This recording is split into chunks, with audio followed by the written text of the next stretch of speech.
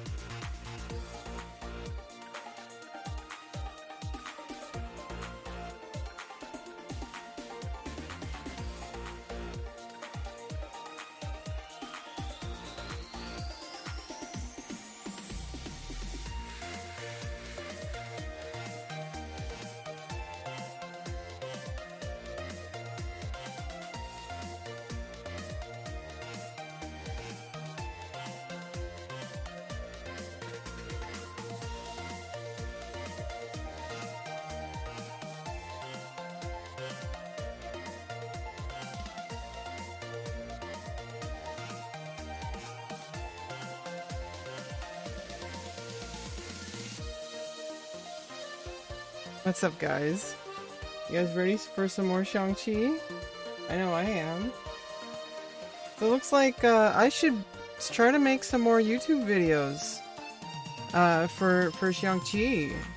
The one I made yesterday from my stream made like 100 views, like really quickly after upload. It was like really good for me. So I think we should try to play more XiangQi.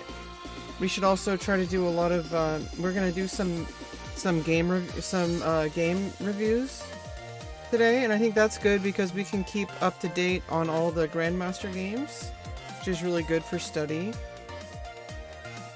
But yeah, I really enjoy this game. I'm feeling like a lot of confidence about the game, and I'm really looking forward to you know, to my journey towards improvement. You know, what I really like about games like XiangQi and chess. Yeah, people are interested. That's really awesome. You know, this is an amazing game, and there's really no reason why people shouldn't learn it. It's an amazing game. It should be more popular. Maybe I can be a part of that, or at least a small part of that. And I would like to learn more about the community and the international community, the Chinese community, the Vietnamese community. There's a whole lot of stuff going on in this beautiful game, and I think it should be a lot more popular than it is. Until then, we're going to use the chess category. If we can get a XiangQi category on Twitch going, we know we're doing something right.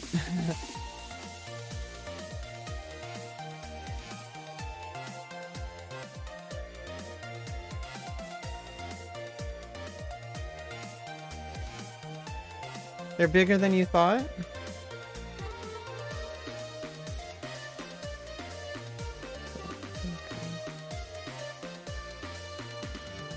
I could probably...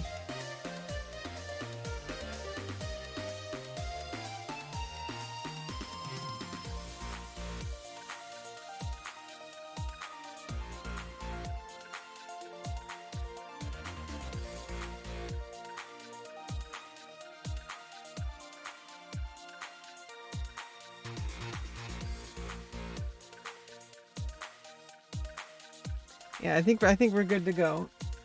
So I'm gonna have a lot of fun tonight.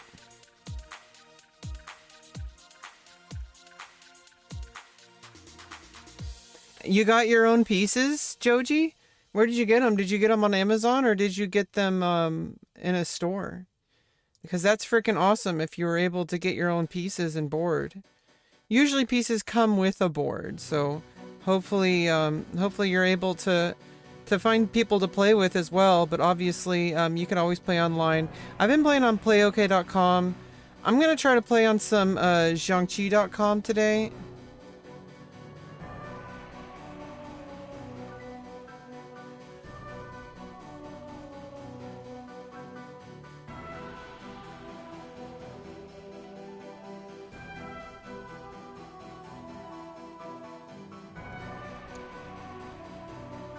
Oh, you're waiting for your paycheck. Yeah, the ones I got were like $5. So it's actually pretty affordable to, you know, these are super good quality. You know, it's like really, I mean, it's like super awesome.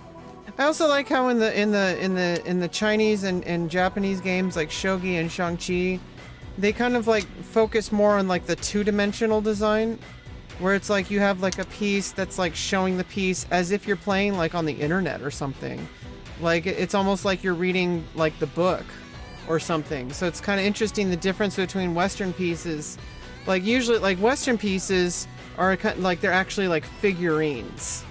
And it's kind of just interesting the difference in the way that they design the pieces. So let me get a game going.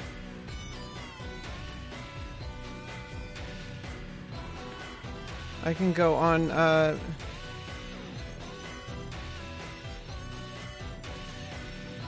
XiangQi.com. I think XiangQi.com might be too hard to find a game. It just seems to be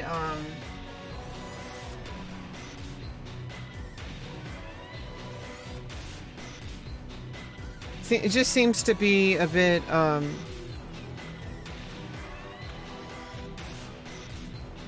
seems to be a bit too hard to find a game. Like there's like 10 people online at a time, you know.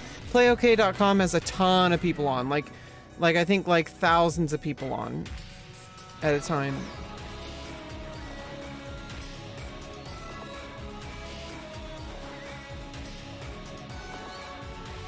So I can just make a new table. We're gonna have 1510, and I'm gonna wait for my opponent. Yeah, I'm really looking forward to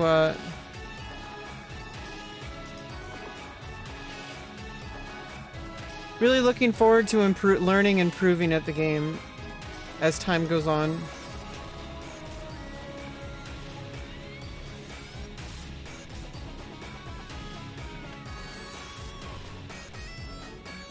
Okay, maybe do something with my cannon after the cannon comes in from the opposite side.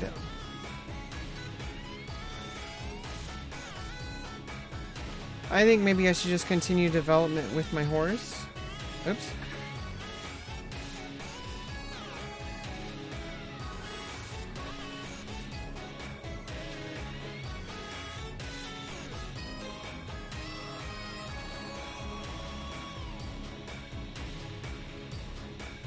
Yeah, there's lots of video ideas I can do. I can obviously just show my individual games as videos.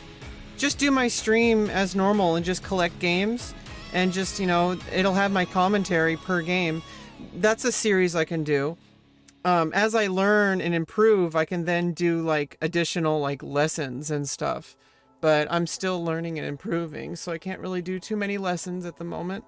I could also do game reviews, which is a really good way to learn and improve. And also I think it's interesting for people who are better at the game than me, people who are much better at the game than me, because then they could have, like, you know, at least a small resource available for catching up on you know, the Grandmaster games. There's not too many people on YouTube doing that. So it definitely is a niche, and on YouTube you want to find a niche, and this is definitely a niche game that not many people cover.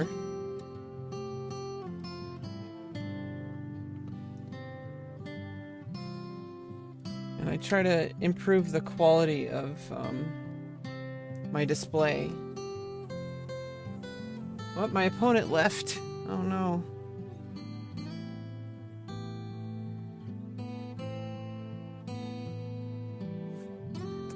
Like, I don't know if it's, I mean, you can see all the pieces. You can see the board and all the pieces here. I think it's actually perfectly fine to have my real board here as the display. You know, I think it adds a little bit of flavor.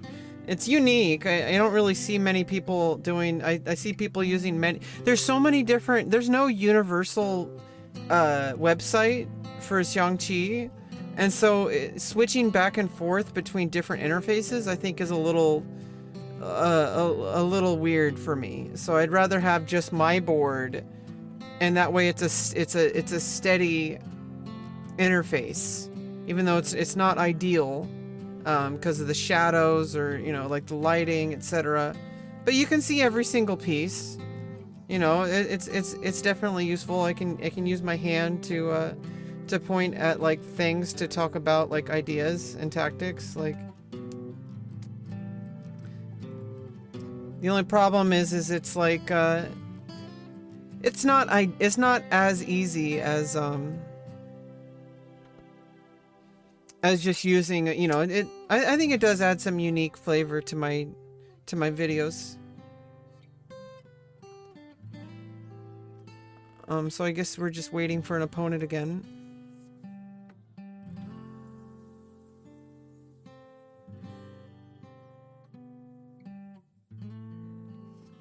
I have a salad. Let me get my salad.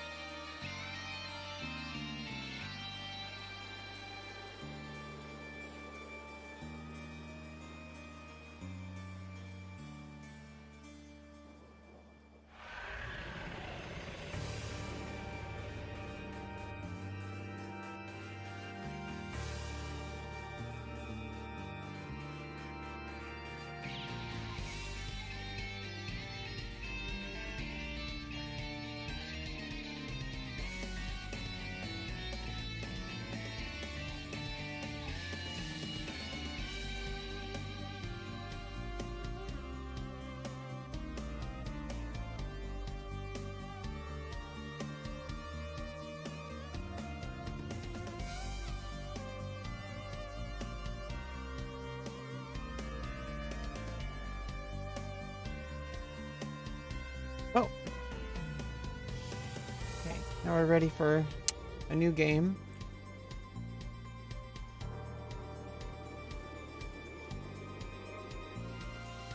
Nice salad here.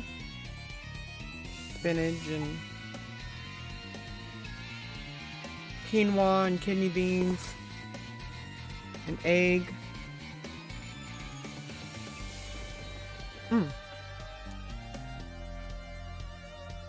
Get the horse out first.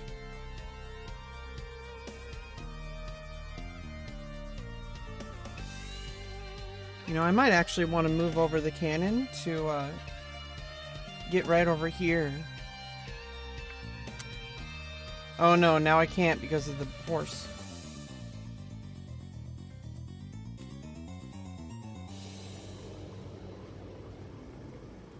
Let me develop my horse over on the left side.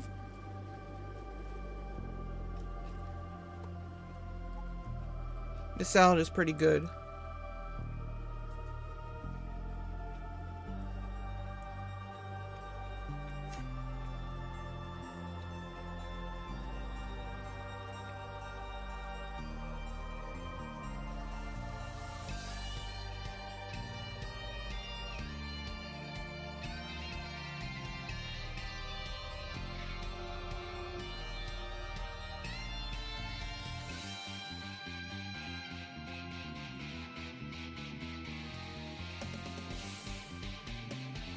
Okay.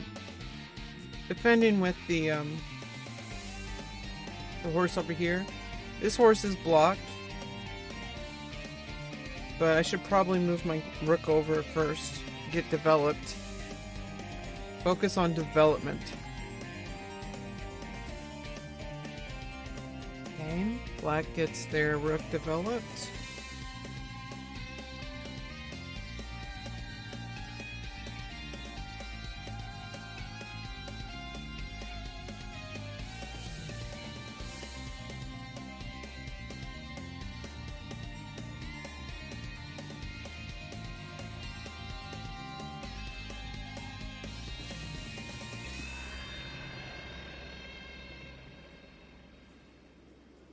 Maybe I can push my pawn.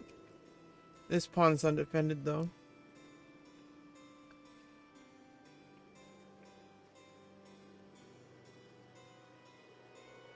Maybe I can get my elephant over here and then push the pawn and offer a pawn trade. Let's try that.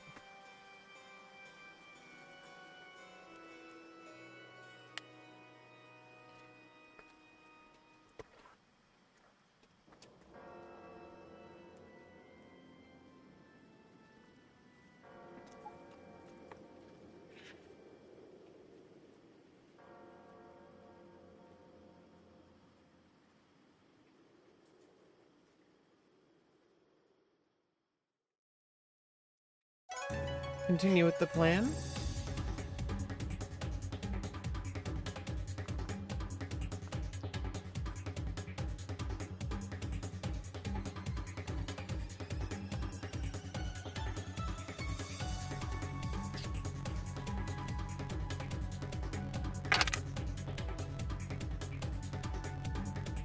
Okay, and cannon comes in.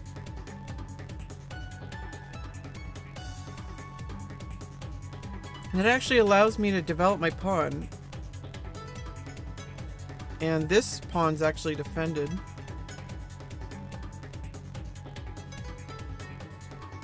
This one isn't. So if I push this pawn, the cannons are no longer really making any threats.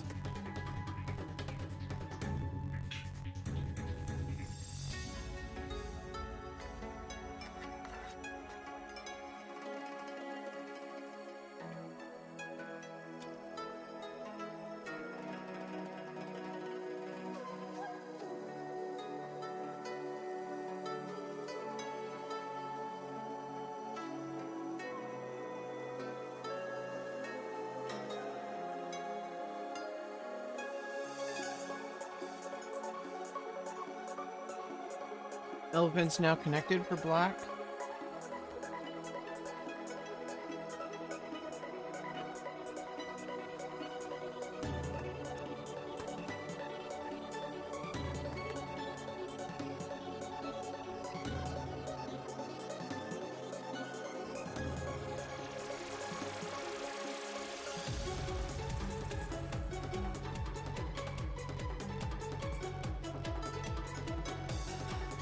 So I think I can push my pawn over here. Move the cannon up. And then get my elephant over here. Or maybe move back my elephant. So, I mean, what am I really doing covering this point? Let me develop a pawn forward.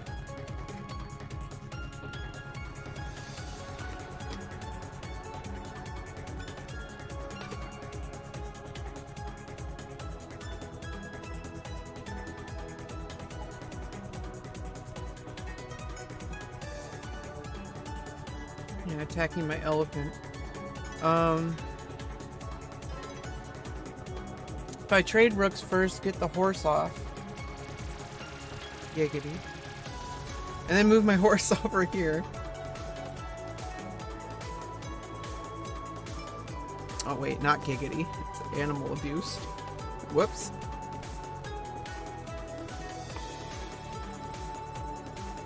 It's a furry costume.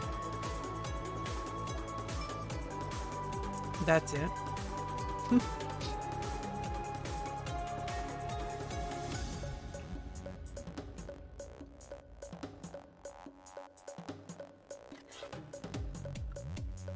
Whether to trade or not. I'd rather force black to move their horse back than rather mine.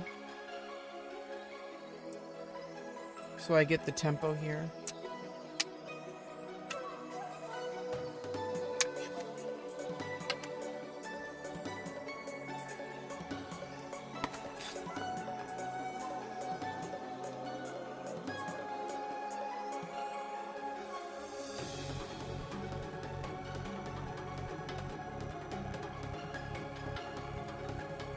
I could reposition my horse back here and then go back up here, or I can go up here. Which in that case I can then push my pawn if takes. Okay, because yeah, the horse acts as a intermediary piece for the cannon in that case. My elephant's undefended. Oh no, because then it obviously protects my elephant. Takes away the piece from the cannon. I think this is good. Moving the horse in the center here.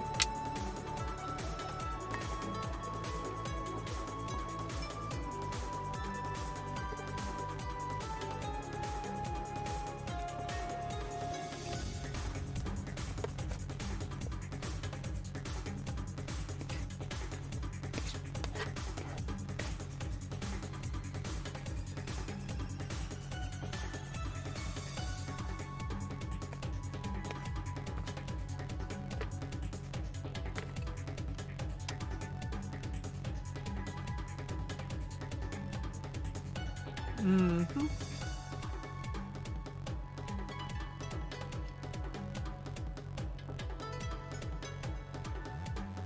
If I can move my cannon back, it then unblocks the horse. And then I can double up my cannons on this file.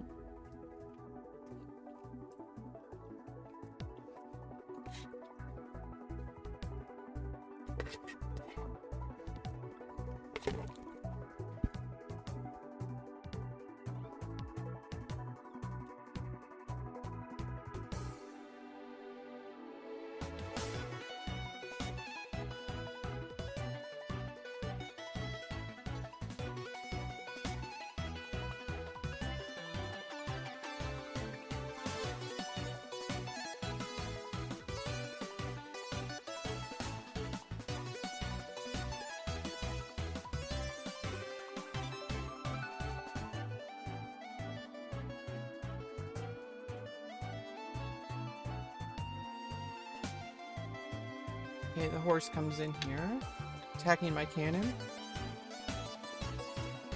Elephant's defending. But then it's like a trade is the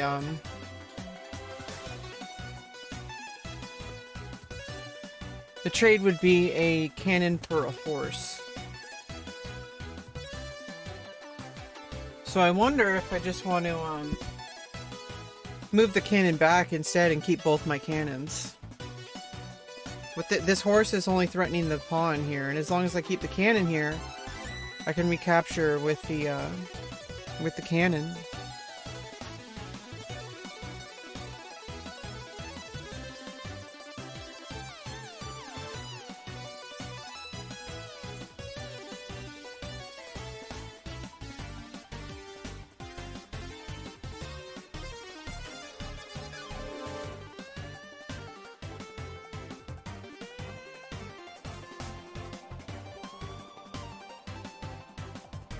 So I think moving my cannon back and then not being able to double up cannons is the trade-off on the central file.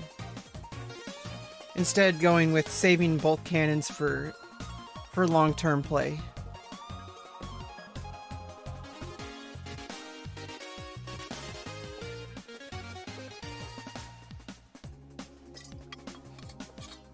My horses are connected. My horse is blocked, so I can't capture the cannon, because otherwise my cannon is undefended here, and the advisor and the king are stuck. Okay, oh, you're gonna trade cannon for horse.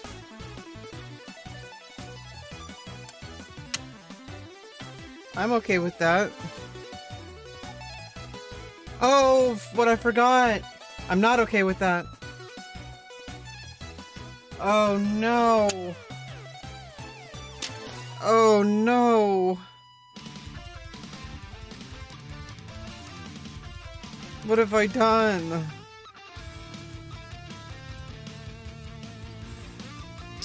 I don't think I can win this now. I'm down a rook. Oh my goodness. Well, that was a huge mistake. Let me resign.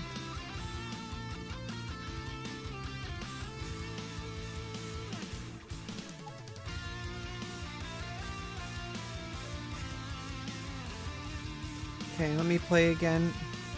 Need to reset the board.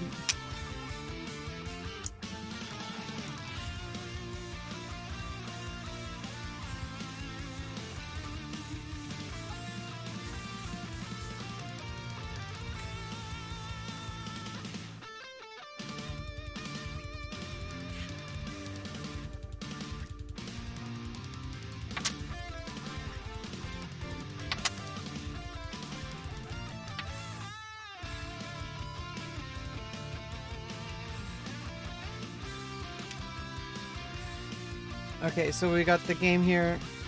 And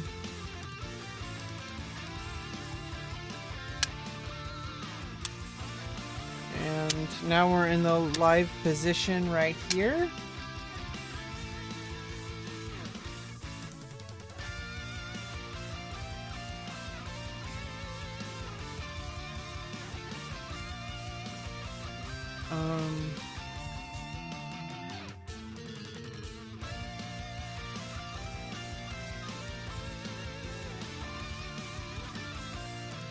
Let me get my horse developed.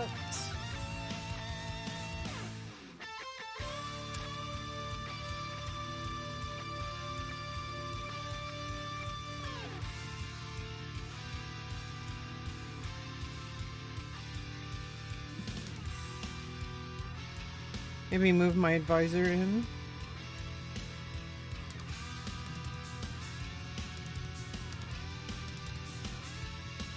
What? My opponent resigned? That's frustrating. Just started.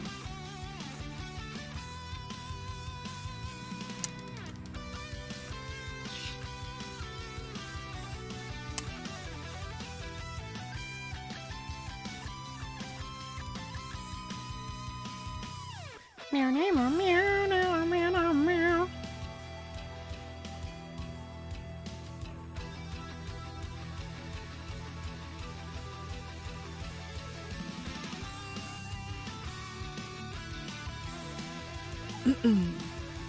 Okay, ready for a new game.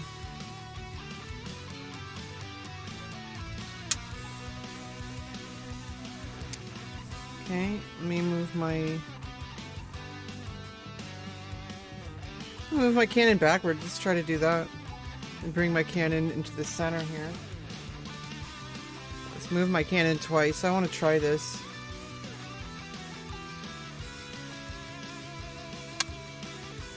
Need to develop more pieces here.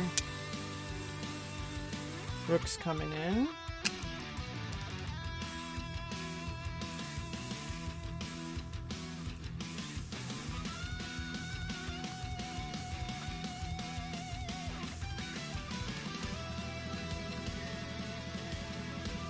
Develop my other knight. Rook comes in. And let me develop my rook on this file. Cannon. Now I can't put my cannon here. It's a little bit of a problem. So instead I'll develop my cannon, my rook over here.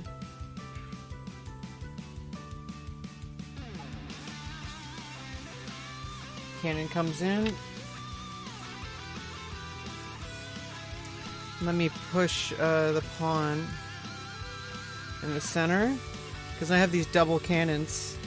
I can start attacking the pawn in here in the center. Okay, rook comes in, attacks my cannon, which is defended by by 2 elephants actually, so I don't have to worry too much about that.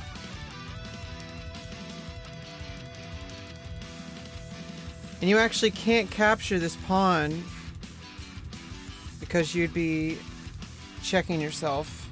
You have to move the advisor first. But then I can capture the pawn with the pawn.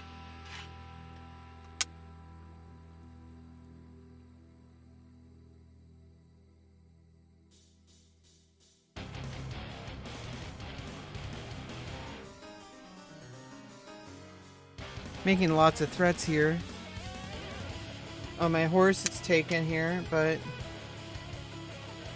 how about I attack the advisor? Elephants threatening. Okay. Clear the file.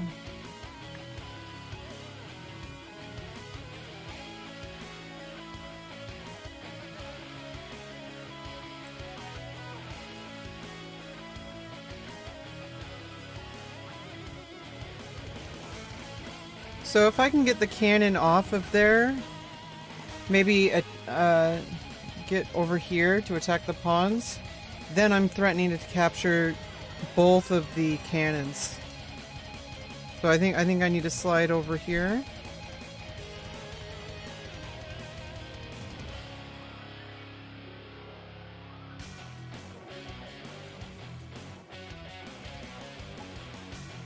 Okay, cannon just moves itself. I need to check first. It's a forced move here because the horse is blocked. Horse takes. And now I can move my cannon up here. And now cannon moves out of the way, of course.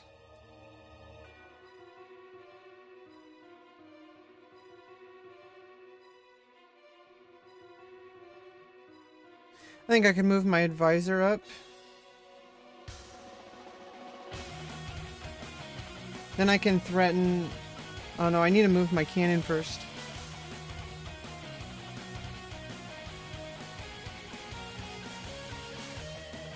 I think everything's fine here. I don't know if there's any attacks just yet. I think I need to put my advisor here first, though.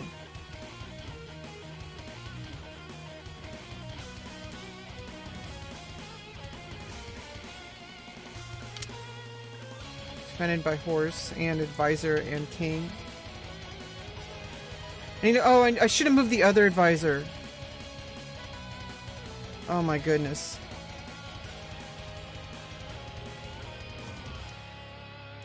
Because now there's threats of check. That was stupid of me. Okay, cannon takes pawn.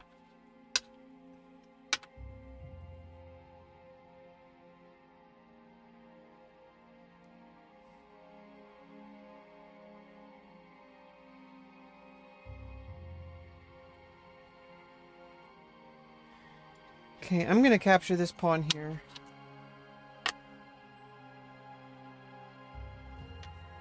I win? Oh, player 2 wins. Oh no, I didn't see the checkmate. Yeah, I should have moved this advisor instead. That sucks.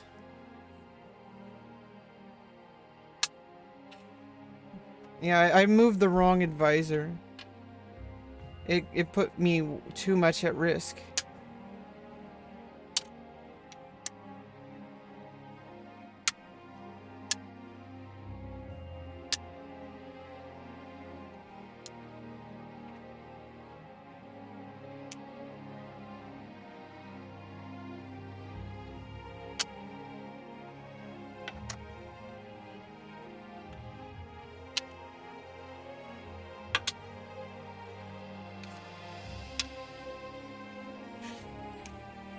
Okay, ready for a new game.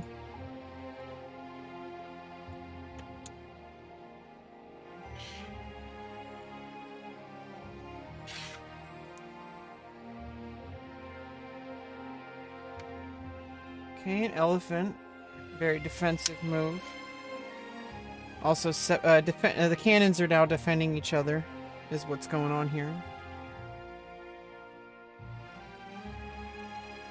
Can I bring my cannon up here? Attacking a pawn. Pawn moves forward though.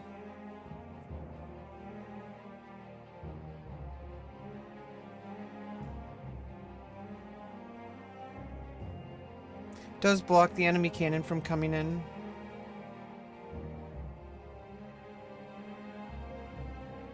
I could just check right away. Since there's no horses, let's check right away. Let's do it. Take a pawn. Advisor comes in. And let me get another central cannon. Cannon's defended now. But I would probably move back if the horse came in. So I am losing a bit of tempo, I think.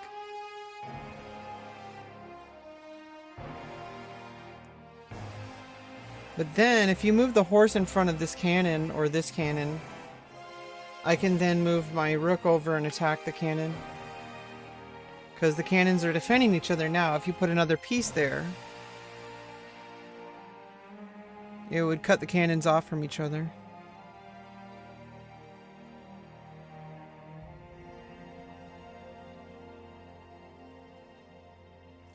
Can also eventually push this pawn.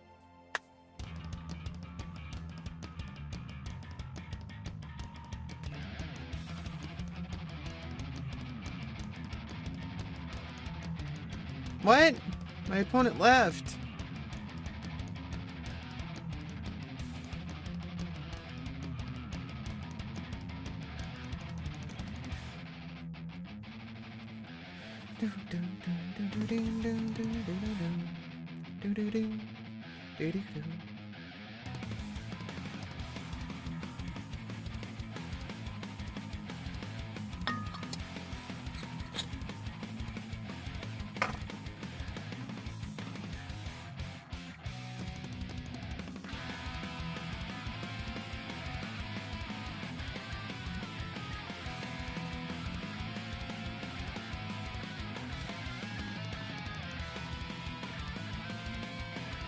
Okay, I think now the way I have the view now, I don't have to put them forward on the back.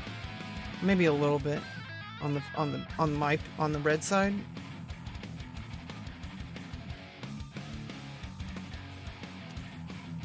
Oh, you know what I can do if I'm playing black pieces?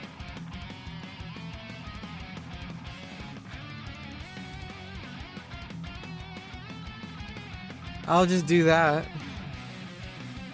But then I have to play from like the reverse side.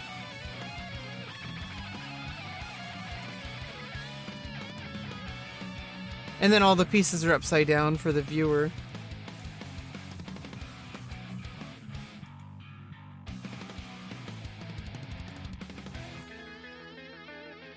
Well, my opponent left. This is unfortunate.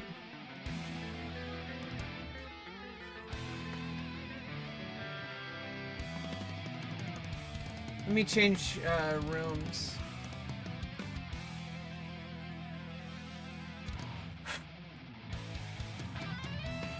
I have to start a new game.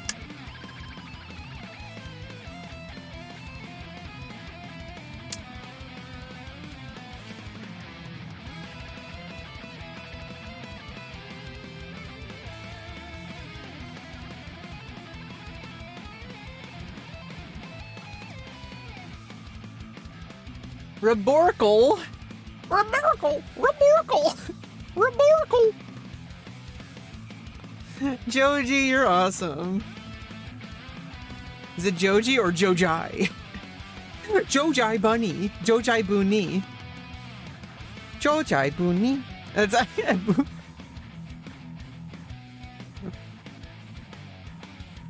Joji. Joji. Joji. George. George. Joji.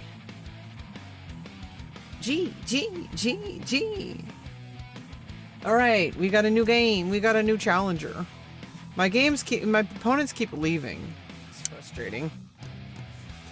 Hi, Zen Gaming. We're just playing some XiangQi. We're gonna go over some master games in a bit later, but right now I'm just kind of getting my fix.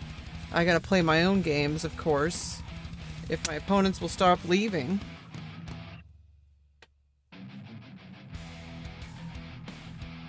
Or if I don't get checkmated so early in the game. But this is how we learn.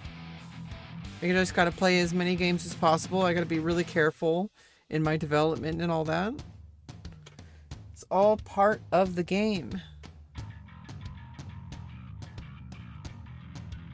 I'm really happy right now. Just like sitting here chilling in my room. I had some tea earlier, just had a salad. Now we're playing some XiangQi. Yep, it's Chinese chess. It's a little bit different. I do have a video on how to play, but I also, yeah, let me link you the video and.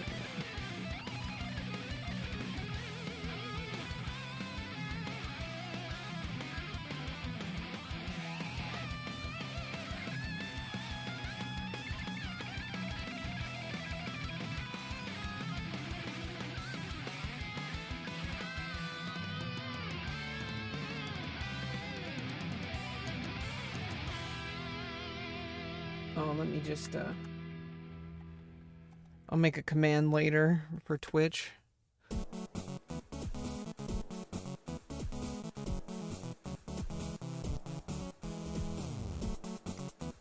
Okay, my opponent moves here. Okay, and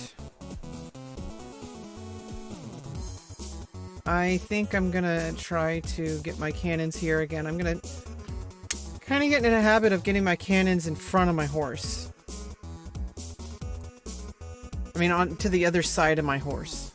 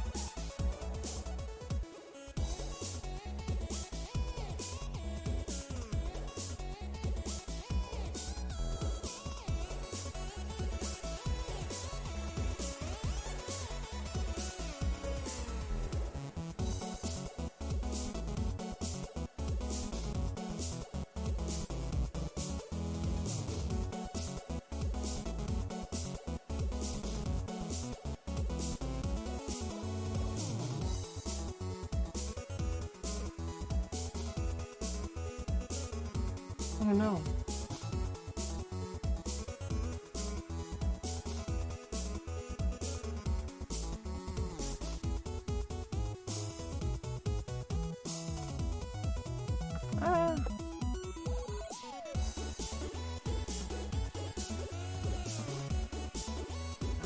god. Messed everything up. Had it perfect too.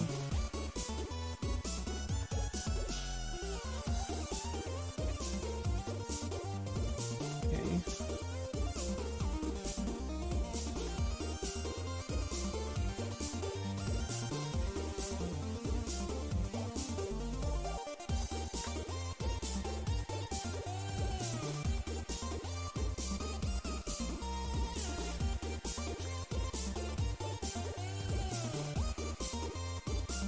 Yeah, it's just like the light is like a little bit too bright here. So...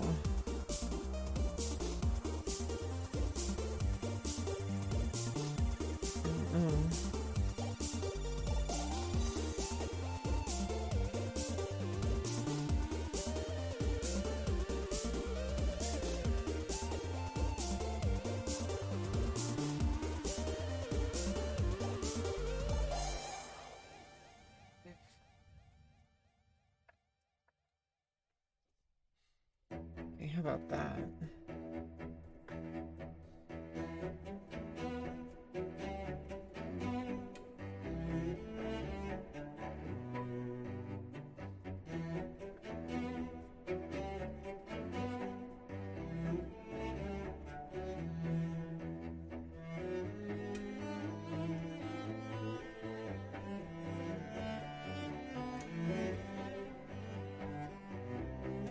There, that's nice.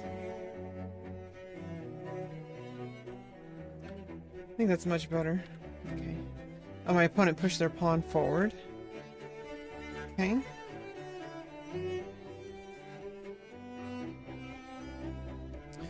Well, thank you, Zen Gaming. Or Zim Gaming.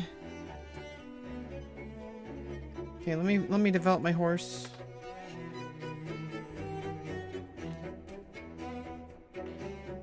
Watched it that quickly? Did that take 12 minutes? You watched it at double speed? Oh, how come it links at the 1 second mark? That's kind of weird.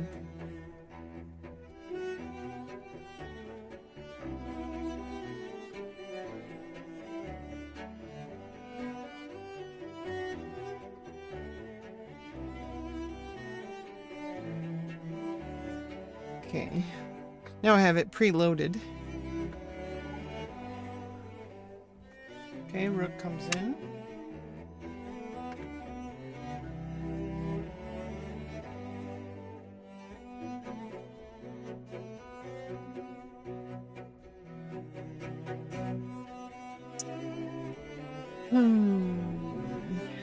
Okay. Well, I should probably move my rook over. I can't. It's really hard to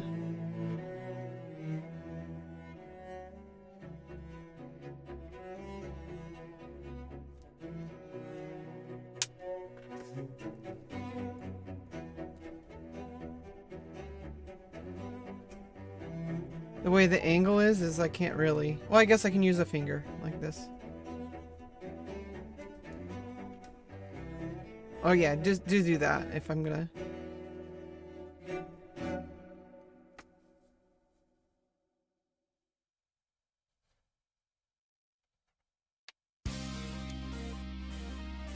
The queen was most powerful. Yeah, rooks. There is no queen in this game. So the rook is the most powerful.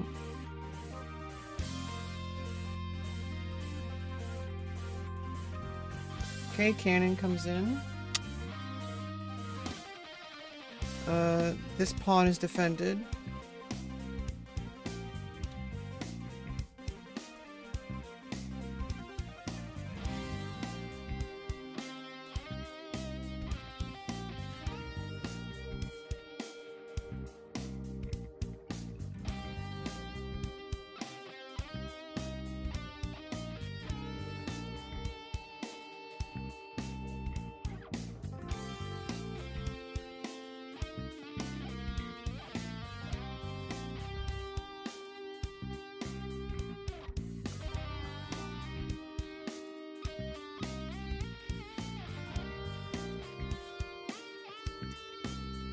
I could definitely push this pawn, but this pawn is undefended.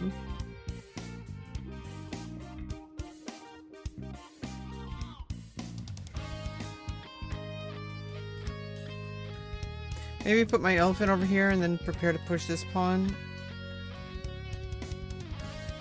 Or I could play an advisor here. But then I don't know, I kind of want to see what I can do with this cannon. I need to move this cannon away from the horse. Maybe move back and try to double up. Or I can move forward in some way. I can't move there. I could move my cannon way up here, but I don't know what I'm going to do over there. Maybe move in front of the pawn structure. Then I can kind of shift around here for a while. Yeah, let's do that. Let's just get in front of the pawn structure.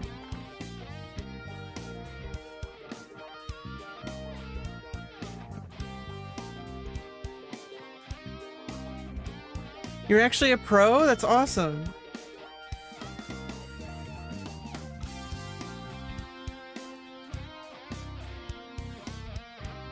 I love chess.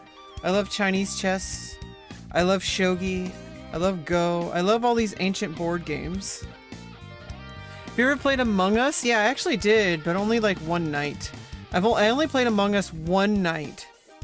Oh, you play Among Us? I'll show him. Among Us. Among Us. You play Among Us? You must play Among Us.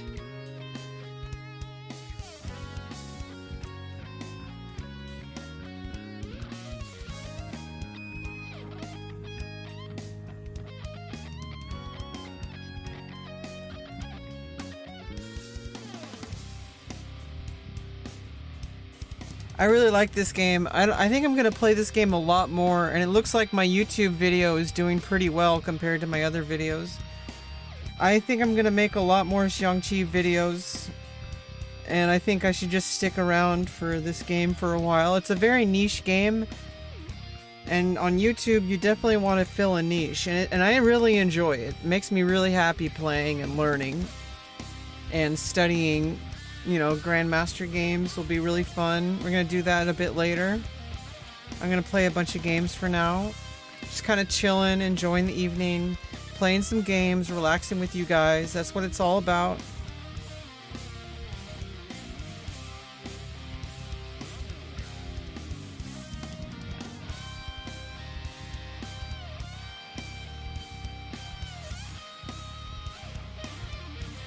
Gotta stay hydrated.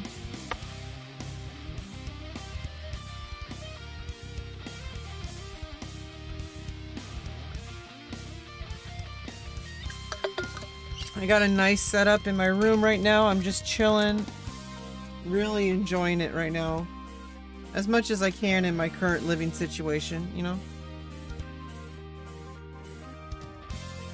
Nothing like a nice Saturday night. I made $77 today. I'm pretty happy. Now I'm playing some XiangQi.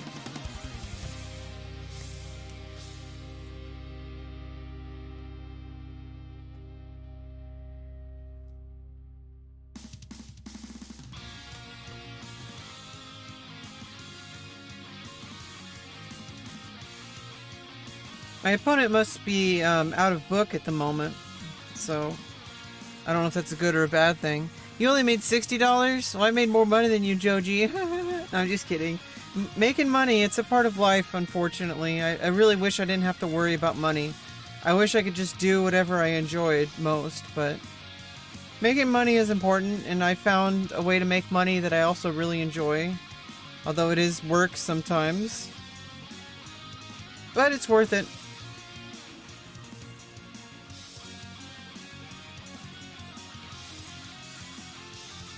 Now, I don't know if it'll take too much tempo if I could slide my rook over here and then move my cannon up, attack the cannon, and be defended by the rook. You're taking drafting classes? That's so badass. I remember taking like a drafting class. I mean, doing drafting in like a shop class that I was in like high school, like junior, like actually no, it was freshman year of high school. And I remember doing like drafting. That was actually pretty interesting. I wasn't very good at it, but I thought it was pretty interesting.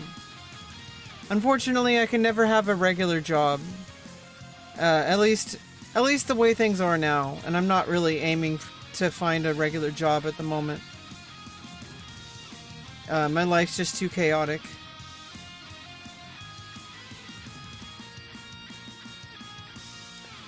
At community college. It's funny, when you're talking to YouTube, you're like replying to Restream bot, but Zim Gaming doesn't know that. Oh, you're using Revit 2023? Rev it up. Rev it up, baby. Okay.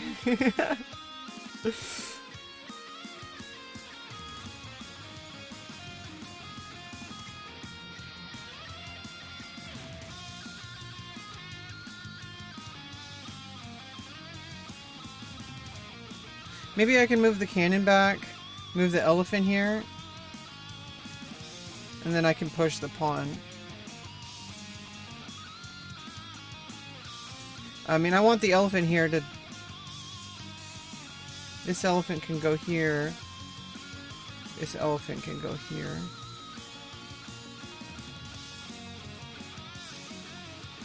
Let me move this elephant here first.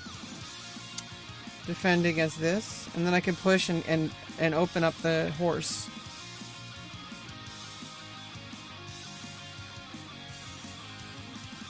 Drafting architecture type of thing? That's awesome. It's a very necessary thing in our society. You're doing all of humanity a service. So thank you so much for learning such a useful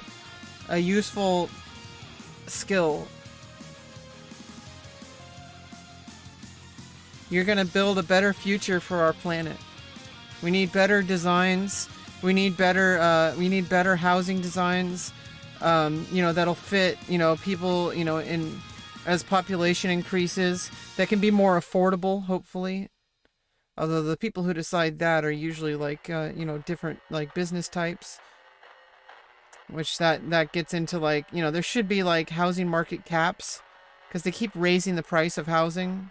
And that's ridiculous because they're not raising the income. And not everybody can have like a 100K a year job, unfortunately. Some people are happy with making less, and they should be able to live a healthy and happy life. Not everybody can be Mark Zuckerberg, you know? Not everybody can be a big CEO in a company. I don't know why there's this idea in this world where people are saying like, oh, if you work really hard, you can become a business owner. It's like, what about all the people who work? You know, the people who just want to like take care of their family. They want to go to put in the hours at work and then go home and then spend their energy not so much on their job. They want to focus more on their life outside of work. That should be perfectly reasonable to expect in a society. But some people just want to live their life. They work a job just because they need to make money. And not everybody wants to make work their life. Some people want to work so that they can live their life. Not the other way around. Me, I live to work. Like, I love making stuff. I love making people happy. Like, work is my life. You know, whether it's making YouTube videos or whether it's making premium content for people to enjoy. I really enjoy the work. Some people, the unfortunate part is it's not really making me a ton of money at the moment. But the fact that I made $77 today, most people can't say that. You know? So, housing is expensive for real. You're doomed living with my parents. Yeah, until you're 50. I don't know about that. I think you can get out of it. I'm trying to get out of it too. You know, I'm 34, living with my dad in a trailer. And my dad's health is deteriorating. He's like a major alcoholic. In complete denial about it. But I'm trying to get myself out of here. I'm, you know, being an entrepreneurial woman. Hopefully one day I can be an independent, you know, girl boss. But until then, I really got to work hard. And I am. Pretty hard while I'm working. ... Oh.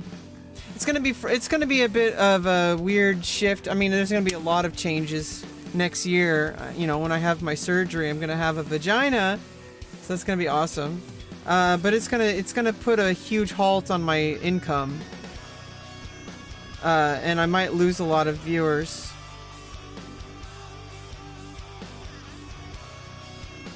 But in the long run, you know, it's not, you know, I'm not getting a vagina as a career choice. You know what I mean? It's a life necessity. It's a life-saving surgery.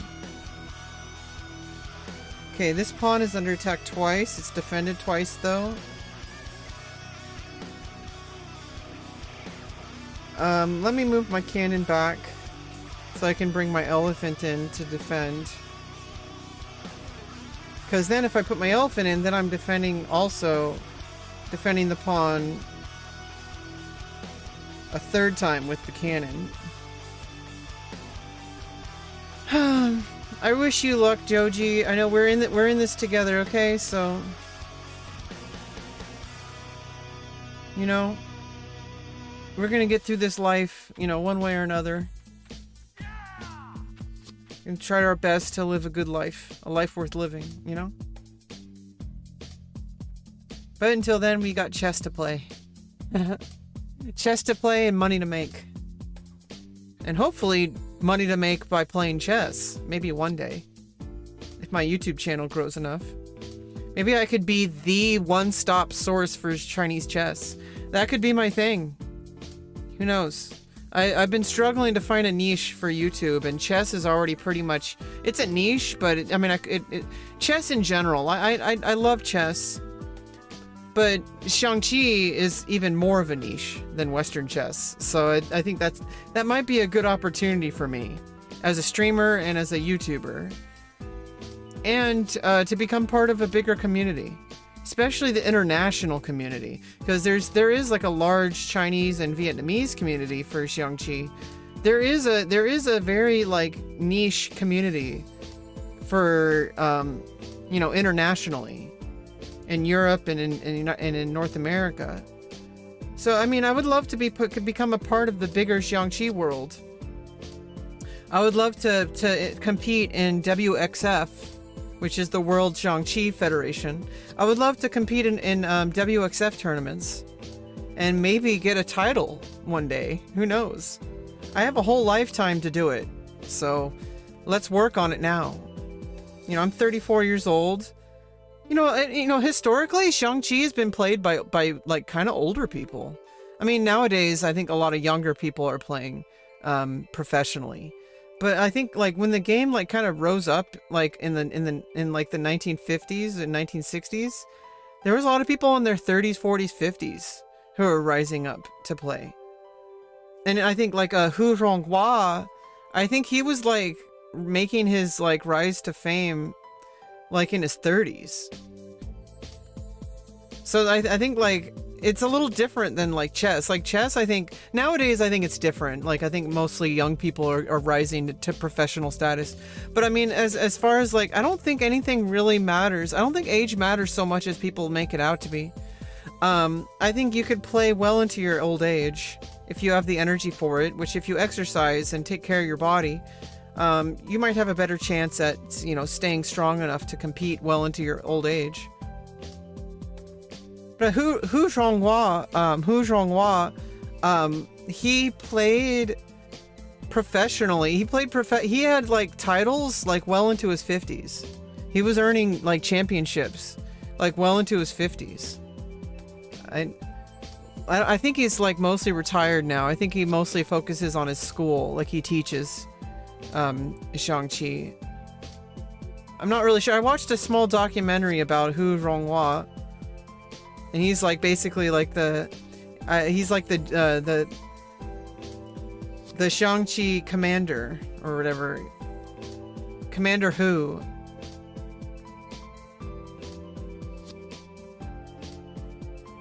Because he's like one of the people that he's like the person who made XiangQi like more popular in China like after the Cultural Revolution. And he made a lot of waves, like well into his 50s. You know, in like the early 2000s. You know, I think he was playing professionally. You know, like competitively. My opponent has 2 minutes left. I think I'm gonna win.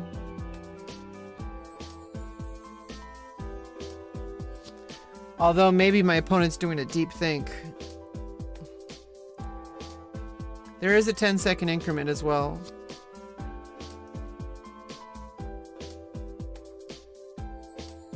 Yeah, I don't know. We'll see. Well, I mean, I'm not the best YouTuber, but I think it's good to focus. I think it'll be good to focus on XiangQi for videos. Because I can do a lot of like master games, like do game reviews, which we're gonna do a bit later. But like I said earlier, like for now we're just chilling. You know, I'm taking some time to chill, you know? Just play some games.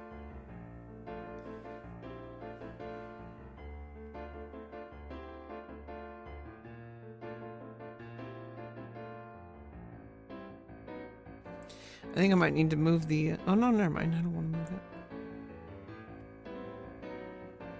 it. We just chilling. And I'm shilling chess. I'm shilling XiangQi. Maybe I can start my own school one day. I don't know. Let's start with one game at a time. How about we start there? How about we start with actually just playing games and studying games and having chill and just enjoying our time together. You know, one day at a time. Who knows how far I can get in the game? We don't know until we try. I really enjoy it. I love this game so much. It's so fun. And I think the community, I think the XiangQi community will appreciate me adding some videos. Because I think there's really a lack of English language videos. And I even think there's not too many, you know, even like Mandarin or you know, like I don't even think there's like too many videos even in like Chinese languages. Okay, well I won because my opponent timed out.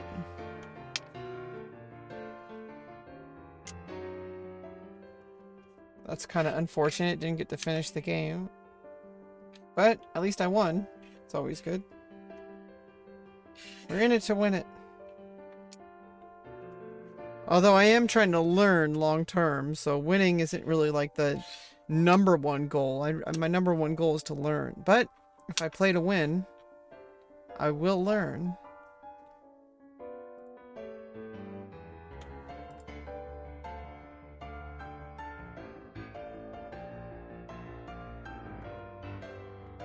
Imagine old Chinese guys sitting in front of their stores and smoking while playing. There is a video of that happening.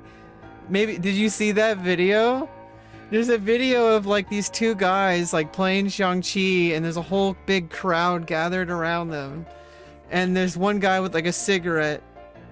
And it's like, you can beat someone in chess within 4 moves? I guess if they make a mistake. And you scholars mate them.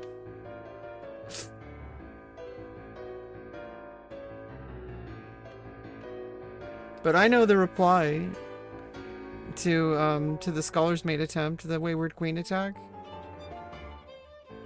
Playing the XiangQi. You're playing the XiangQi? You're playing the XiangQi.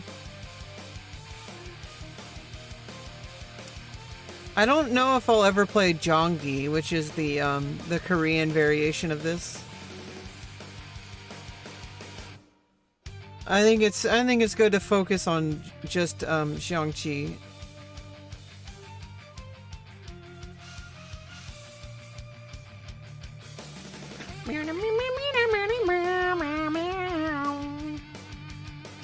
Yeah, there's so many variations of the beautiful ancient game of chess.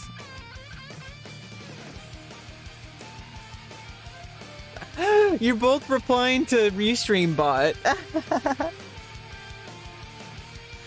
Yeah, because one of you is on YouTube, one of you is on Twitch, and it's great that we can talk to each other across platforms. I really like restreaming. Alright, I'm playing red again. I'm gonna focus just on playing red. It's a lot easier. I don't have to move the pieces. Switch the pieces, because if I move the board... I mean, I guess I could move the board. It's not too difficult to realign with the camera. Okay, let me develop a horse.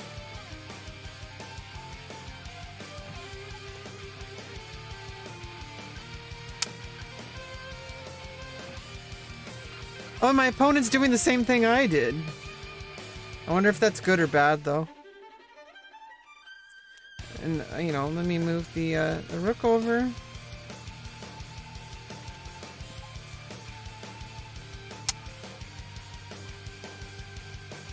Maybe I can push here. And open up my horse.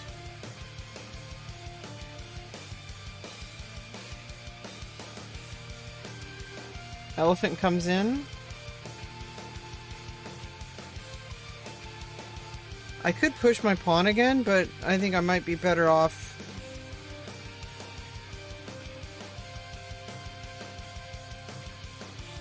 Maybe develop me my horse over here.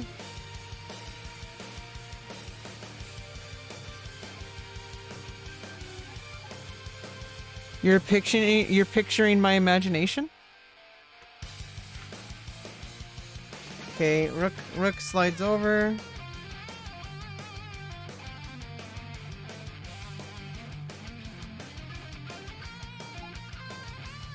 Okay, pawn attacks.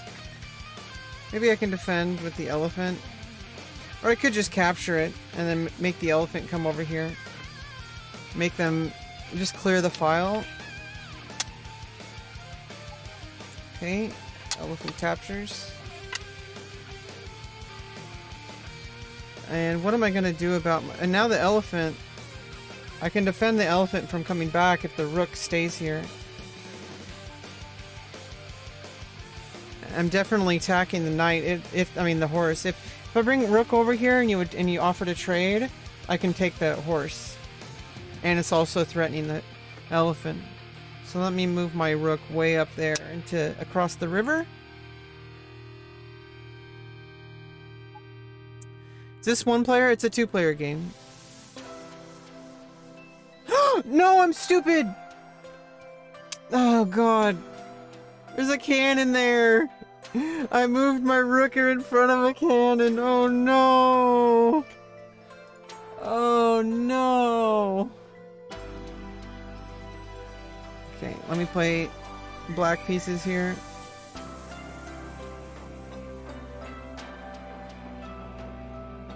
Okay.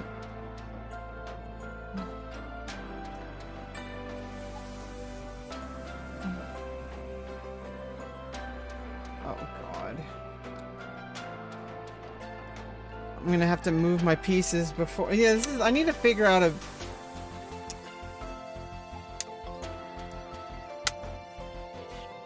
a better way to deal with this. Besides keeping all the pieces upside down and stuff.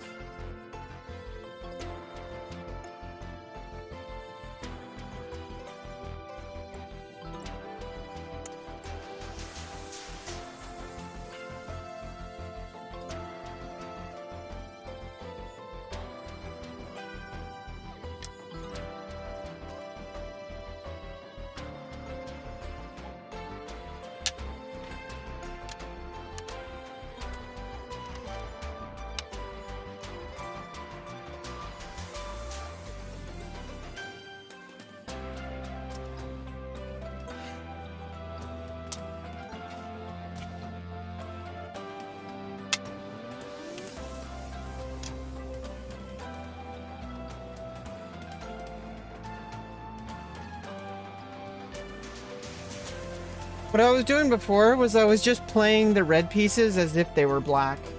That might actually, but I mean, I don't know. It's a little bit wonky. I might just like want to switch every single time. I don't know.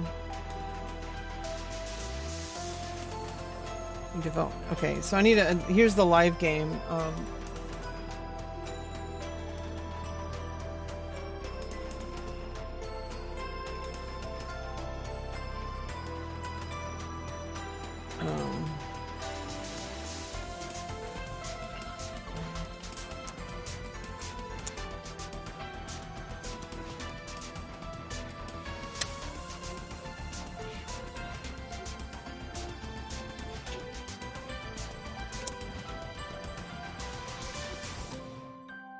Okay, here's the live game. Not too ridiculous. 3 out of the 16 pieces.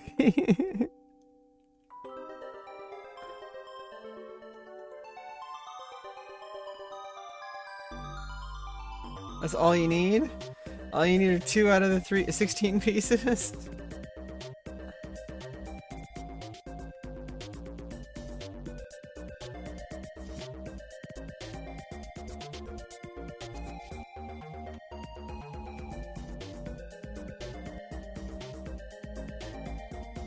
Okay.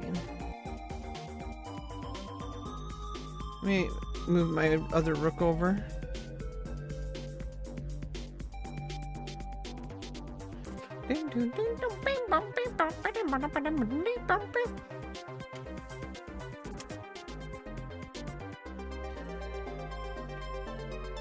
Horse comes in.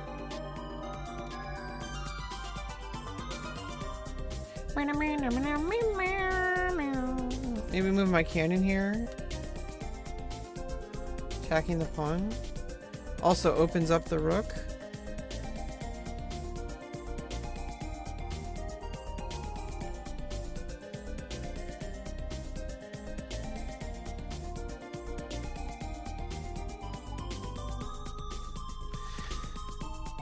No, I'm playing online. Oh god, okay, trading rooks. For a second I thought I was hanging my rook. I mean, they might be a bot, but I'm gonna assume it's a human player. I don't want to assume it's a bot. I know some people like doing that. A lot of people, it seems like a lot of people on Twitch like doing that. I mean, it seems like a lot of people, like, if they always like to blame their opponent as being a bot. It's kind of weird. Like, why? Like, why not just, assume, you know, don't assume the worst about people. Okay, now let me push the pawn here.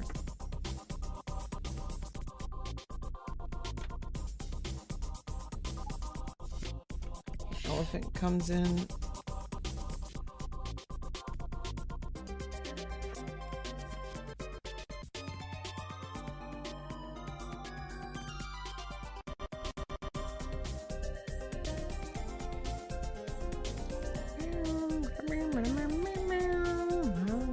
Okay, let me bring in my horse. Back up.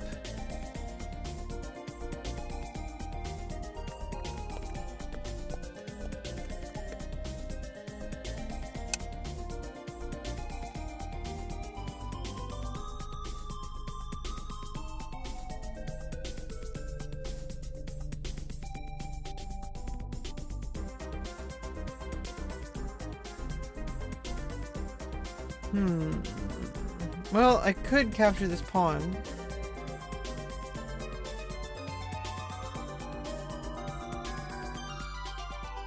Since the horse is no longer defending it.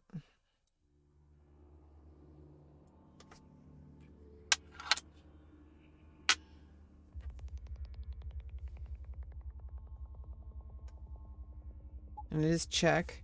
Advisor comes in. I could capture the other pawn. Let's just go for it. Oh no, I can't. Oh, because then I would be checking myself. Obviously. So let me put my advisor in first. Oh yeah, both rooks are off the board. Okay, let me get my advisor.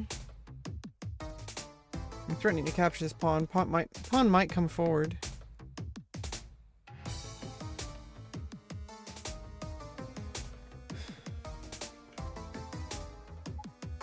Okay, horse is coming in to attack my cannon. Oops.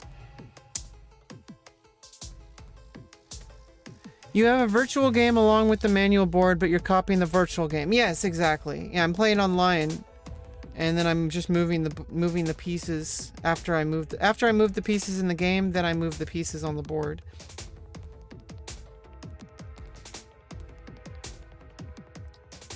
Okay, well I could save the cannon by offering a cannon trade. The advisor's defending.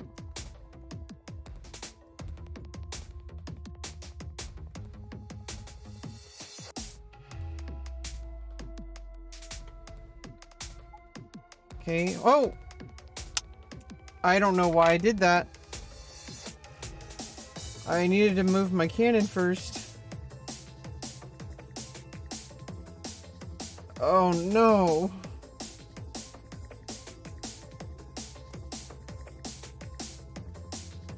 I just lost a cannon.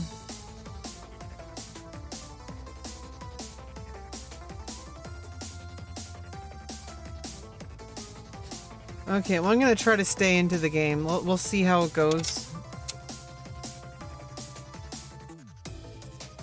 I mean, I think it's pretty resignable, but I'm gonna keep going just to play it out.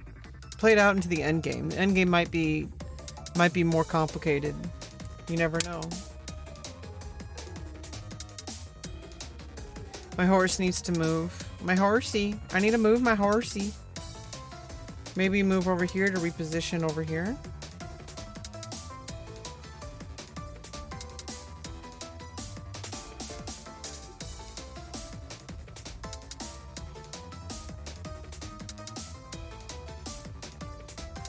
It is intense, but I'm down a cannon.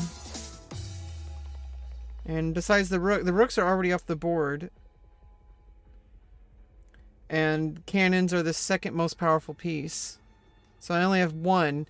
My opponent has two cannons. Two cannons together are really powerful because you can leapfrog each other. Horse goes back.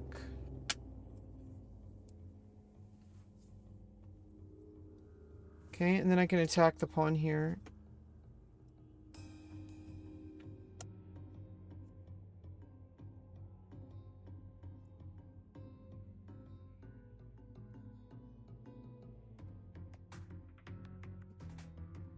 Elephant defends pawn.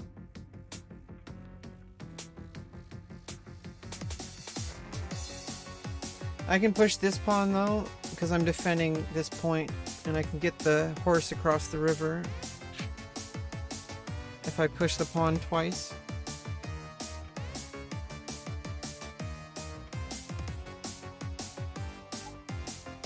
Okay, pawn pushes. I am not defending it, so I need to trade, and then the elephant comes in. If not, I have a pawn across the river, and I don't think red wants that. That your queen, you're basically just done for. Well, if they trade queens, that's different. So even though both rooks are off the board, it's even except for the cannon. Like, except for the cannon, it's actually really even. And if my opponent doesn't have the rooks, and I don't have the rooks, just like if you trade queens, neither of you have the queens, so it's even. But I thought you said you were pro. You should know that already. And a pro doesn't know how to, doesn't count on 4-move checkmate. I'm starting to think that you're pretty sus.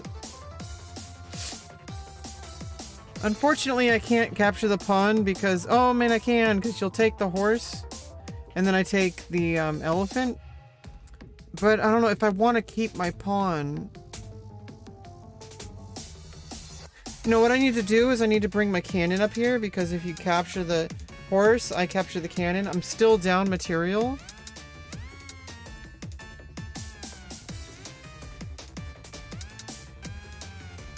Oh no, I can't. Because I'm in check. Oh no. So I'm just losing a horse.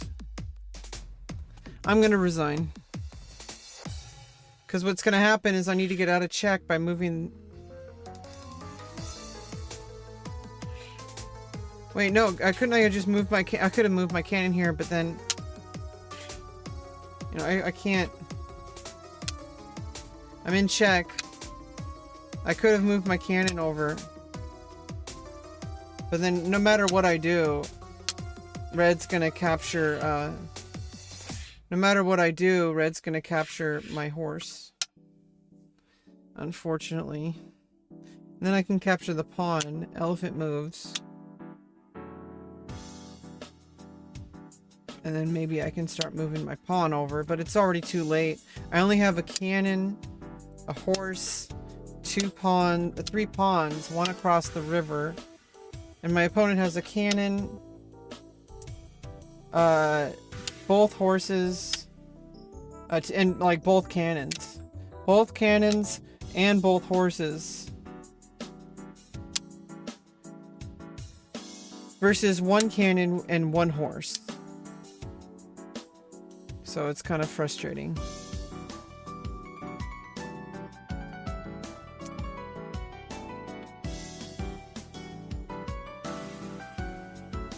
Oh, I'm playing black again. Okay. Move my cannon there to defend.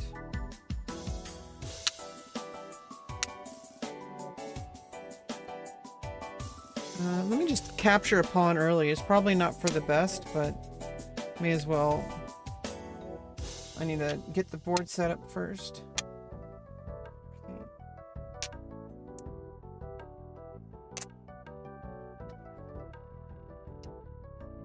Oh, oops.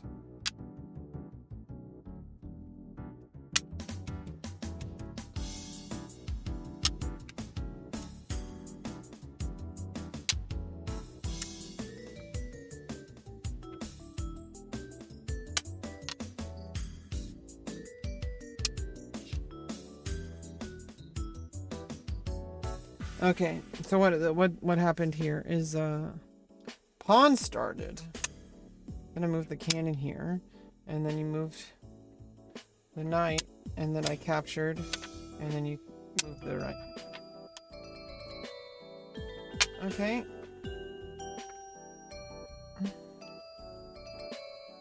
Is being a Twitch initiate affiliate worth it? No. I would focus mostly on trying to grow outside of Twitch and just bring your audience over to Twitch. And if you're going to stream at all, use a service such as Restream to multi-stream to Twitch, YouTube, Facebook, Twitter, DLive, and any other platform you might think of being on. If you're going to stream at all, but mostly you should focus on like trying to grow outside of Twitch. Streaming is not really for growth. I know that like you found me through streaming, possibly. But honestly, like, it's more important to try to grow your audience, and you're not going to grow your audience by streaming. I've been here for 3 years. I average like maybe 2 or 3 viewers. And so it's like I only stream mostly just to like kind of work on some stuff that I want to work on. And, you know, it's good for making YouTube videos. Especially since this format for this game, I could do some really good YouTube videos by just playing and analyzing games. And then I'll find stuff later in the VOD. Or if I know beforehand that I'm gonna make like a game review from like a Grandmaster Games, I can put a marker in the VOD so later I can go back and just, you know, highlight it and then upload it to YouTube, you know, for a standalone video. So it's like that's kind of what you want to use streaming for. Unless you have like at least a few hundred viewers, I would not even recommend thinking about affiliate at all. You'd have to be averaging at least a few hundred viewers. And even then, I would still say your focus should be on growing. And at that point, I think you have a pretty good chance of growing within Twitch. If you're already like 100 viewers or so, as long as you do things correctly. And as long as you still focus on trying to grow outside of Twitch. But you should not be focusing, especially as a new streamer, you should not be focusing on trying to get affiliate. Affiliate should only serve you. Like, if you're going to be able to monetize your audience, then maybe affiliate might be a good option. But Twitch is not really a good monetization option to begin with. There's better ways. You could use Patreon. You could use Stream Element donations. To do TTS, or you can do media share. You know, like Stream Elements. Like you can do stuff like that for monetization. Twitch takes like 50% of the income for any donation, for any bits or subscriptions. So the only reason to really monetize is if you have a large amount of viewers that you could get Amazon Primes from and ad revenue from. And if you only have like 2 or 3 viewers, you should not care about getting affiliate. Like, unless you have like 100 viewers on average, at least, if not like 1,000 to 5,000 on average. Because then you might want to go partner if it's, but even then I wouldn't recommend going Twitch affiliate or partner, because they for some reasons are still stuck on exclusivity, on XQC. I mean, on exclusivity. Okay, let me develop my horse. They're really weird. Like most platforms, like YouTube, unless you're like a partnered directly with YouTube, like contracted directly with YouTube, which is like people like Ludwig and stuff.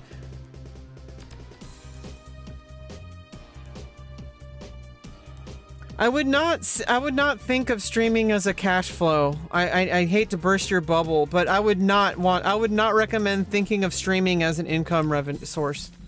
Unless you have a large amount of viewers, like at least 100 viewers. If you don't have at least 100 viewers who show up every single time, I wouldn't even think about monetization at all. You're not going to make streaming you're not going to be able to monetize it, so don't even try.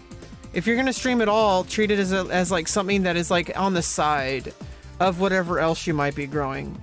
So right now I'm growing my premium spicy content as an income source, and then I'm slowly building like YouTube as like a long-term strategy for my streaming side of my career. And so now at the moment I'm gonna try focusing just on XiangQi for like a while. Now I might start playing some Age of Empires on my stream, but on my YouTube channel I'm gonna focus on making XiangQi like as a primary thing. So most of my streams are gonna be XiangQi. My friend wants to play Age of Empires 4 with me so that we could also do that on stream. If you just want to play with your friends on stream, that's fine. But I would not recommend getting affiliate. I would recommend using like Patreon, using like, oops, that wasn't the cannon, it was the horse. Like use Patreon or use Stream Elements like TTS donations.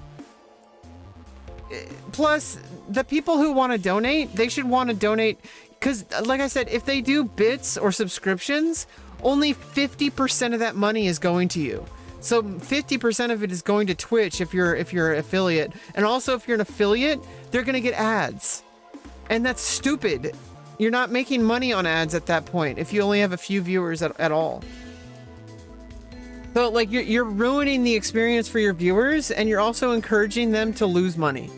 So if you just stay unaffiliated and unpartnered, and maybe even use restream, so you could also restream on YouTube and Twitter and Facebook and DLive and other platforms, you're going to be like simultaneously having a chance to grow on all those platforms. Although I'm going to say not hold your breath on streaming, because it's really hard, especially on YouTube. YouTube's really has a lot of work to do on their streaming side. So Twitch streamers get robbed of their own money? No, yeah, I mean, the viewers do too. Like basically people are wanting to support their favorite creators, but when you donate using subscriptions or bits, only 50% of that goes to the viewer, to the streamer. So whereas if you use Patreon, 92% of that money goes to the streamer. Patreon only takes 8%. So if you use Patreon, you're going to get more money, and your viewers are going to know that their money is going towards the creator. So you're going to make more money, and your viewers aren't going to be robbed of their money just giving it to Twitch. Okay, I think I just need to take the horse.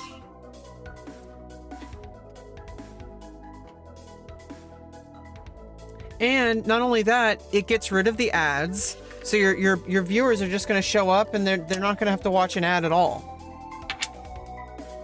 And it's going to be a better experience for everybody because you're not big enough to monetize. I'm sorry. I know that people want to make streaming into a career, but unless you already have something built up, it's not going to work out the way you think it does. I know, because that's what I started. Daily dose of information, exactly. Okay, let me give a check first.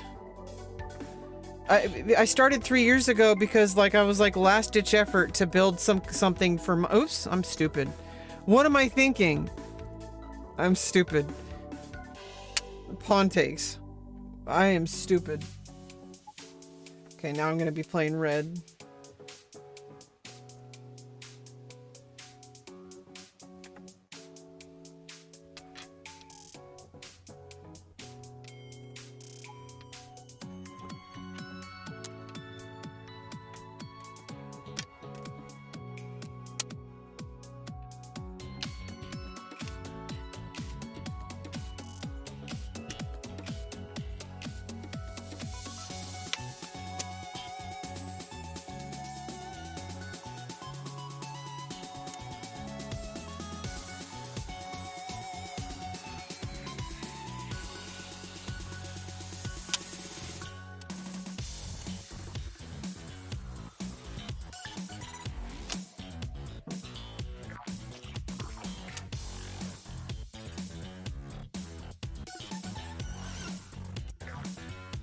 So it's like, that's why I kind of treat my stream kind of as like a chill out zone and like video creation laboratory.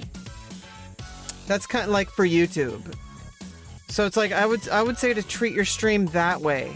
It's a much more it's much better to think of it that way. Because then it's like you're not, don't think of it as an income source ever. Unless you're like 500 plus viewers on average, or even like 50 to 100 viewers on average at least. But even then, you still should not be thinking about it as an income source. You should be thinking about other options for income sources, and there's much better income sources. You know, like just much better income sources. And you could still stream while you have a small viewership, but your focus should be on growth.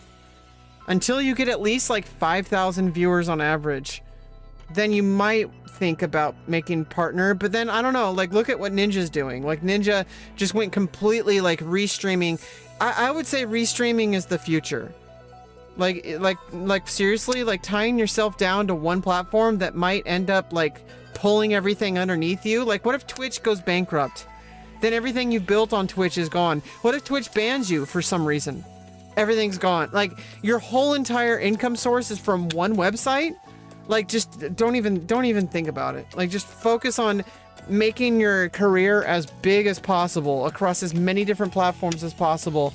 And don't just focus on gaming. Don't just focus on streaming. Like do like I've had to readjust like every single way I think about like my online content creation career over the past couple of years.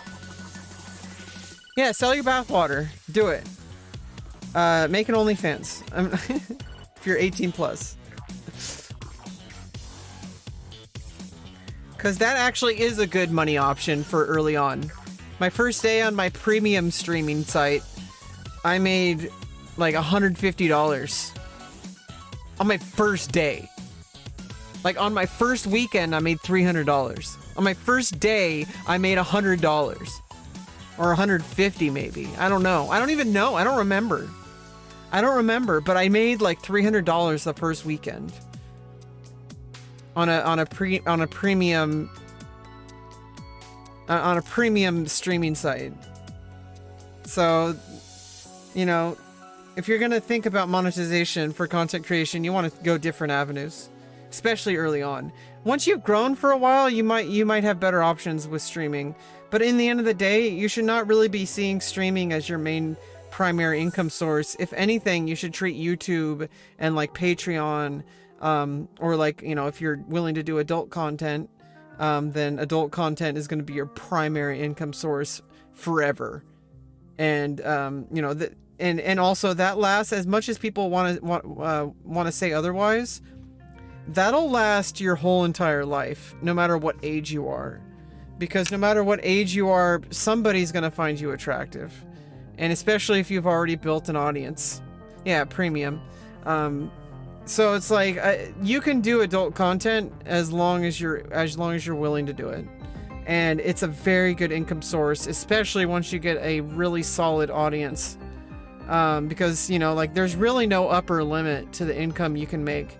Like Amaranth makes $1 million a month on OnlyFans. So, I mean, she's the #1 creator, so that's, you know, keep that in mind. Most people do not even make a full-time income there, but I'm working on it. I make about $60 a month there. And that's me as like an up like a very beginner content creator on that platform. So think about that, like long term. You really want to be thinking about different avenues for your income source. Now, if you want to do streaming for fun, that's always okay. But don't delude yourself. As long as you don't delude yourself into thinking that streaming is going to make you like a millionaire or something like that, you have to build that yourself, and it's going to happen outside of Twitch. It's going to happen on like YouTube or something like that, or Twitter. You could actually build a whole platform on Twitter. Especially since I know people are like shitting on Elon Musk. I've actually kind of dived into it a little bit deeper. It's actually not what people think it is. But also, Elon Musk is going to introduce like... There's going to be a short window of opportunity where people can get Twitter Blue, and it'll like make your posts like up front. Like more people are going to discover you. As soon as there's like a huge gold rush, there's going to be a ton of people who get the check mark eventually, and it's going to kind of lose its value. But I still think it does have value because it verifies that you're an actual human and not a bot. I think that's the goal of being verified.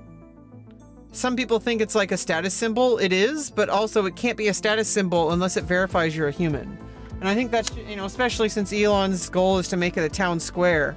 Make it basically, and I think in the long run, as long as you adhere to making it just like real life, instead of this internet place where anything goes like Wild West, I think if you make it more like real life, it'll be a much safer place or in a less toxic place. Because, I mean, don't get me wrong, the real world can be really toxic. But as long as, you know, people aren't going to be like screaming at the top of their lungs, shouting racial slurs if you're at the bus station. Oh, I mean, maybe, but you know, like, you know what I'm saying? Like when you're out in public in the real world, most people don't act like that. But when you're on Twitter, most people, like, there's like thousands and thousands and thousands of people who act like that. And I think in the long run, I think Twitter is going to be a much better place. Once things kind of get congealed, you know, into like a long-term thing. But I think it's going to be really messy for a long time. Maybe not. Maybe we'll all be surprised, and maybe Elon Musk will fix Twitter. Most likely it's going to be the exact same. I was actually talking about this yesterday with Shogi Explained. Most likely Twitter's going to be exactly the same. I mean, that's the worst case scenario. But I do have faith in Twitter as a platform because it's so ubiquitous. Pretty much anybody who's anybody has a Twitter account or a Twitter presence of some kind. Like, you know, like politicians, you know, like it's really kind of a huge part of society. Anybody who claims otherwise is really delusional. Like there's no argument that Twitter is a huge part of society. Yeah, I mean, people think that Twitter is going to turn far right, but the thing is like there's far right people in the world as well, and so that's, you know, Twitter should be a one-to-one. It should basically be a town square. I agree with that idea that it should just be an extension of the real world, and it's up to us to change the real world. Like, you know, like it's up to us. It's up to us and the politicians and who we vote for. Like that's what is like up to us. And so, you know, making I think Twitter the way it wasn't really what people wanted it to be either. Like people wanted people to be moderating more of the alt-right people, the far right people, and it wasn't really happening. Even though people claim that as soon as Elon Musk takes over, oh, now all the far right people are going to come out. The far right people already were out. I don't know where people get this idea that suddenly that they're going to appear out of the woodwork. Like they're already here. So it's like, I don't know why people are delusional. Like Twitter, I don't know. I think it could be a better place, and maybe Elon's gonna make it happen. Maybe he's not. I don't know. There's a lot of things I don't like about Elon. Like he's pretty conservative values, and he's like against like trans rights. Like, I mean, at the very least, he's like not supportive of his own daughter who's transgender. But that might be a complicated family thing. Who knows? I'm pretty sure he's like one of those transphobic people who just, you know, treats us like we're not human at all. Like people get, as if people just get to decide whether or not we get to be accepted by society. Like, oh yeah, should trans people have rights? That's fucked up. I really wish that part of I really wish that part of society would stop. I really wish people would just accept us as human beings, because we are. We exist in this world and we're not going away. Okay, I think I need to move my cannon out of the way. I think people are way too. I think people are way too delusional about things in like whether it's like there's people who literally think that, I'm not saying you are, but I'm saying there's people who literally like go streaming like 8 hours a day for like 5 years who think that they're gonna grow as a content creator. Like that's just a level of delusion that is like they're like, oh yeah, let's get our community going, and they always have some kind of like gimmick. And they think making a gimmick on their stream is going to help them grow. It's just really weird. I don't know how to explain it, but do you know what I'm talking about? Like the small streamer vibe? Where like you go to a random small streamer and most of the time they have say like, oh, thanks for the follow, let's go to the Bajorp cam. And they go to some Bajorp cam, and in the Bajorp cam they have some gimmick that they do. They're like, thanks for the follow, I'm gonna throw a dart at a balloon. And it's like, what are you doing? You have like one person in your stream. Why are you putting so much energy into entertaining them? Oh, because if I entertain them, they're gonna come back. No, they're just gonna get these weird vibes from you, and they're gonna be like, oh wow, it's some delusional small streamer. Goodbye. Yeah, let me put your name on the chalkboard. Now that's a little different. That's fine if you already have if you're kind of more of a parasocial type streamer. It's usually more people who are farming the kind of that kind of stuff, usually booba streamer. That's a little different because that's catering to the audience. But you have to have that audience in the first place, you know what I mean? You have to have that audience in the first place. And most people get that audience through premium streaming services that then come over to Twitch. Like there are people who already sub to them. Like tier 5 sub. What? My opponent left. It says I won.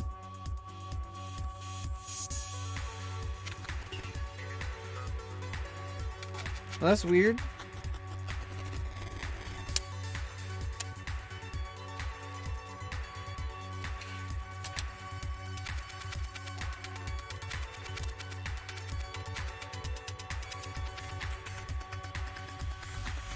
Because that actually works. Like if you have an audience that is like if you're catering to that kind of audience, that actually works really well. Like Amaranth does that. She like puts her name, puts subs names on her arm and stuff like that.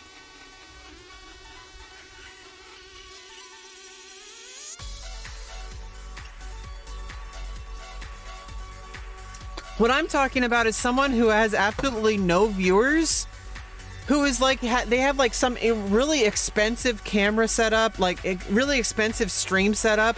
They like bought custom overlays. They got like a weird gimmick where they have an alternate cam where every time someone shows up, every time I get a new follower, I switch to that cam and I throw a basketball or something like that. I just think they're putting so much energy into the wrong things. Do you know what I mean? And it's just a weird vibe too. Like I'm like, oh wow, yet another small streamer who's trying to make streaming their primary income source. Wow. That's somebody I want to watch, not. I would rather watch someone who's just like doesn't really care so much about like trying to monetize and is just focusing on like making on like having a good time and like, doing their own thing. That's kind of what I do. Like I just do my own thing. Okay, so I'm just gonna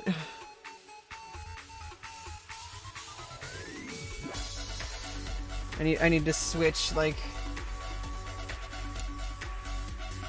every single piece again.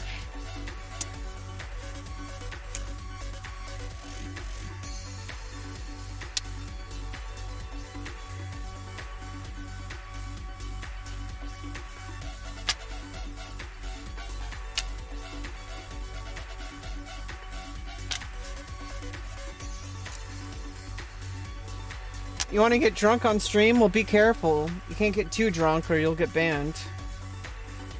But go for it.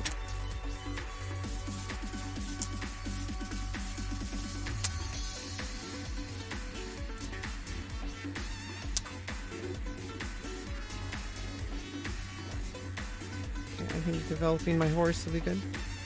Okay. Okay. This one. Here. Here.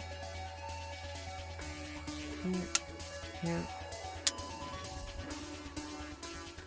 You move the rook. And I move the rook. Yeah, just chill and play with viewers. That's really how you should treat your stream, and that's why you shouldn't really treat it as a growth strategy. You shouldn't treat it as a monetization strategy. It should really just be a place to chill with people who are already in your life. And now you're a part of my life. You know, you're a part of my stream, But I don't expect new people to show up while I'm streaming. Do you know what I mean? That's the way you should think about your stream.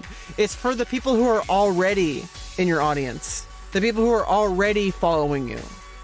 And then maybe at a certain point you get to a certain size, then the more you stream you'll get more followers, because the way Twitch works is it's basically a king-making system. If you have more viewers, more people are going to show up because they're going to see you on top of the list. Especially if you play smaller categories where there's like, you know, especially smaller categories with a larger amount of audience, there's like a golden ratio. But that's not something you should be thinking about early on. That's something you think about long term after you've already gotten viewers from like different sources. I don't know. I mean, just knowing that puts you above like 98% of other Twitch streamers. If you already understand that concept, you're better off than 98% of Twitch. I swear to God. Like, so many people are delusional. It's crazy. Like, it's absolutely crazy. And I'm not just parroting Dem and Nash. Like, I've seen it myself. Like, he says the words, but I've seen it in action to confirm, like, what he talks about. So it's like, it's not something... I'm not just parroting one of my favorite content creators. I hate it when people do that.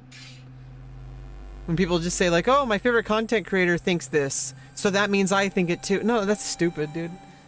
Grow a freaking brain. Have your own opinion.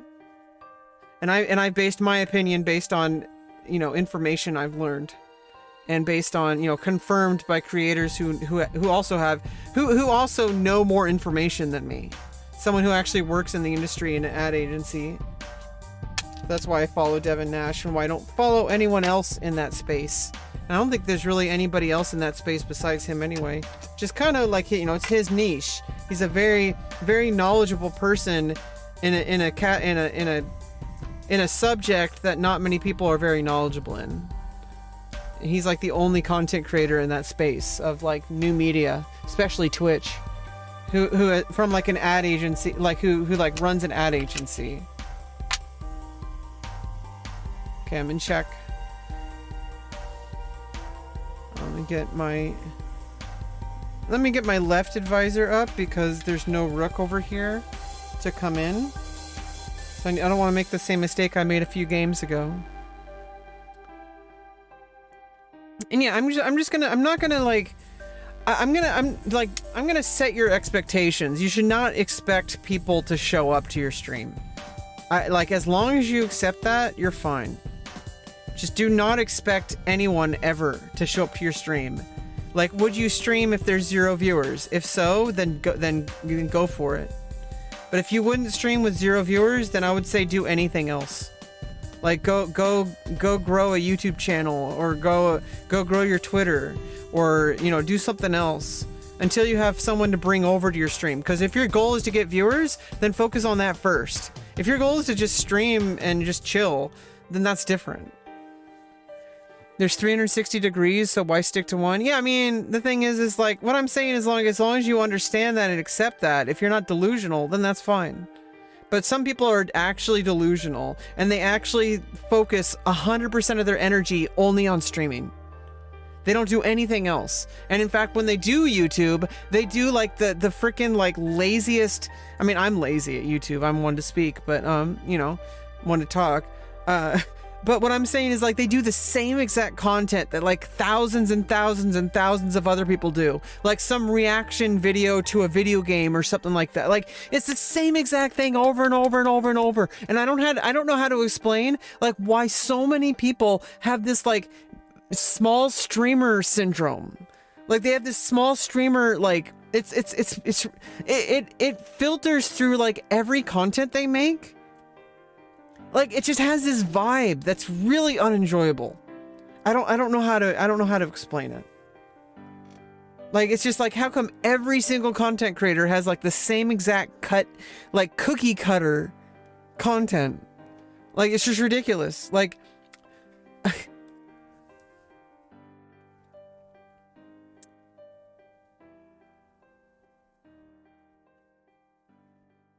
like I don't need to see yet another video of someone making a headshot in Call of Duty.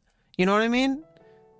I don't need to see some random freaking headshot of Call of Duty. That's so freaking boring. I don't know why people are so addicted to video games that they can't do anything else for content. How come they only do gaming for content? Like, dude, gaming content is so fucking boring. It's like one of the smallest things in content creation. Like, there's so many better ways to make content. You could make like really entertaining videos. You could make like comedy videos. You could do like political discussion videos.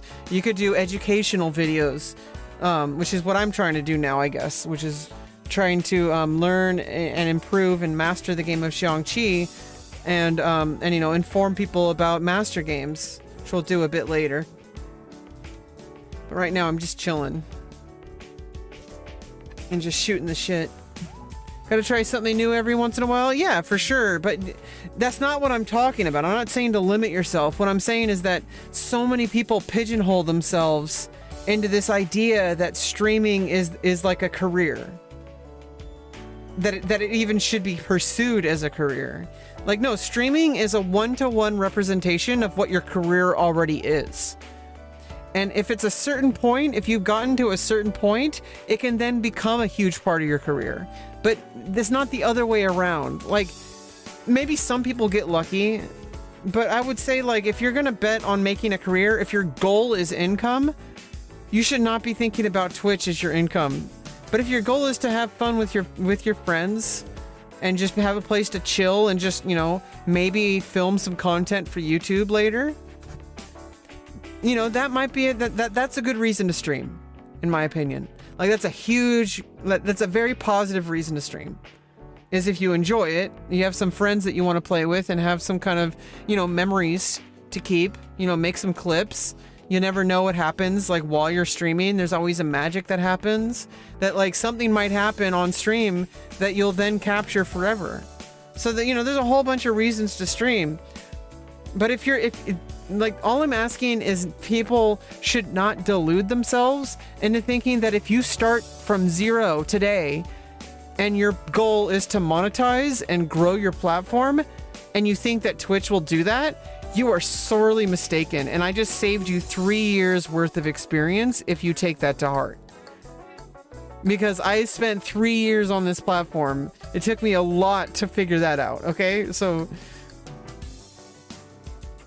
but once I made that shift and I started focusing on different platforms for monetization and growth, then now I can just treat Twitch and stuff as like a chill place to potentially make alternate content in. And I think that's a really good way to use Twitch.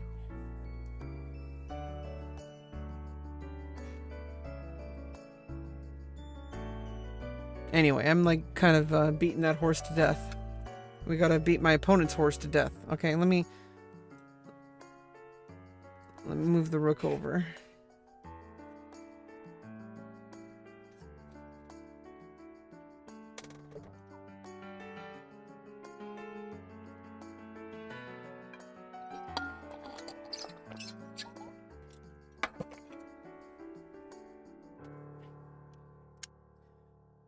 But yeah, I mean, it's just so funny to me why people think that they're gonna get discovered on Twitch. Like that they're gonna grow like a thousands of viewer platform on Twitch. Like it's just, it boggles my mind why people think that that's a reasonable thing to expect. But that's only because I've experienced it myself, and I've also listened to people who are very knowledgeable in the subject. And I myself am now knowledgeable about it because of my experience. take? Okay, the other cannon is over here, so you don't have two cannons on the same rank. So I can actually bring my rook over here, and then that keeps the horse stuck over here. Because it's, you know, it's basically... If you move the cannon out of the way, I take the horse. If you move the horse out of the way, I take the cannon.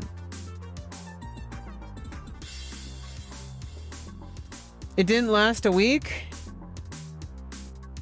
Yeah, I mean, some people just aren't built for it. I personally, I'm the kind of person, I don't want to like toot my own horn too much, but basically, I guess, you know, you have to have an ego a bit to be a content creator. But, you know, I think mine is healthy. I think there's worse ways to have ego. Okay. Okay, well, I'm just gonna win a horse. But most people... Oh, no, I got checkmated!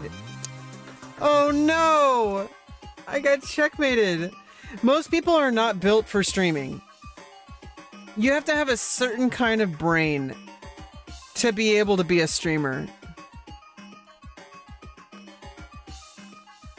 Like, I'm autistic, first of all, but I'm also very patient. I'm a chess player. I could sit here and play hours and hours and hours of like a chess game or something. Okay.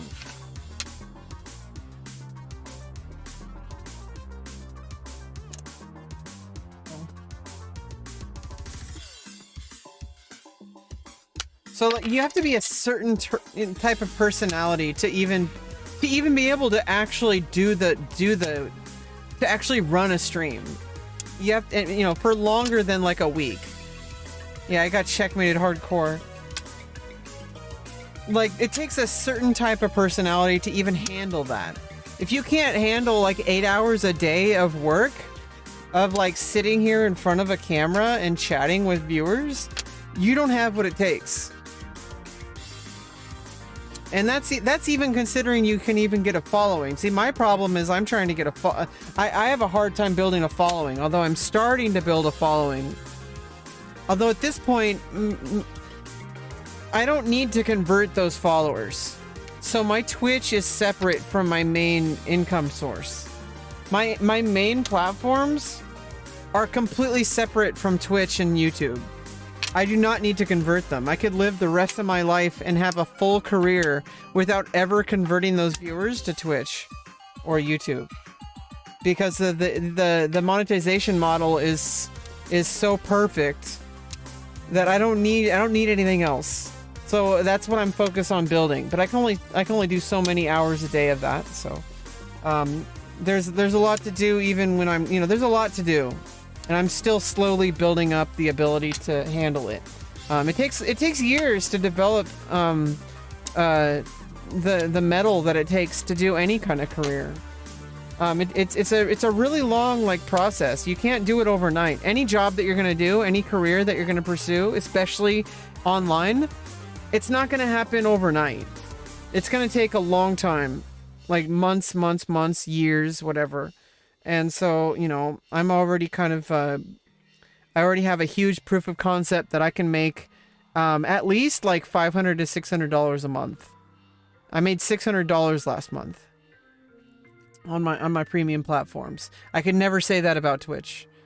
What the fuck? My opponent left.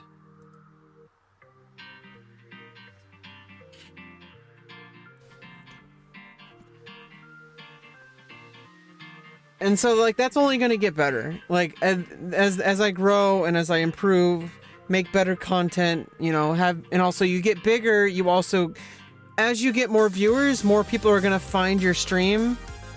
You know, it works a similar way. It's almost exactly like Twitch, except much faster.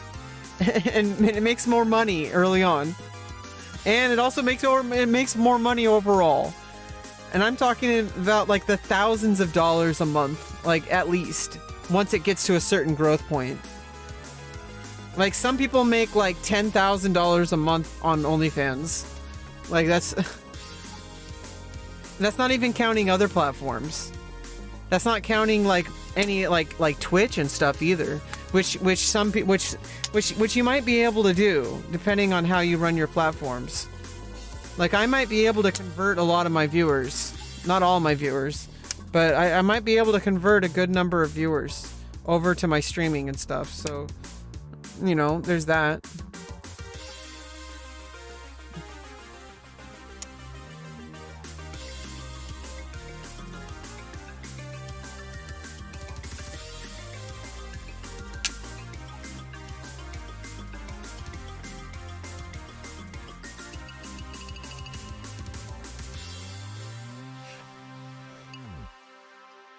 But yeah, the most I've made on Twitch, I made like $400 in a year. And in a month, I made $600 on my premium platform. What am I doing? I needed to move the cannon first. What am I doing? I needed to move the cannon.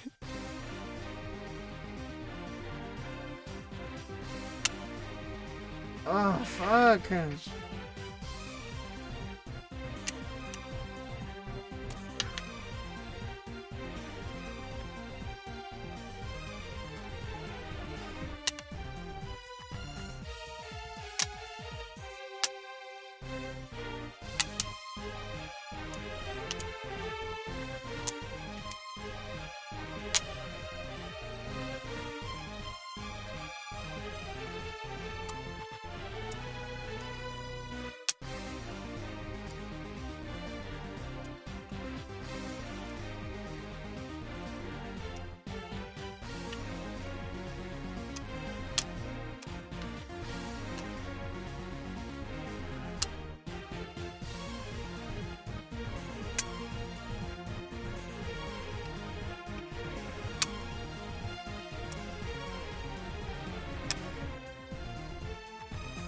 Okay, here we go.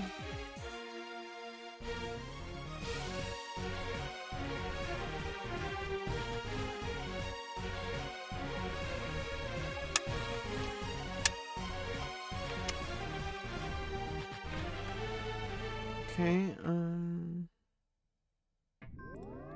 okay, get my elephant covering that. You're gonna head out? Well, thank you for stopping by, Zim Gaming. I'm glad that you found my channel. I hope you stick around long term. I'm gonna make some videos today for XiangQi, you know, for you to see later when I start doing some Grandmaster games. I'm gonna start uploading some Grandmaster game reviews.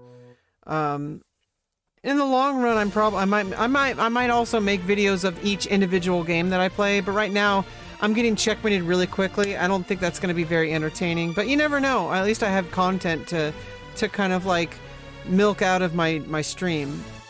And that's better than, you know, it's better than nothing. And also, I already have proof of concept from the first video I did on XiangQi. I got like 100 views in the first 24 hours. Like 100, like, so that's already something that, like, I think I should keep doing XiangQi stuff on my YouTube. Like, that's good. That's some good analytics. Like, I think I can make some good progress on YouTube with XiangQi, educational type videos. But I need to also improve at the game, which is why I'm streaming, because I'm improving at it literally live. Like, I need to actually be knowledgeable about the subject in order to actually make useful videos about it. And I hope you have a great weekend. I hope to see you next time. Whenever you want to chill. Okay, maybe I can move my rook up here. Try to slide my rook over to this, because we traded rooks on this side of the board. Let me try to move this rook over here to this open file. Oh, what am I doing? I did it again. I needed to move the horse first. That's what I should have done. I needed to move the horse first. Because of the freaking cannon. I forgot the cannon was there. So I need to move here, and then I can move here.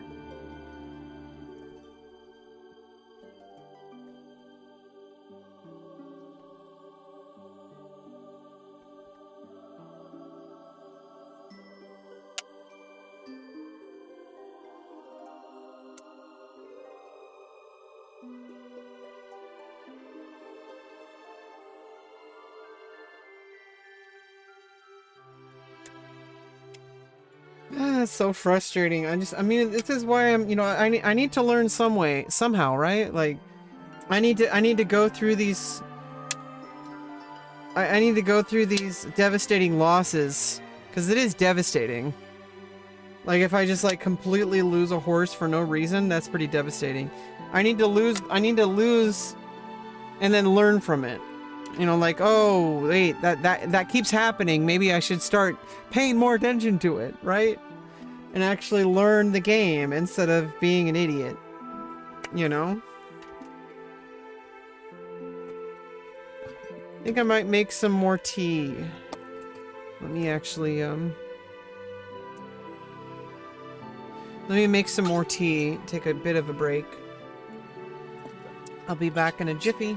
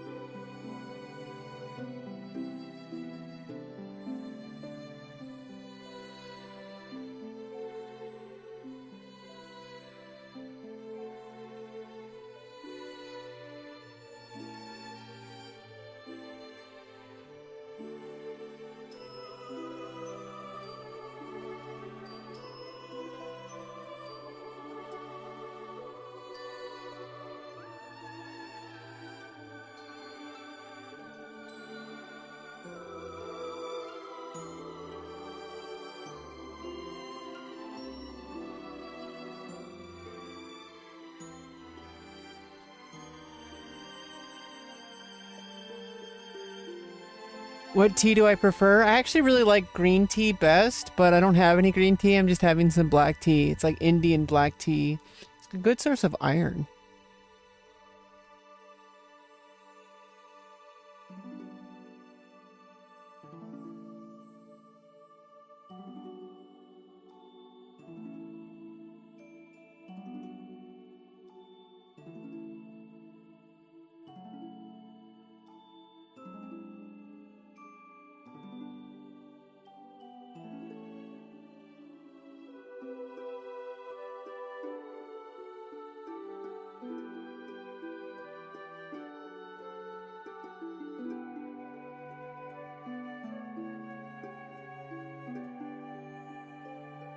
Oh, that's not weird. Some people are the opposite. But see, I think it's also most people think that coffee is weird cold brew, but some people prefer coffee cold brew, and but a lot of people prefer tea cold too. So.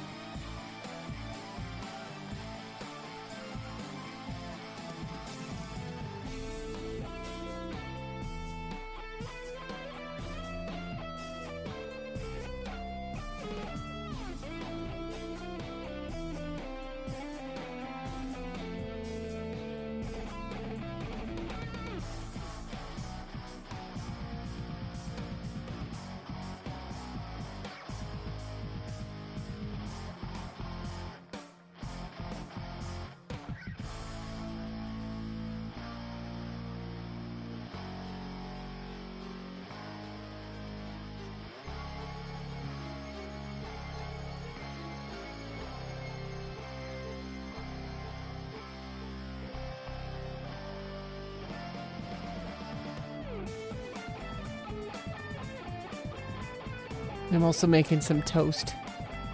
Just having some tea. I make some first, and I make it actually like in the in a filter, like it's coffee. And I make some, and it's really strong, so I just water it down. Like I water it down. I make like a small amount, and then I water the rest down with boiling water.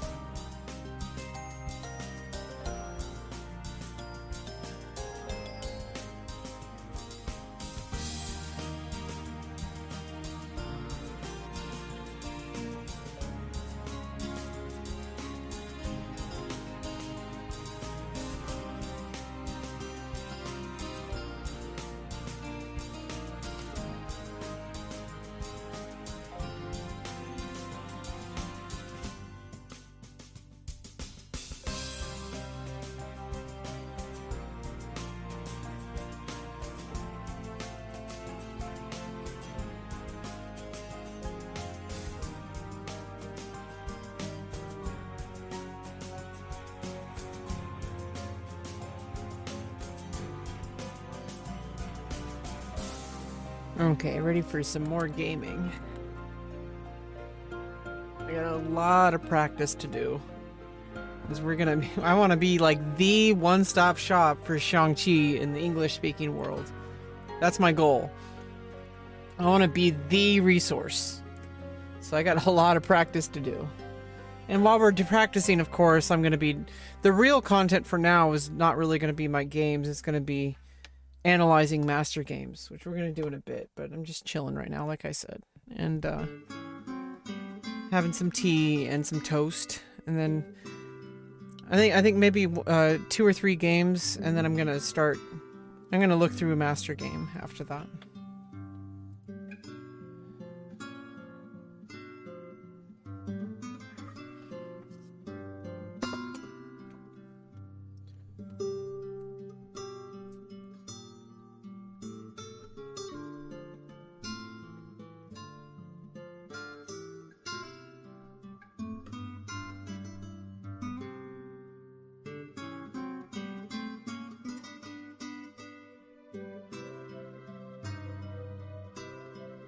Okay.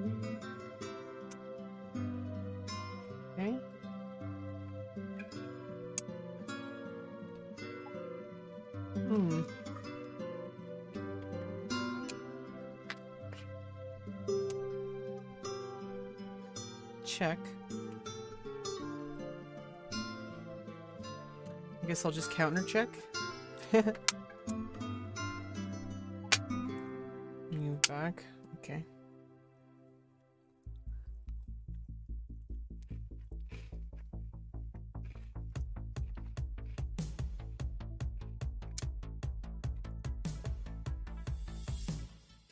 One of the knights is going to come out, I think, attacking my cannon.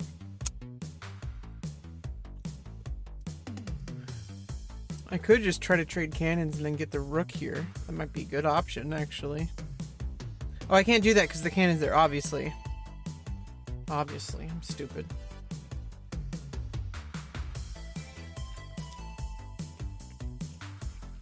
What I can do... bring the rook over here. Make some eventual threats.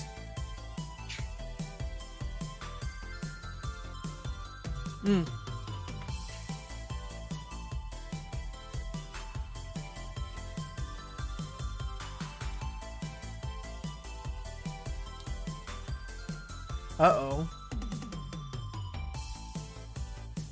I gotta go back. Check. And then you take... Oh, no. I'm losing. Do you like Starbucks? Yeah, it's okay. I mean, in the end of the day, it's just a product. You know, it's just coffee and stuff. I'm not glued to, like, whatever company owns the product. Some people like, oh, I can't even start my day if I don't have my Starbucks. Like, dude, you like spending like $5 a cup? Or you can get some frickin' coffee grounds at the grocery store for like $10 and have like 10 cents a cup. Like what? Like what's wrong with you? I'm resigning.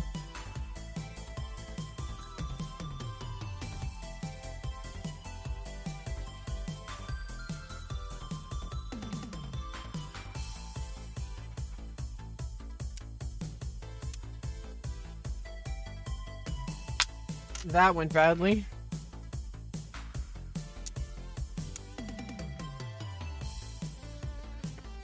I'm gonna just go for the frappuccinos. I mean, if you like frappuccinos and all, that's good, but...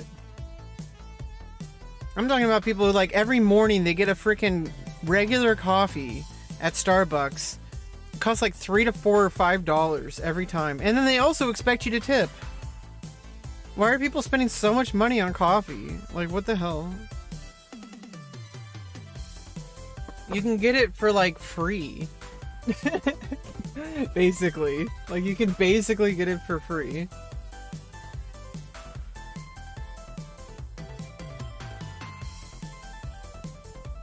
No.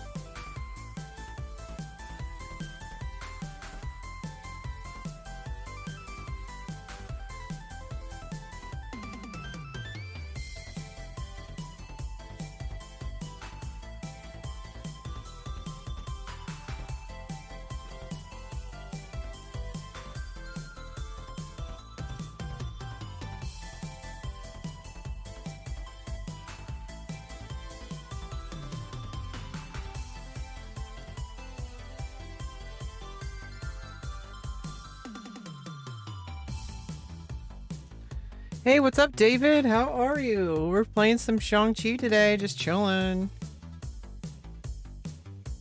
They do have the Starbucks coffee beans at too, but it's still more expensive than most brands. Like, why does it have to be so expensive? Aren't they like the shouldn't, like, if there's more Starbucks? I mean, obviously, I don't know. People are fucking sheep, dude. Like, seriously, like, why do you need to go to Starbucks to get a coffee? Like, you just have, like, you just want to spend more money?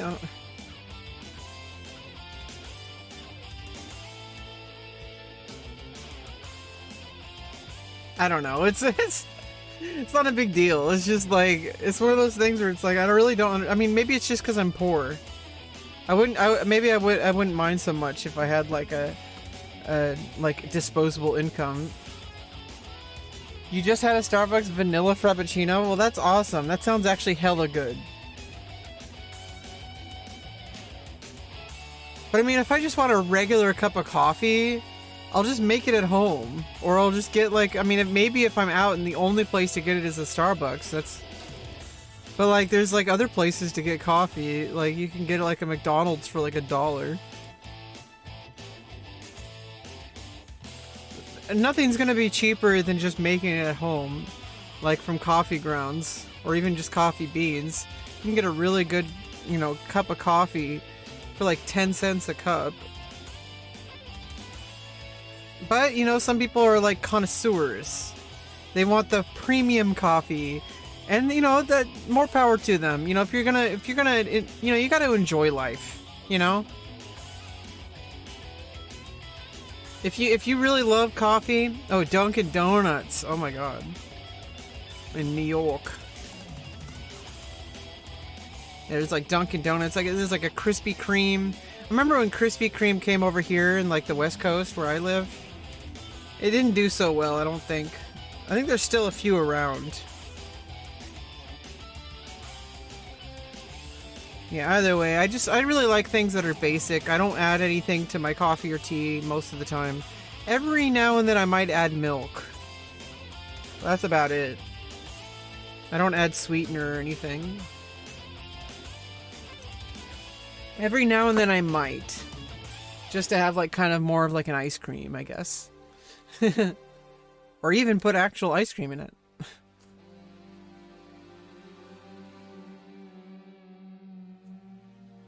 Yeah, I don't know why sometimes I come across as really negative. I apologize, Joji and David. Well, I'm very like critical of other people sometimes.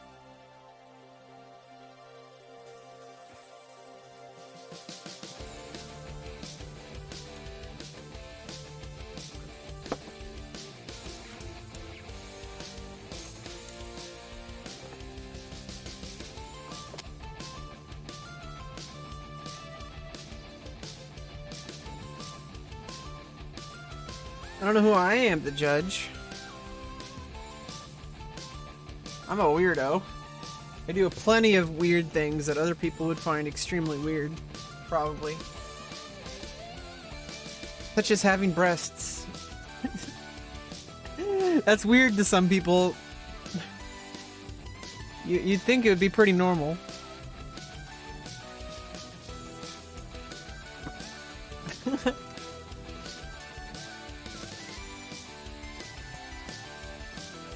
But no, some people are like, no, we want you to hate yourself and hate your body and hate your life. We want you to pump yourself full of drugs and, you know, from pharmaceutical companies, to be depressed your entire life. We want you to be unhappy. Instead of actually just, you know, being able to be on estrogen and live my life as a woman. Like, that's so much to ask for some people. I don't know.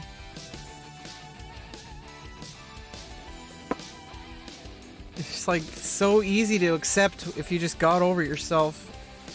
Jesus Christ.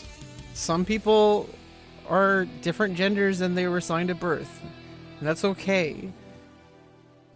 I don't know why people are so hung up on it. They're so addicted to hating on us. Like, they actually have a problem. Even when nobody else is talking about trans people, like, transphobes will just bring us up any chance they get because they hate us. It's so weird.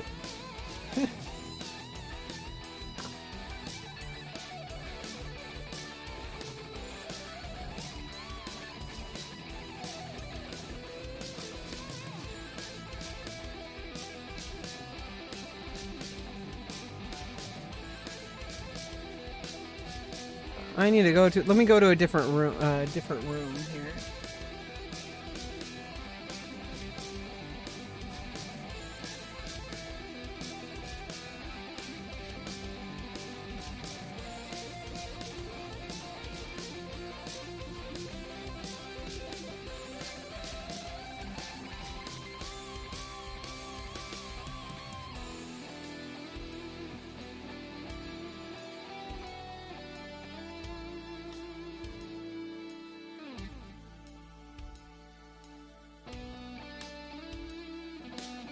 Okay, let me play a different game here.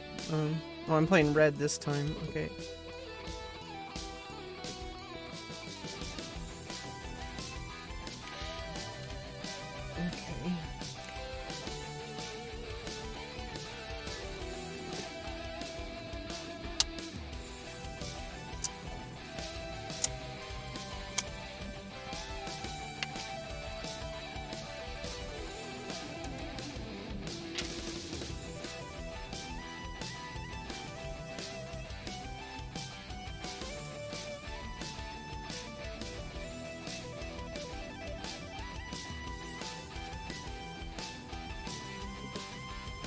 Play on XiangQi.com this time. Well, we got some interesting developments. I'll show you the live game in a second. Getting better at switching sides. And doing it faster. Okay. Horse came out first. And then the cannon came over here for some reason. Oh yeah, I went over here, cannon went here. Okay, here we go. Attacking the pawn. Well, it's defended already. We'll just use that opportunity to actually push a pawn. Said something about your private parts? You have issues with people asking about mine, you just don't know?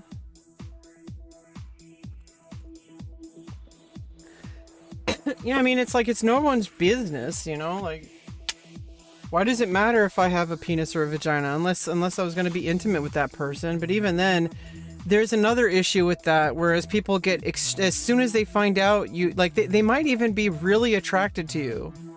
But as soon as they find out that you don't have a vagina, or that even if you have a vagina and you're trans, they get absolutely disgusted. Even though before they weren't. They're like, it's just so weird to me. Like, if you weren't disgusted with me before, why are you suddenly disgusted with me? Like, it doesn't make any sense. So there's like a different issue happening that most people don't want to recognize exists. Like, most people do not want to recognize that that's a real problem. They think like, oh, you know, what are you talking about? I have my preferences. I have my preferences. Like, yeah, I understand you have preferences, but those preferences are based on prejudice. Do you like? I don't think people understand that. Nobody's saying that you have to date trans people. What we're saying is that stop treating us like we're disgusting monsters.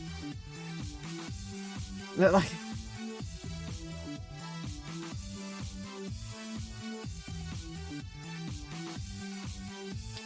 like that's about it. I think I can push my other pawn here.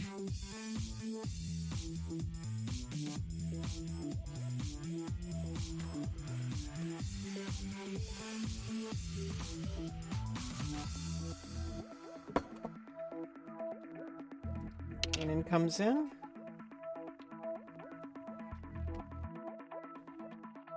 Defending the other cannon. Wait, what am I doing? Oh, no, okay, never mind. There's a rook here. That's why I was like confused. Like, why didn't I just take the cannon? I was like, oh, because there's a rook there.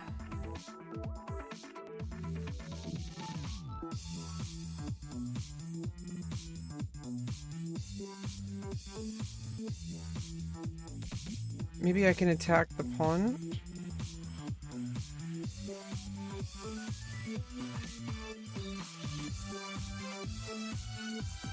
No, what I can do is I can move the horse here. And then when I push this pawn, I'm attacking the cannon. And I'm also attacking this pawn. Why not? Oh, my time expired. There's only I only have a minute per move. Oh god, I hate this.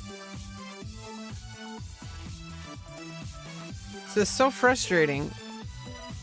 I thought I had, like, what's the point of that minute per move bullshit on XiangQi.com?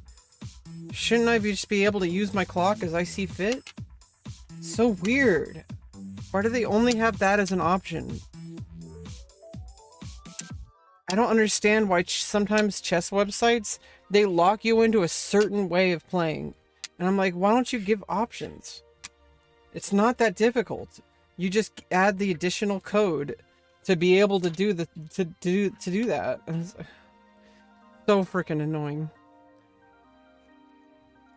Okay, let's just go back to playok.com. I like playok.com. It's good. I can just set my time as like 15 minutes plus 10 seconds, like, you know, like it's a Western chess game.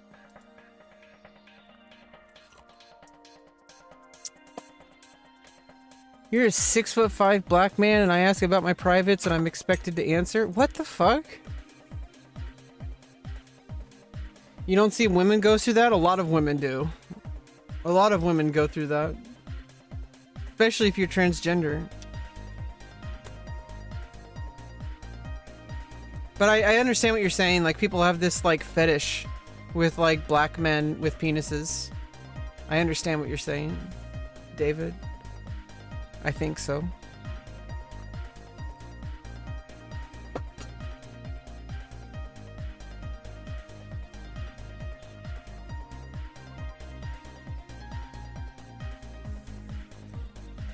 But yeah, women go through a lot of stuff with body stuff too, so it's not like people are, you know, women are judged on our weight, on whether or not we have a vagina, on whether or not, even if we have a vagina, on whether or not we used to have a penis or not.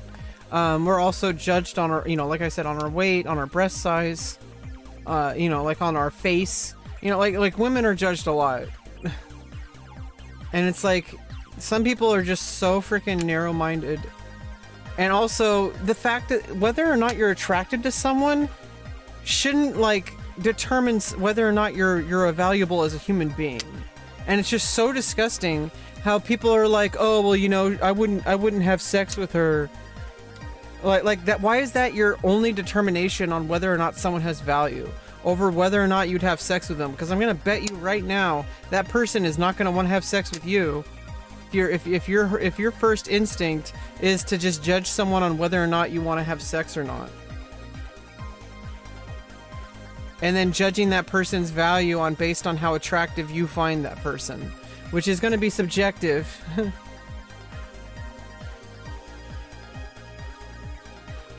Oh yeah, asking a woman if you're a virgin. That's another one. Like, why does it matter, bitch? Like,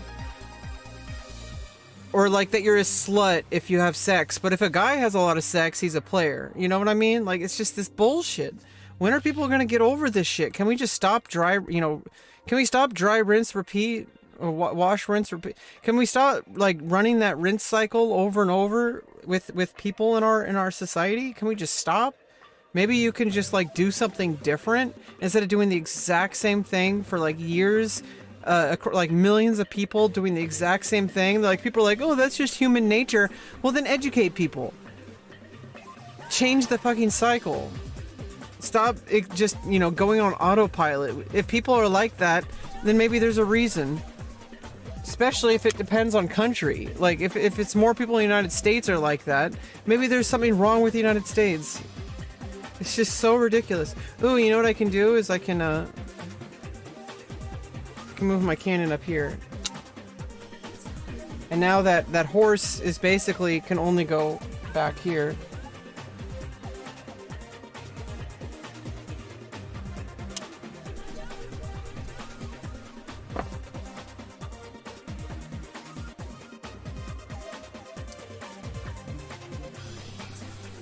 Oh yeah, and you're labeled as like a predator if you've had a lot of sex. Yeah, there's that too. Either it's positive or negative. It's going to be positive or negative, and I don't know why people get this in their heads. It's not any, like, it's not unique to one gender, but at the same time, it's not like a competition. It's just terrible behavior regardless. But it does affect women, like, historically, like, in a much deeper way than it has men. I'm not saying that it's, like, better for men. What I'm saying is that, it's a different kind of problem. And historically, women have been, like, completely controlled by men.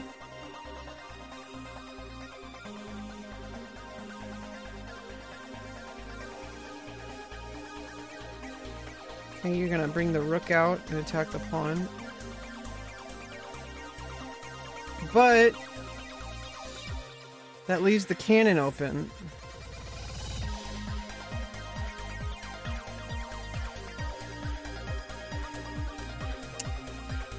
I just want a cannon.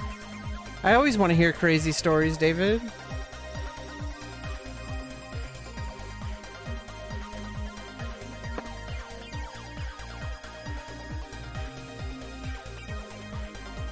Well, it's my turn to capitalize on my opponent's mistake. But your first mistake was entering the arena.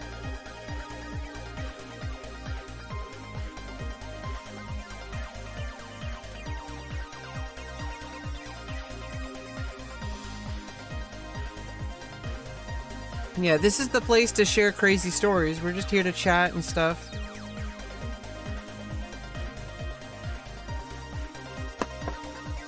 Shoot the shit. I'm also like, if the horse moves, I get out the other cannon. If the horse doesn't move, I win the horse, and there's no way to defend it. Oh no! I made a mistake. I knew I did something wrong. I knew I did something wrong. Black hasn't made the move yet. I knew I did something wrong. That wasn't a free cannon. That was not a free cannon at all. I'm an idiot. My opponent hasn't made the move yet. My opponent gonna miss it? Or maybe my opponent thinks I have some trick up my sleeve. I hate to break it to you, I don't. I don't have a trick up my sleeve. This is just a cut and dry. This is an open shut case of a stupid decision to capture a cannon, forgetting that there's a cannon here. I keep forgetting that there's cannons. And my opponent found it, of course.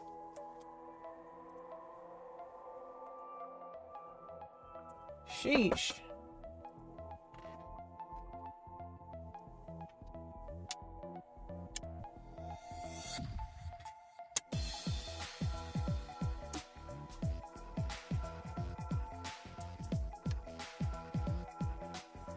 Oh, I think it's gonna be red again.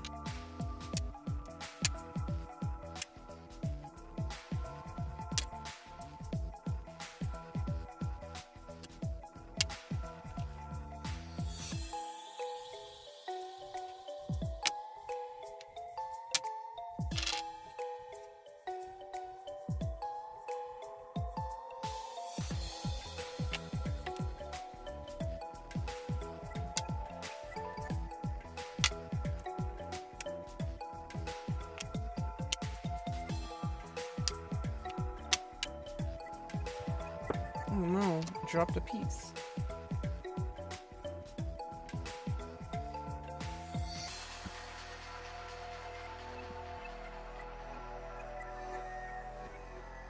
When something falls on the floor and it goes like a bajillion miles away.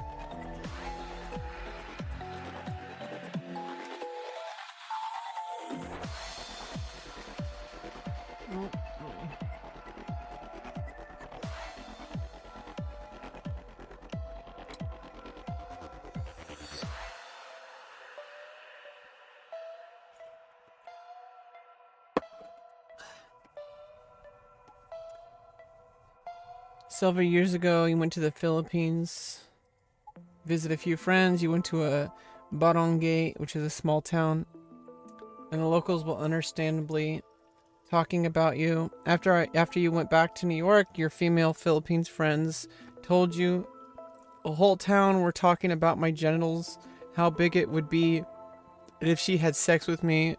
For whatever reason, I was so embarrassed. I was told that they asked the girl to measure it like it was an animal. This is what I was talking. Yeah, exactly. Like that's really fucking, like, it's racist and it's sexist because they're just assuming that like she was gonna like have sex with you or whatever, even though she was just your friend, you know? Like, why can't a female be a friend? Why does a female have to be someone that you're having sex with? It's just so ridiculous. And it depends a lot on culture and geographic location as well, and just like different cultures. It really kind of like makes me angry sometimes. It's like, I don't know, it's like you can't like blindly 100% accept every single culture, because some cultures are racist or sexist or transphobic or homophobic, and it's like I can't accept that part of a culture. I can accept like you know, like non-human rights defying parts of cultures, but there's basic human rights that are like, you know, should be unalienable, you know? Like inalienable human rights.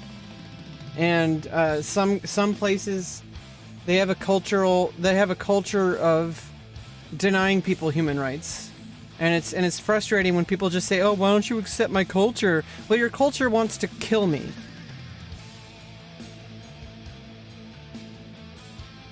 And there's just like, there's certain countries I can't go to because I'm transgender. Really fucked up.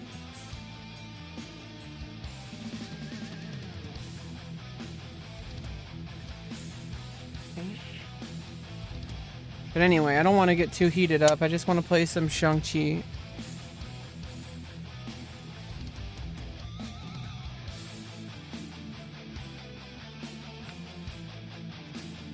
Slide the rook up.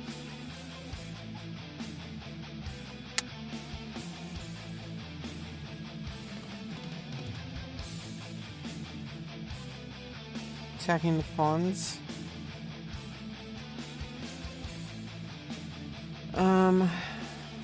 Okay, this time I gotta make sure if I move the rook here, there's no cannon here. But I'm attacking the cannon and the horse, basically, X-ray or whatever. So now I can put it up here in this situation. Advisor comes in to defend the cannon.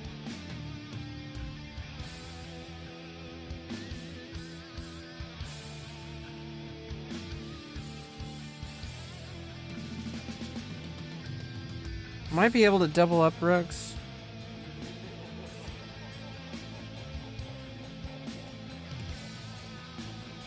Oh, what? My opponent resigned? Why are people resigning?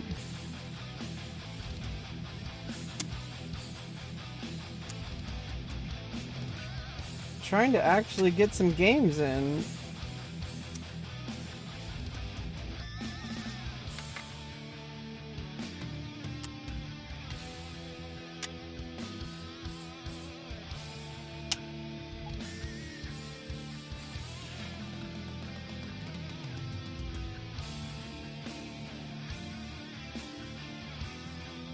Now might be a good time to go through some master games.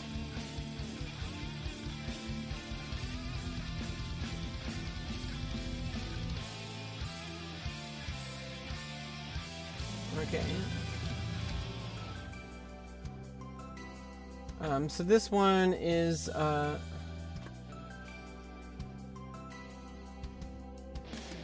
XiangQi versus Sense Robot. So this is against a an engine.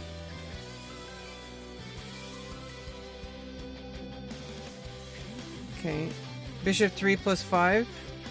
Or elephant 3+5.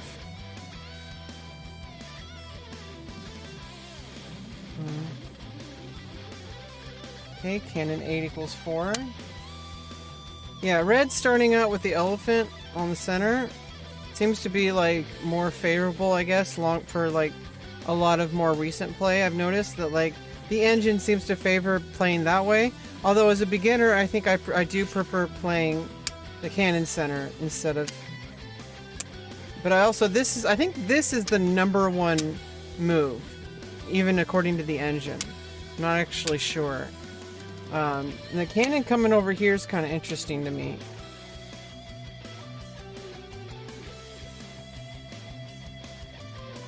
I'm trying to think like what this cannon is trying to do on this file.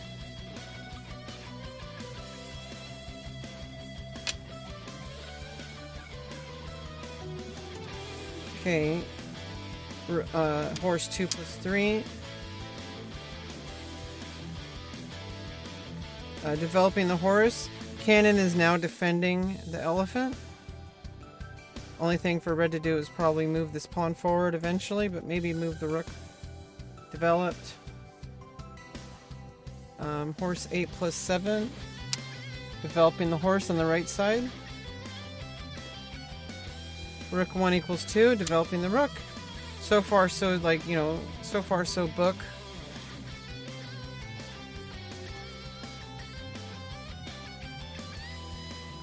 Rook 9=8, also developing the rook.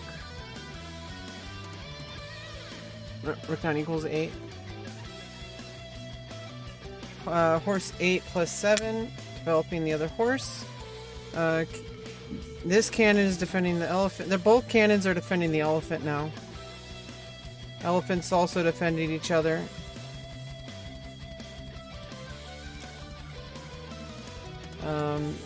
Whereas black has the cannons on this third rank.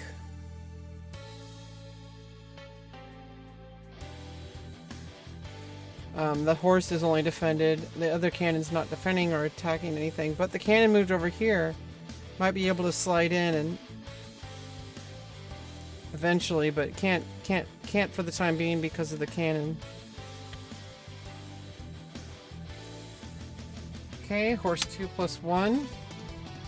Coming into the side. Maybe this cannon's gonna move over. Maybe come over and double up. Maybe the other rook's gonna come behind it. Hey, Giant Blitz. You were a natural at learning new things? I guess. I don't know. I'm not sure. I'm not sure about that. Maybe. Cannon 2+4. Coming over and attacking the center. Horse is defending it. Cannon 2.3. Attacking the pawn, which is undefended. However, if red moves this pawn forward and gets captured, the horse would then be open and unblocked. Rook 9.8, developing the rook on the 8th rank.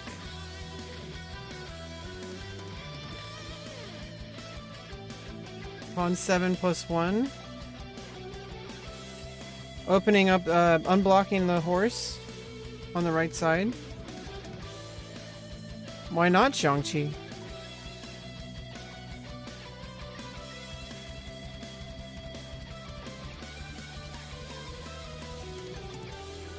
Cannon 8+5, attacking the cannon, defended by the rook. So if black trades, rook is up here attacking the cannon, so I don't think black's gonna want to start the trade.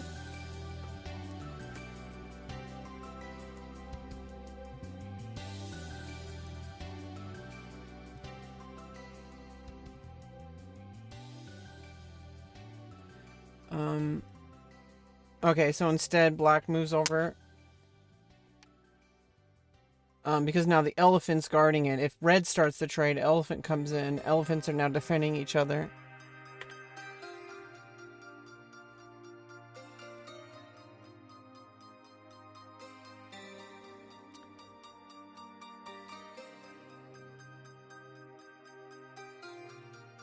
Cannon 2.3.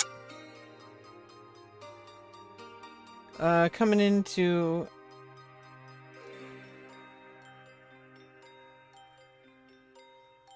and defending the pawn, but also attacking the other elephant. Oh, also... offering a rook trade. I think, I don't know, I'm not sure why red would do that. Because black can force the, black can force red's horse to come back. Which black does. And then the horse 3 minus 2.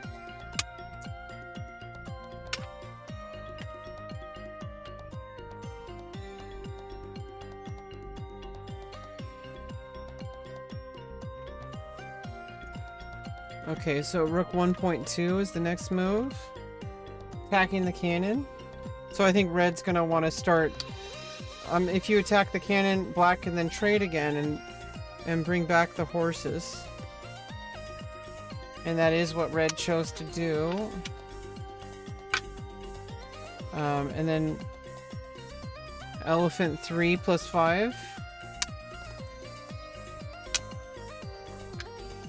Elephants are now connected. Can we play online? You're not good, but I think it would be fun. Yeah, let me finish this later for YouTube. I was just doing some filming for YouTube, but we can play. Where have you played before? I do have a video to learn how to play if you've never played before. But we can play on PyChess, we can play on XiangQi.com or Play OK. Wherever you prefer playing, we can play on PyChess for sure.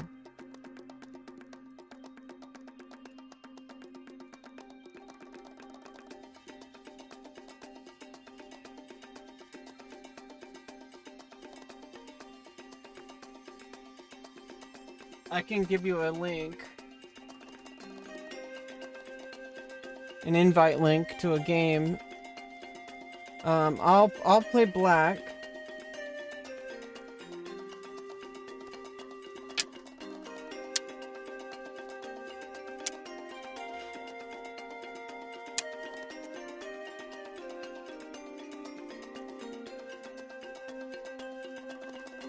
Oh, that's cool. You know the basics. So you gotta start somewhere. So let's play some XiangQi. And let me give you a link.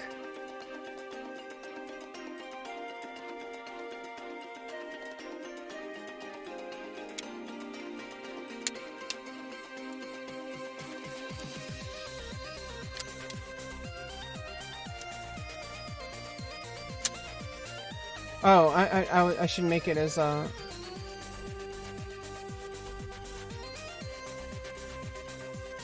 never mind, let me give you this link.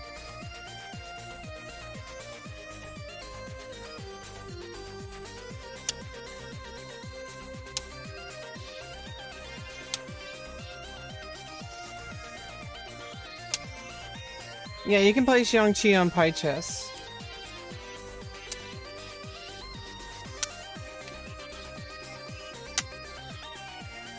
Okay. Oh.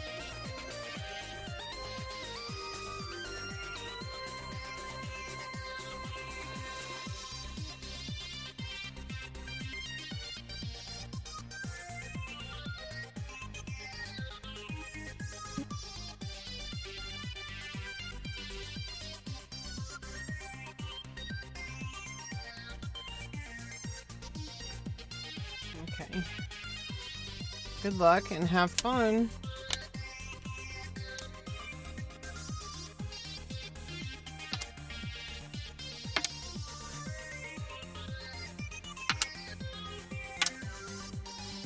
Okay, you start out with the horse.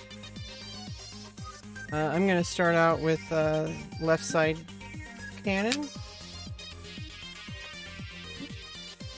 Okay, another horse comes in. I'll then develop my right side rook.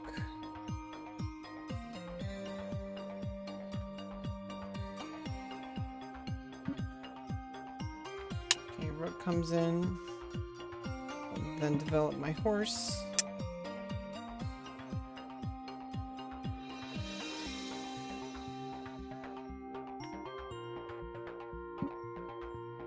Pawn comes forward.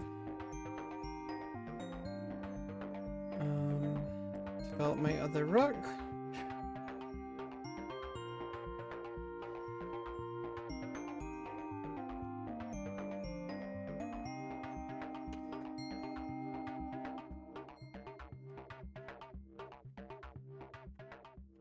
Ba-dum.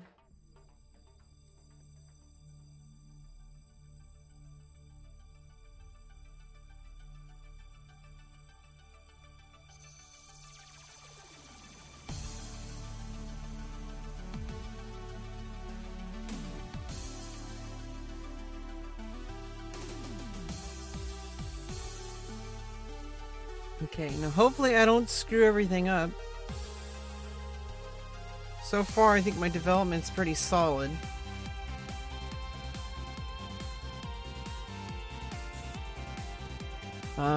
Horses are defended by both cannons.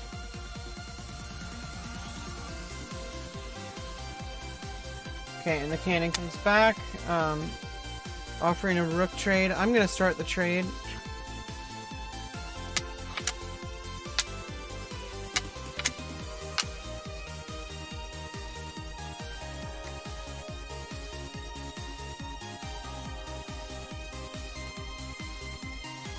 Okay, and I think I can then develop the other horse to the right side of the board.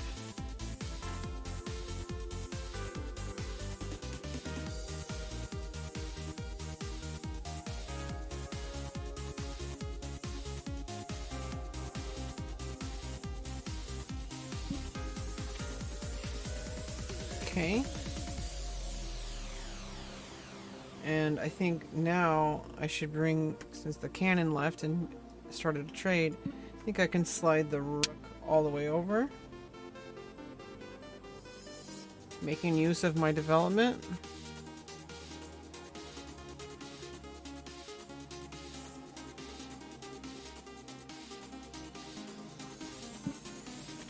Okay, horse comes back.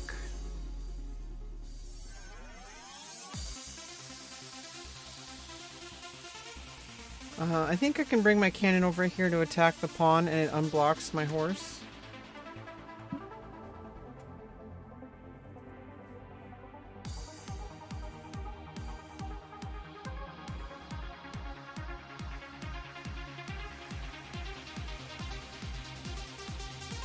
Not sure if attacking the pawn is a good idea, but it's an idea at all.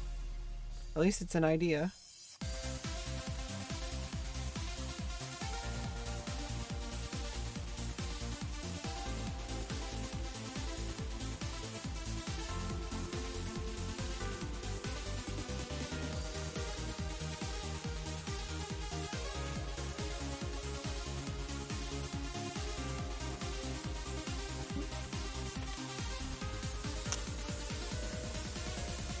Okay. Cannons are now defending each other. I am gonna go ahead and take the pawn.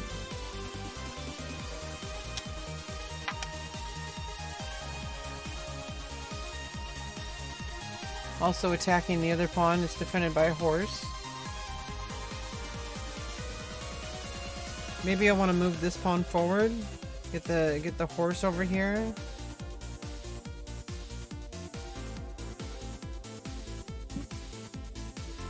Cannon comes in, attacking my horse. I can move my cannon back, or I can move my horse over here.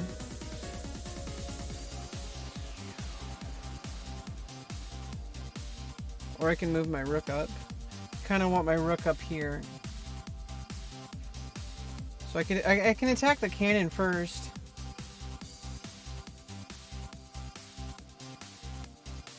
If I attack the cannon, cannon moves. And then I can move the horse.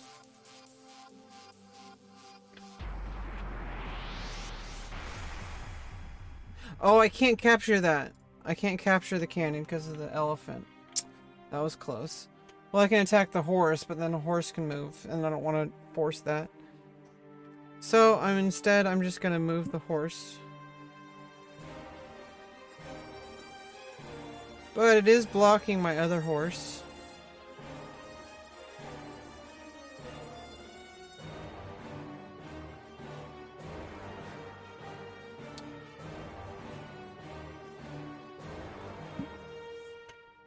Okay, rook comes in, attacks my cannon.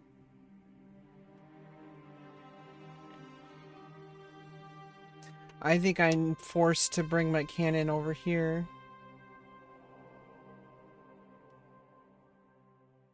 If I go here, the horse is blocking it. Can't move anywhere on the rank. I mean, on the file. Although because of the blocked horse, I am going to lose a pawn. But I got a pawn earlier. So I guess that's even. So I need to move the cannon over to the side.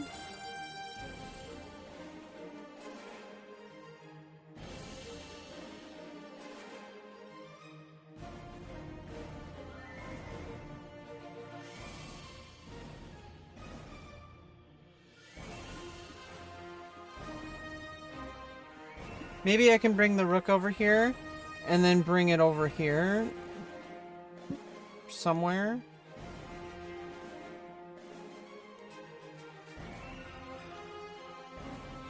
Okay, elephant gets in the way there.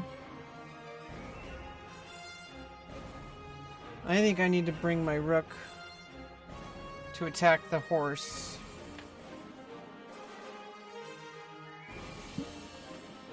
The horses are defended though, but it at least puts some pressure. The other horse can't move or I win a horse. I'm not really threatening to win anything soon. Yeah, superhero music.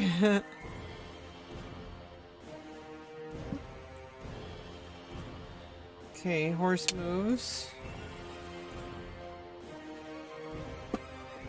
But now I can attack the pawn.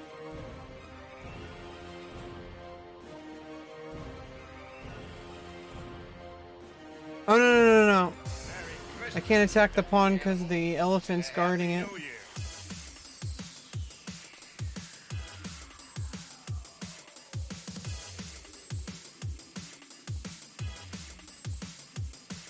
Also, this pawn is under attack. So how about I just attack this pawn? You capture, I capture, and I'm threatening the cannon. But then I lose this pawn.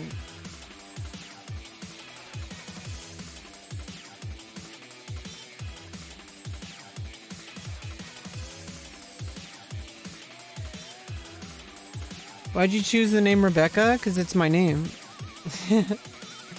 It sounded really perfect for me. It sounded really like a close match to who I am. The kind of person I aim to be. And it just sounded really beautiful. And I shortened my last name because it didn't sound right without it. So it's Rebecca Lauren.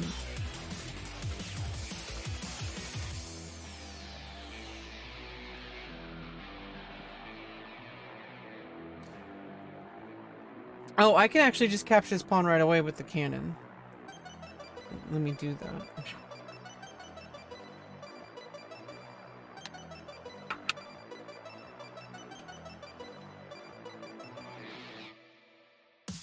This pawn could be captured. And then you're also threatening this other pawn. So after you capture, I can move the horse though.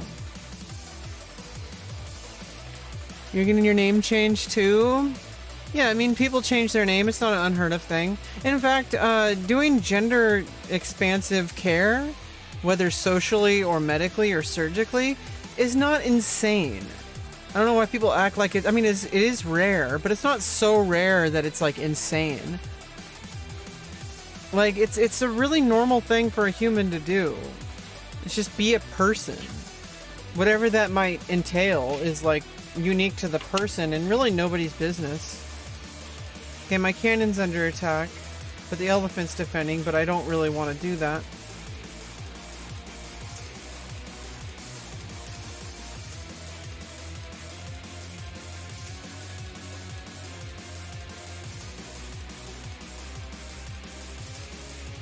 Okay, I can attack the rook, moving the cannon here.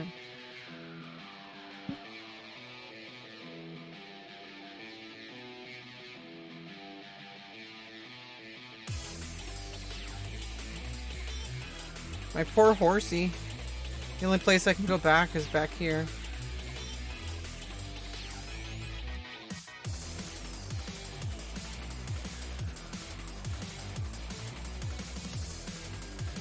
Rook moves, attacks the advisor.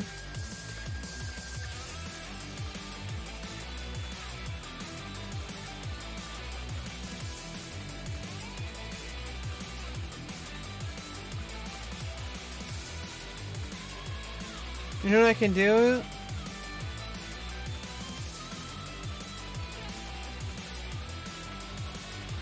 I think I should get my knight back somewhere. I'm gonna attack the pawn. Get the cannon back.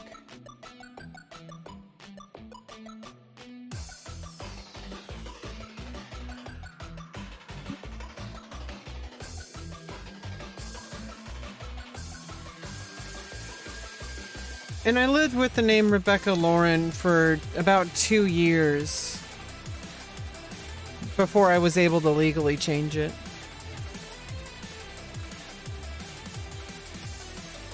I've really come a long way, you know? And you know what? The goal is for this to be not the thing that defines my existence. It's really just part of what makes me who I am. It's a very large part, especially since it's really difficult to be a transgender person in today's society. But I think people are starting to get over that. I think people are going to just, you know, kind of accept that we exist and that we're not going to harm anyone, at least no more than anyone else, you know, in the population. Because there are harmful people in the world. Okay, I think I need to move the advisor because threatening checkmate. That gets rid of the checkmate. Stops the horse from defending.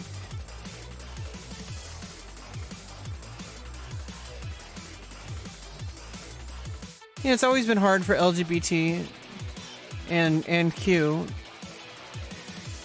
It is slowly getting better. I think people are just understanding reality, and also we're not giving up. Because I think for so long throughout history, especially trans people, we've just kind of accepted it. And now people aren't accepting it anymore, and so now people are forced to accept it. And they'll get it eventually. You know, at first, you know, it's like people are like, oh, they're fascist, you know, the alphabet mafia. It's like, dude, like, it's not this nefarious thing that you're making it out to be. I don't know why people are so obsessed with acting like it's fascist to just accept somebody's gender. Like, what is your problem? Like, what is wrong with you? I think I can put the cannon here and it blocks the rook in. Oh, but you're gonna check. I think I need to move the horse here.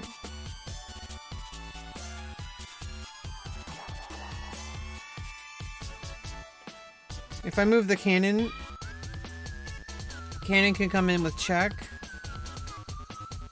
And I have no, and that's actually checkmate. Or it's gonna be checkmate after rook takes. So I need a place for the elephant, so I need to move the horse over here to block the cannon from coming in.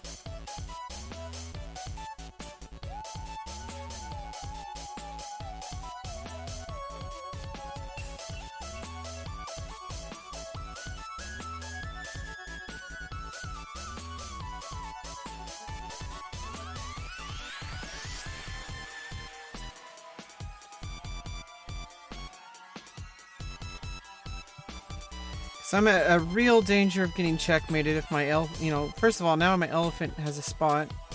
But I think the threat I'm making is to move the cannon here, basically trapping the rook. But it is kind of like dangerous. Now I'm not at risk of getting mated. The other cannon can't easily come across. Okay, attacking the pawn, threatening check. And that's actually threatening checkmate. I have to give up a horse?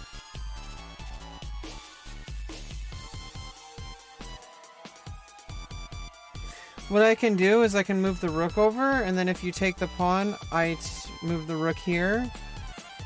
And I'm actually going to win a pawn back after you capture that pawn. Yeah, I think I need to slide the rook over to stop the check. Because otherwise that's going to be checkmate as well for the same reason. As soon as I unblock the horse, the rook's going to come in and deliver checkmate. If I move that advisor back, which if the cannon checked without an intervening piece...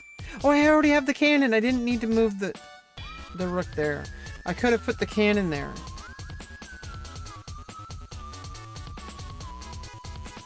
Well, I can still put the cannon there, unless it... Oh, I mean, yeah, so if it takes... I don't want to put the cannon there because as soon as I move it, I can't... I mean, it's pinned. Okay. Oh, so now I have to move the cannon. Or maybe not. Horse is guarding it. I need to move the elephant here. Oh no. Okay, it's guarded by the rook, but I can't do this. I think it's gonna be GG pretty soon.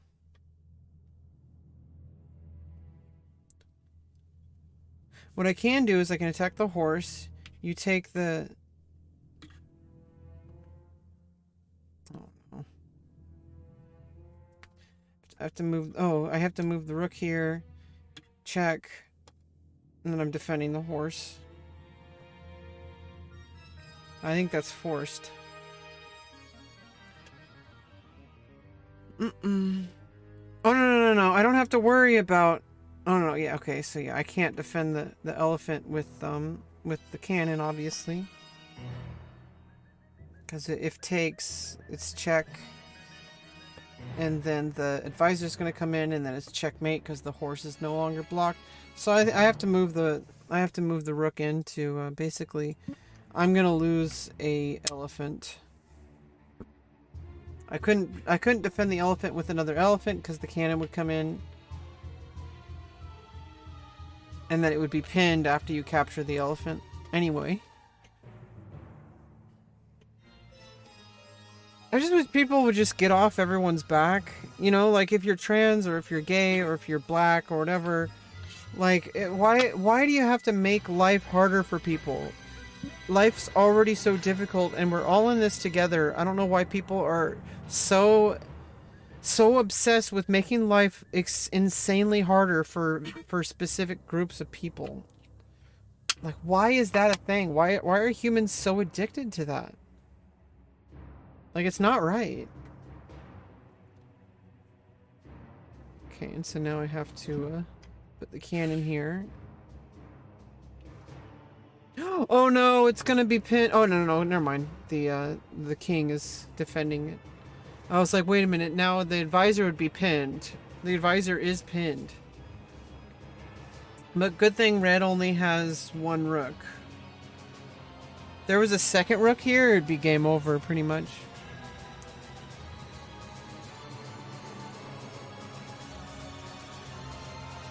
Yeah, I wish people would stop doing that, though. They hate themselves, and instead of actually dealing with their own life and their own problems, they just want to make it everyone else's problem. Like, can we just stop doing that to ourselves? Like, stop doing that to other people? We're literally all humans. We're literally all in this together. I don't know why people are so obsessed with hating each other. Okay, and then of course I lost a pawn. Okay. And what I can do is I can attack the cannon. The cannon can move back though. If it moves here... Oh, okay. I'm forking. Okay, so the cannon say if the rook has to save itself, and then I get the cannon.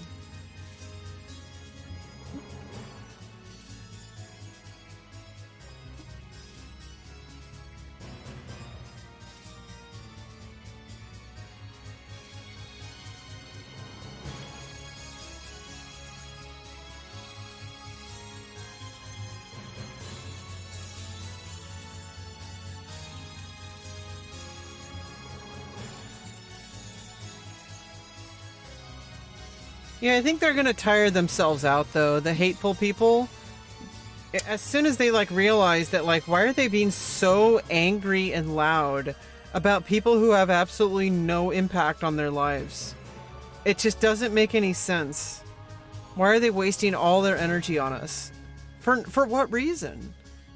To make our lives miserable? Like, why? Like, what are you doing? Like, why would you do that? Okay, so it's a trade. I'm gonna get the cannon, but then red gets the cannon as well.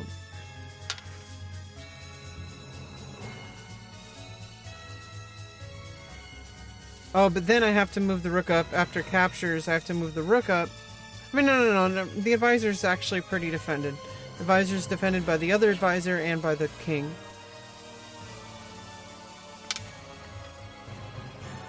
But now my horse is under attack.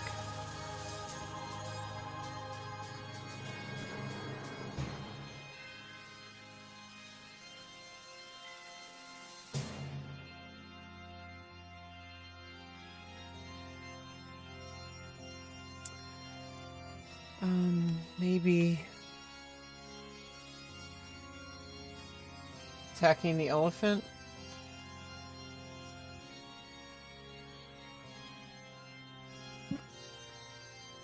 And it's defended by the rook.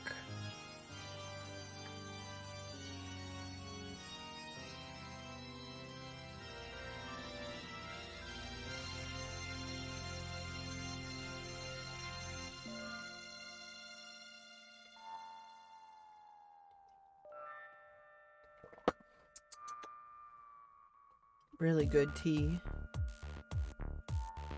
You know, sometimes I just need to enjoy this, you know, the simple things in life, like drinking a cup of tea and playing a good game of XiangQi. Nothing like a good game of chess. Meow, meow, meow, meow, meow. Okay, I could attack the rook.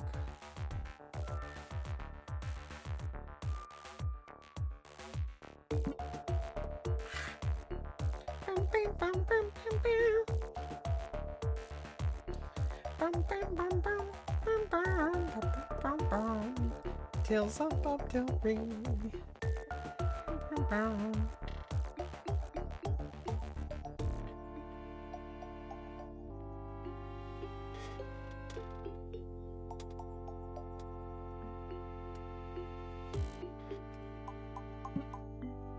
Okay, cannon comes in, attacks my advisor, which is actually okay. So I need to defend this advisor. Or I can attack the rook.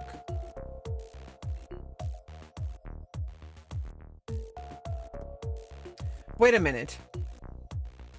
I can just capture the rook.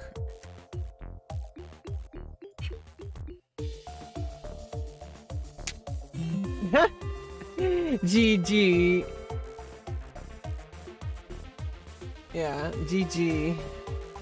Okay, let's play again.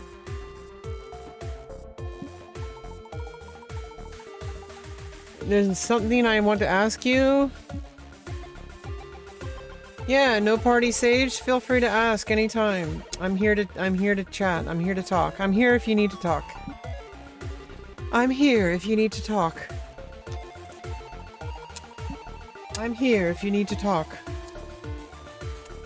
A fart? That's the language of the penis. That's the name of the Rick Sanchez. That's the name of the penis. Transphobic, by the way. Some women have penises, by the way. I don't think they intended it that way. Yeah, I think it's pretty normal to say that the vast majority of people with penises are men. But not all women have vaginas. This one will. Next year.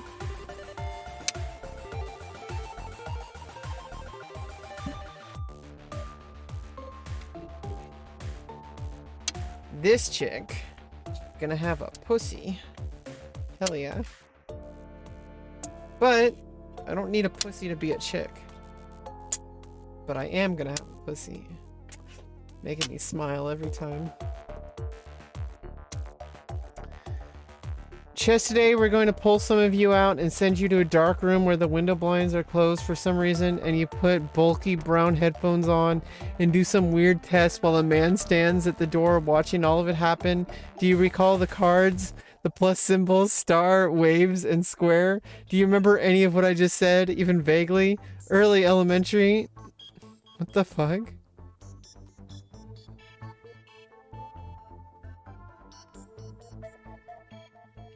I mean, they did stuff like that when I was a kid. They had me do that test where they show you the same exact picture, but there's like some minor differences.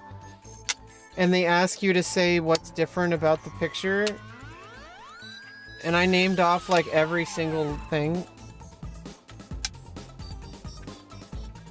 And then they said I was a genius or whatever. I don't think that's like a good way to analyze if someone's a genius or not. I think it's weird. It's just one aspect of human ability. Maybe weirder? I do remember doing speech therapy.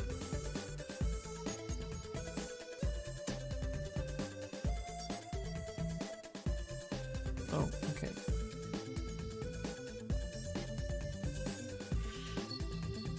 You know, set up the live position. Okay. Okay, here we go. Here's the live position. Oh, except the pawn's up. Okay, there we go.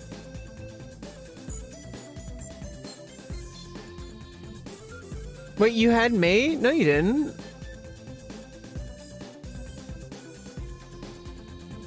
I took your rook.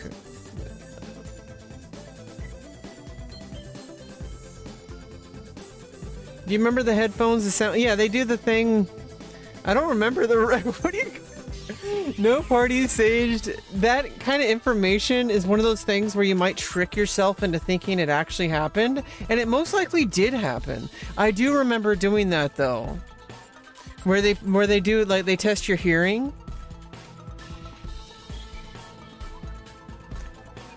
I don't know if the blinds were closed. They have like those really ugly headphones. I do remember that. It was in elementary school. They put you in a small room with the blinds closed. They test your hearing.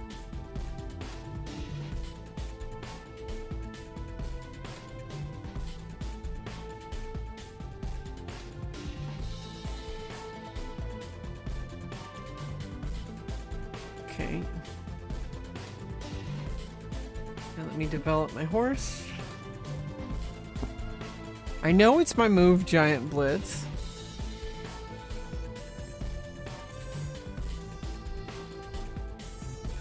Oh, I was a gate kid. I wasn't firstborn. Yeah, I do currently feel depressed. I don't feel directionless. I have a lot of direction. I just feel really depressed because life circumstances are really fucked up right now. But that's a different issue. I think I can bring the cannon up here and attack the horse. But I was a gate kid. They put me in gifted and talented education when I was like in like 4th grade. They also put me in like an algebra class. And I was in gifted and talented education after school. And we went to San Francisco on a field trip once for GATE. And we went to like a science vessel on the San Francisco coast. That was actually pretty interesting. And I remember on the way back, one of the kids, or either on the way there or the way back, there was a kid named Ryan who barfed in my sister's backpack. Because I had to borrow my sister's backpack, I guess. My backpack, I don't know what was wrong with my backpack, but I had to borrow my sister's backpack. And Ryan barfed in it. And then even the kids in the car, I feel bad for the kid. But the kids in the car, they made up a song. They're like, "Smelly Ryan, barfed in her sister's backpack. When you did speech therapy, did they conduct any of that in a dark room as well? It was just in a closed room. I don't think it was in a dark room. I'm not really sure.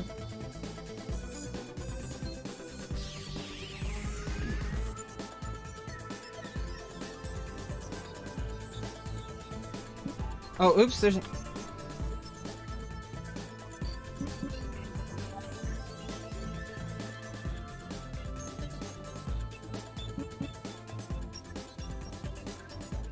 Yeah, now I think I can just take the cannon and then trade rooks, and then the elephant takes.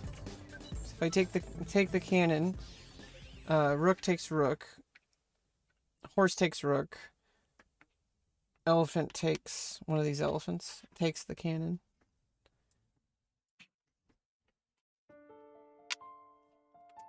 Borf. Smelly Ryan barfed in her sister's backpack.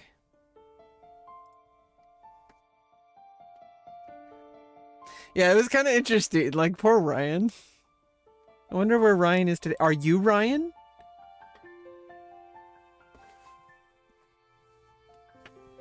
Are you? That'd be even weirder if Ryan was also trans.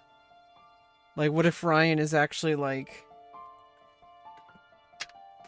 Reina now or something? Like, like that would be really fucking crazy. Why are you playing trans chess? This isn't trans chess. This is XiangQi. It's not trans chess. I don't know if there is such a thing as trans chess. Perplexed.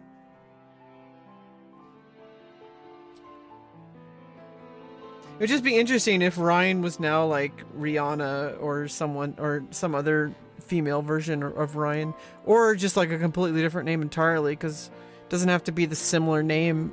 It also doesn't have to even use the same letter. Like my name, I changed my letter entirely. Like my letter of my dead name was completely different.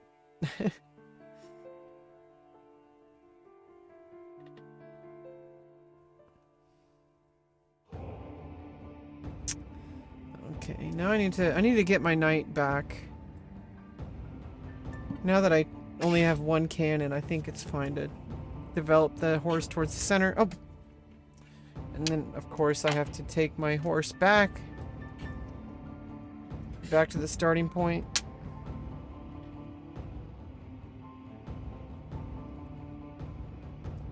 Pawn moves forward.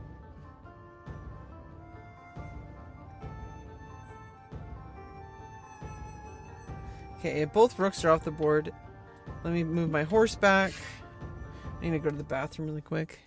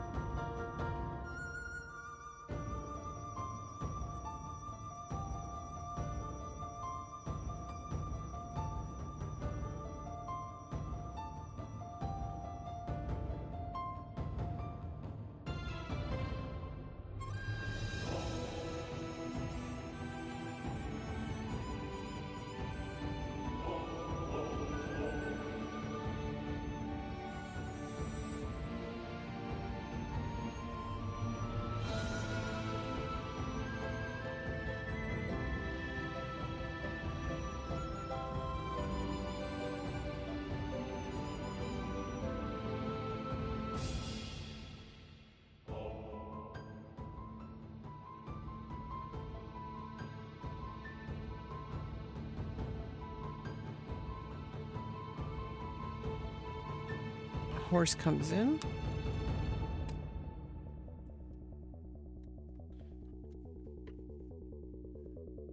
Okay. Attacking both my pawns here.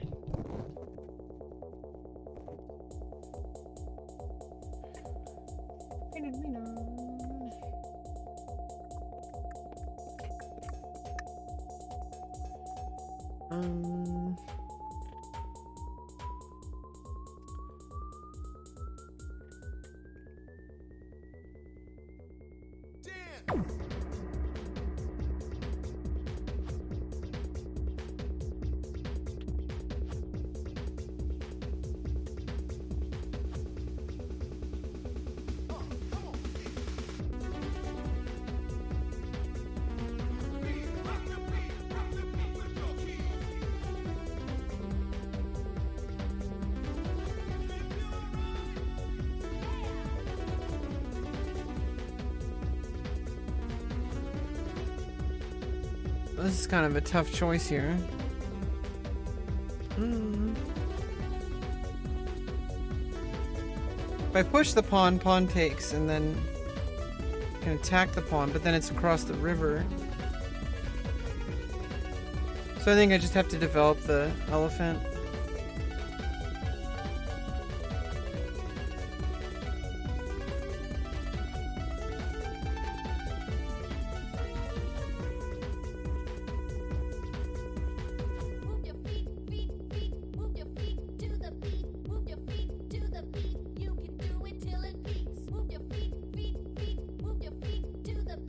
Move your feet to the beat. Yeah, it's a very interesting endgame to say the least.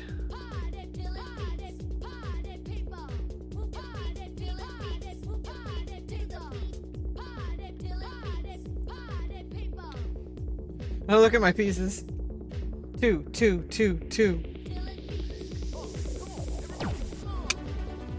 Okay.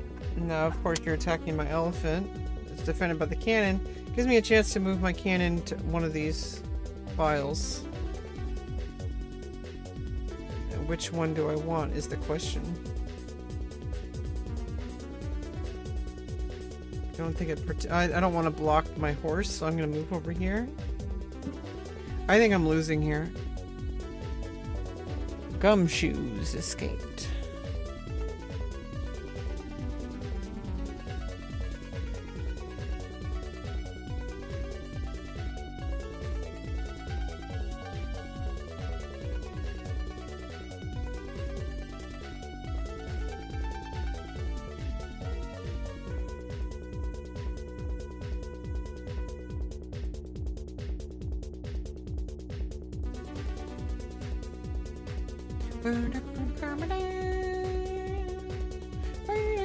They might not believe in you, but I do, and most of all, you do. Thank you, Gary Vaynerchuk, with your automated words of inspiration. Okay, horse comes in.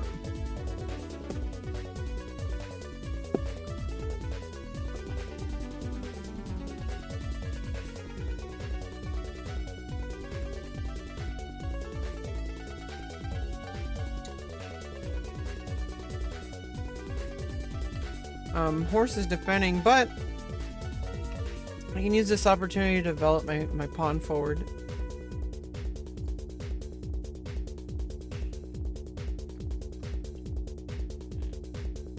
But this pawn is dead.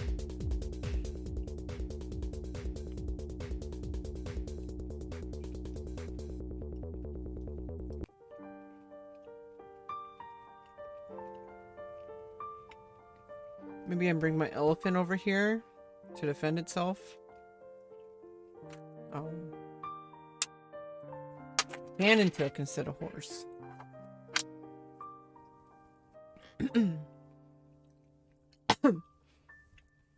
Now I can't.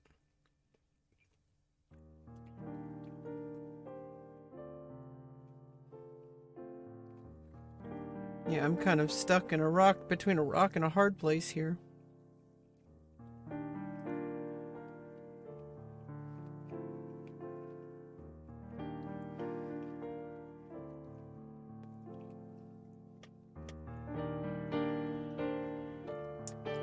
I think I'm gonna have to move my king out of the way.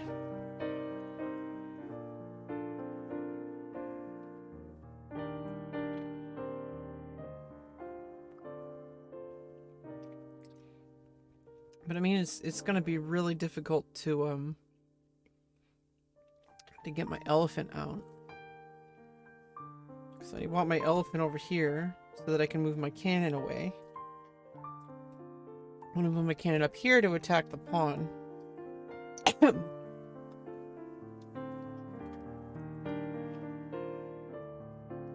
Pawn's easily defendable though. Black can just move the elephant up.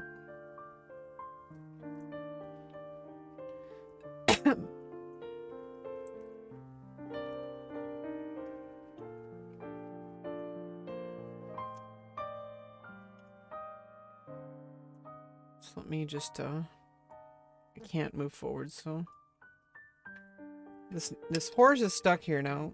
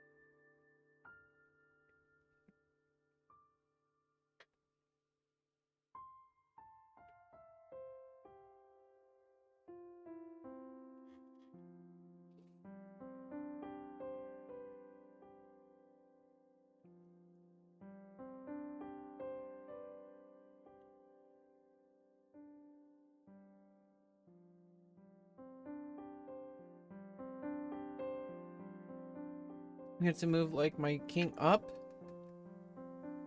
and then the elephant can come over, and then I can move my cannon off of the third rank.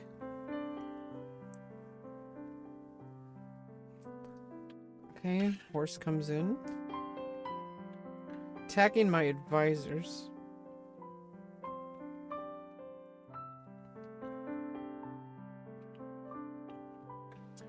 Okay, I think it's first I have to defend the advisor.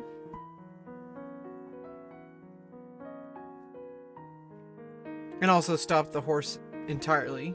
The cannon can take, but you would lose the cannon. Also defended by the king. Okay, pawn crosses the river. I need to move my king up. And now I'm attacking the horse twice.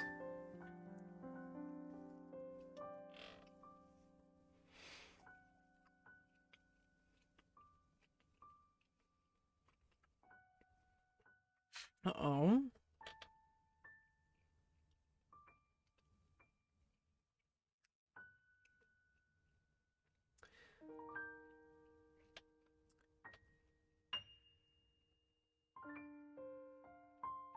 Yeah, this is gonna get really...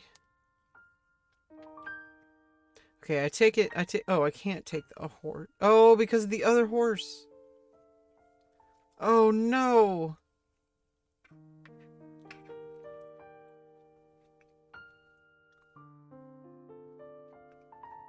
Okay, I can defend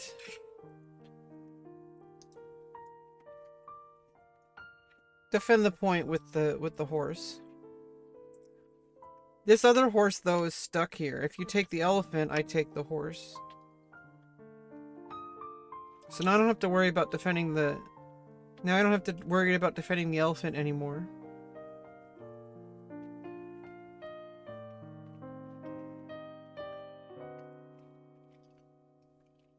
Okay.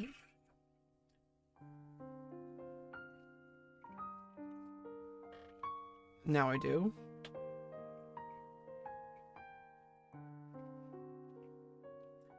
Okay, and then I bring in... Oh god.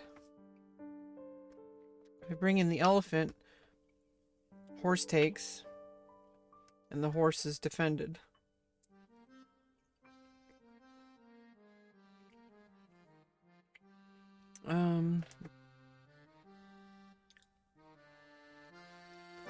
Let me just,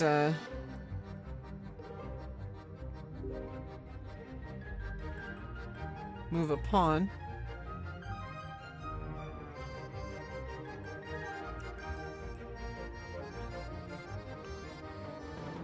Cannon comes in, attacks the horse. Oh, now I have a spot for my horse, though.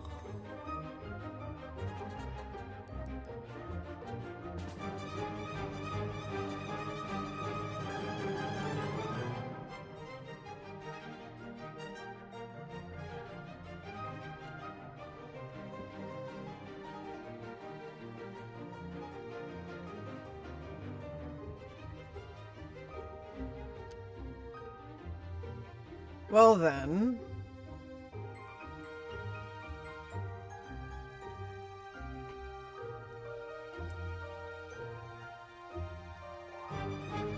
Well now... I can take the cannon. Because the horse moved.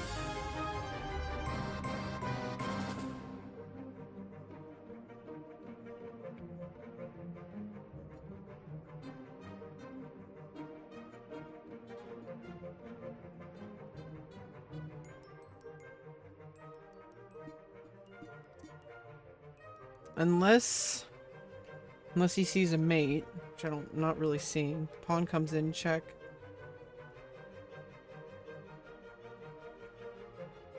Advisor's blocking the horse, so I can have this check.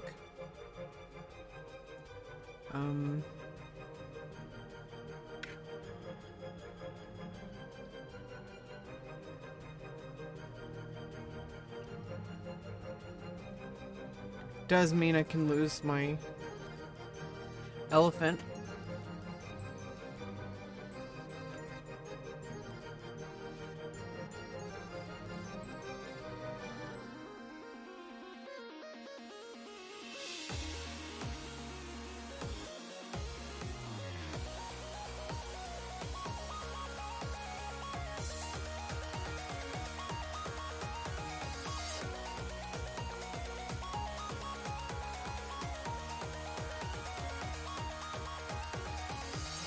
Check.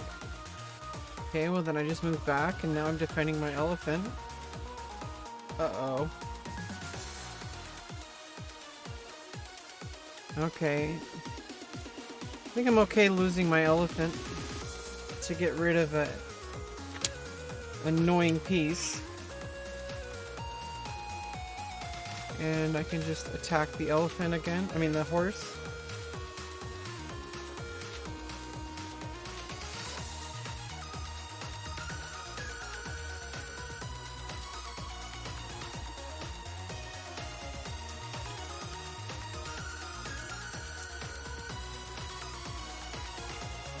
I can't bring the elephant anywhere. If I bring it up here, pawn will take. If I bring over here, it's blocked by the horse. So if I bring the advisor back, bring the king over here to attack the horse, horse has to move.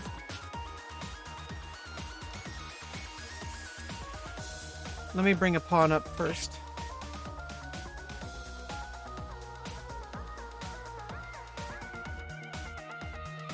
And I can probably get my horse into the game.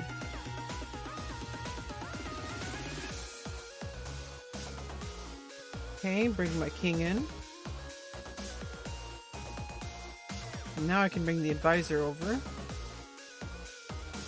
Let me bring my horse.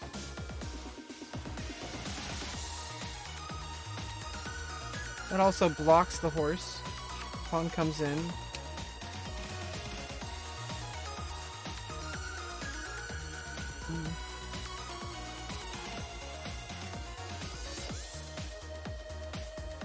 Yeah, I should try to block. Yeah, I should move the horse. Because that blocks both entry points. Yeah, pawn comes in no matter which way you go. This way. If you go over here, take the cannon, so that pawn's pretty much stuck. Okay, let me bring the advisor back. Oh, but if you move this way, I have to move the horse over here before I can move the king in because of the central king.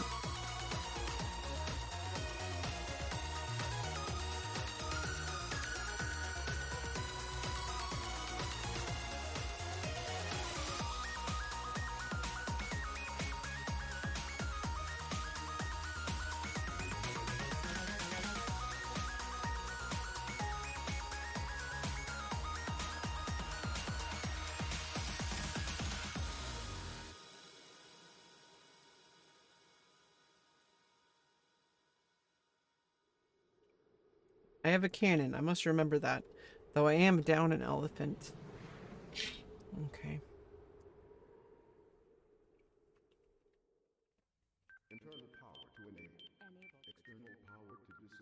Problem is if I try to attack the horse, pawn can then check. Well, then I take the horse. Might be a little risky. I might be risking some pawn advancement. I think it's fine to attack the horse.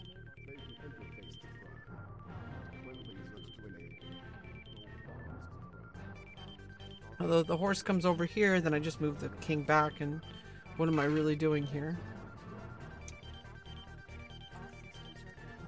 Well, let me just move back then. Get rid of the check. Oh no, the check's no longer available because of the advisor. What am I thinking?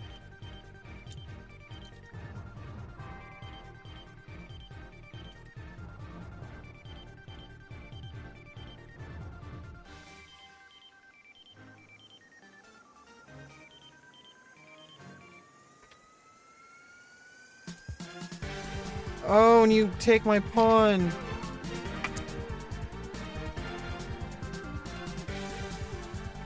I really screwed up here.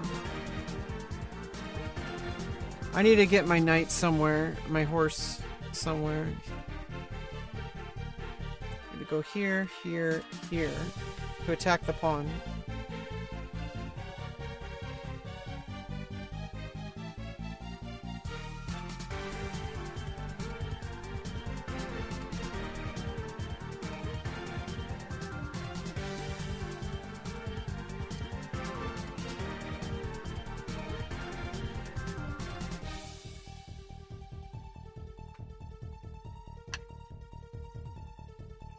Okay.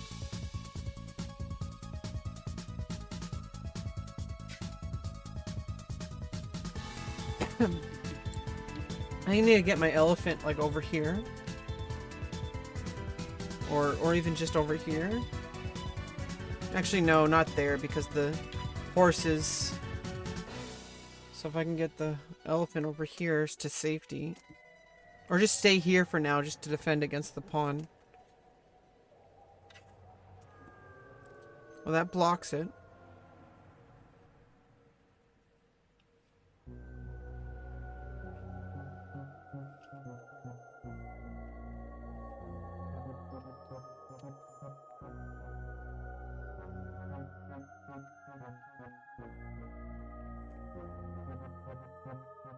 Really no other plan.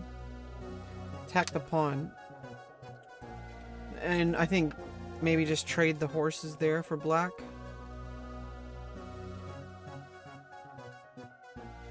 Oh, taking my cannon. What am I doing? How did I not see that? With check. Oh no. Well, no. Oh no, my only advantage. Now the pawn can come over here. Or do that with another check.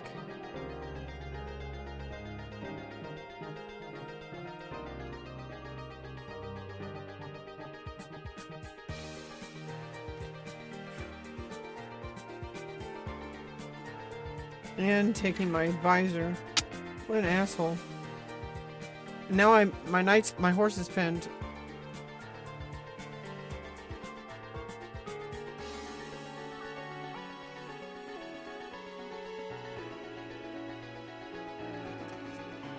Attack the horse. And I forgot my elephant is really kind of stuck defending against the pawn.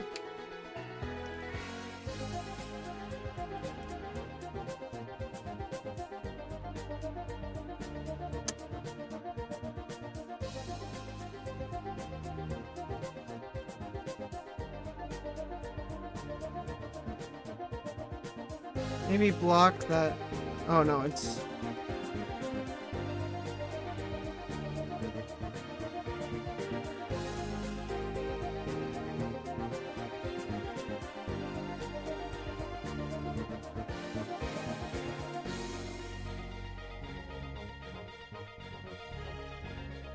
Jesus Christ.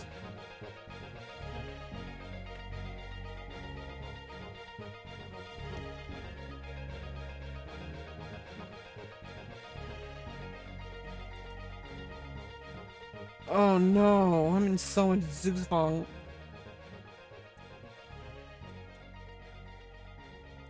This is terrible. I have to sacrifice a horse. I think that's all I can really think about doing. For a pawn.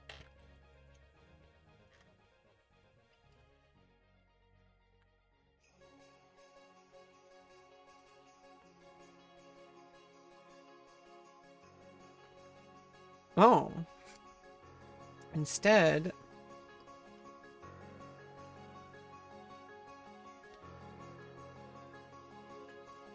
there's going to be a reveal check after this horse moves. Double check.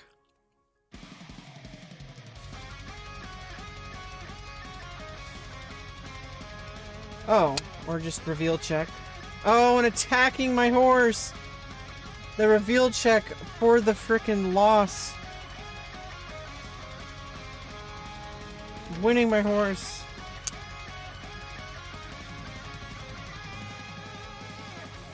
Just move my advisor randomly. Elephant's also under attack. I should have moved my... Oh, if I move my elephant back, pawn comes in. But if I don't move it, then I lose the elephant. Okay, pawn comes in.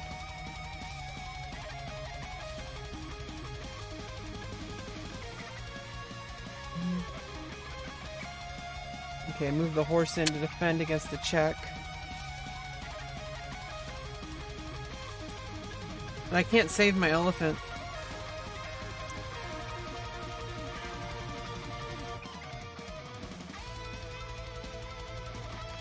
Oh, or check this way. Attacking my advisor.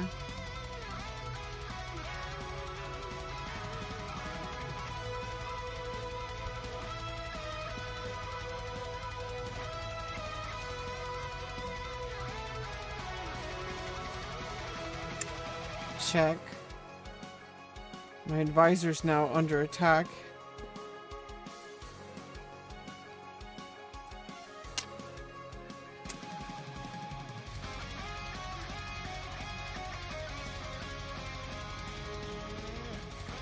Now I'm in like total zugzwang.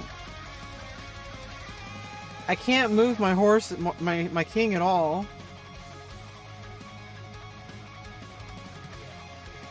Because of the horses.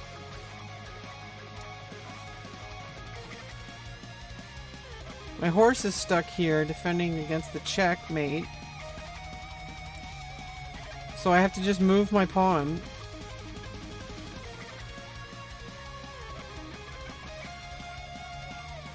Check.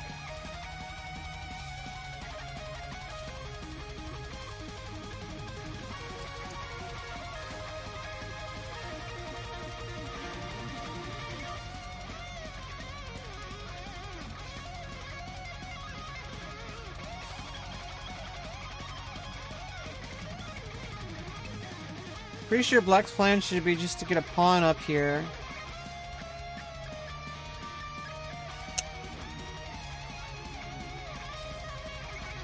Well, now I have a passed pawn. But my horse is gone.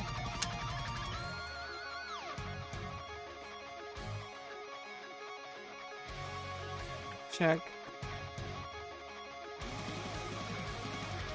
I can't take because of the horse. Check.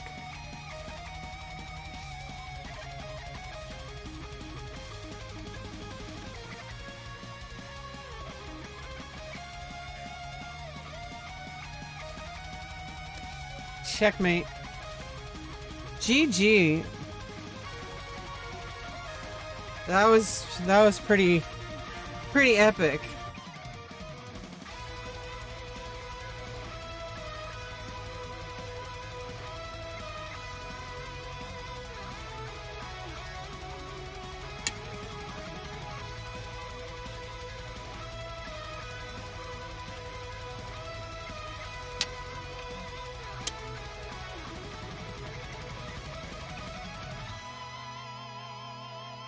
You couldn't find mate?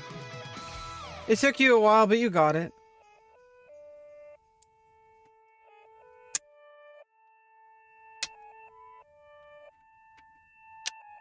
Oh no, I think it's switching, right? Would you want to play another game?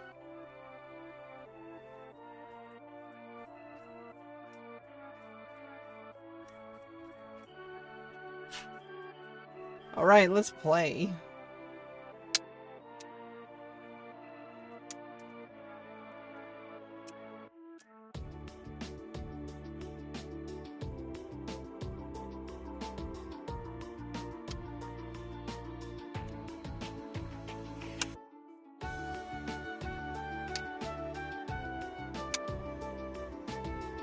Okay, horse, I'm gonna start with the cannon.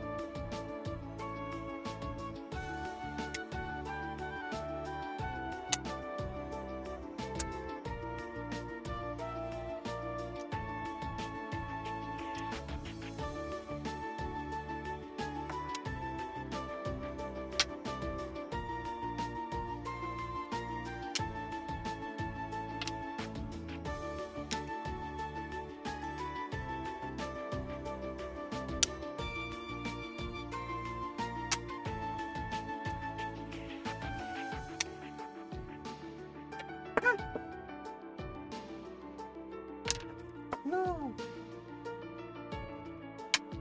Don't drop all the pieces. Don't drop all the pieces. You don't want to fall to pieces. Okay. Just start with the horse move, and then cannon, central cannon, another central cannon by red. And I'm just going to go forward with a pawn move here to stop that horse from unblocking itself. Meow, meow, meow, meow, meow, meow,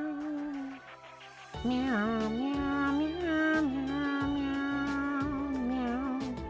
Meow, meow, meow, meow, meow, meow. Meow, meow, meow, meow, meow, meow. Meow, meow, meow, meow. Okie dokie, now I can't unblock this horse this way, but I'm gonna develop to the side here. Although, should I do that? No, let's develop the horse. Get the rook activated. Did you get your bottom surgery yet? No, that's not till next year, unfortunately. But we're working on it, Osiris Hearts.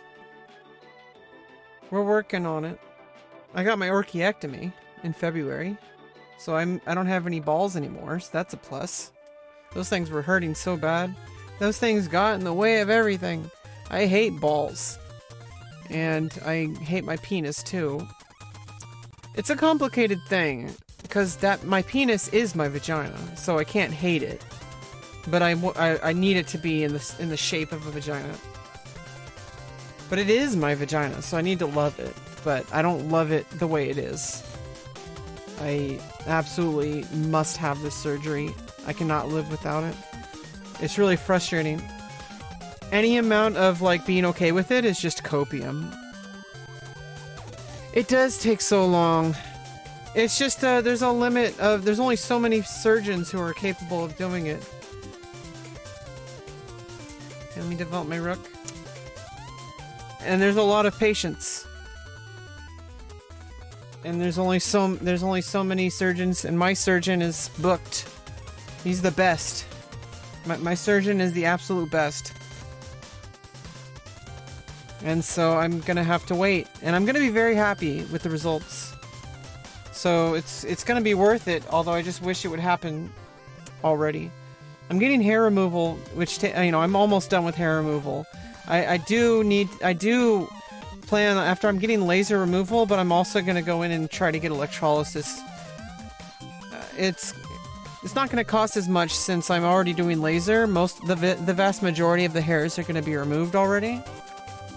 It's just gonna get the last, like, straggling ones, the ones that the laser can't remove. So it might not cost a ton. It's still gonna cost money though. It's frustrating. Oh, my ability to have a life worth living is gate-kept by money. And I'm just glad that my insurance covers the surgery at all.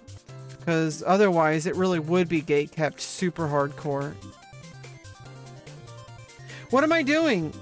My cannon. What am I doing? For some reason I thought my cannon was defended. What am I doing?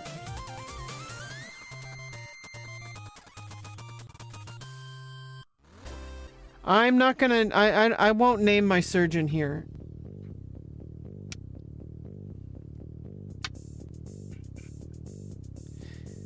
Yeah, the technology has definitely come a long way. I just gave up my cannon. I'm gonna resign. Let me challenge you again as black. Wait.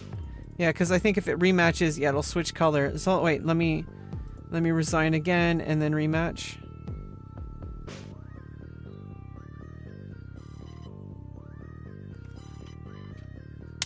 So that I can play the black pieces again.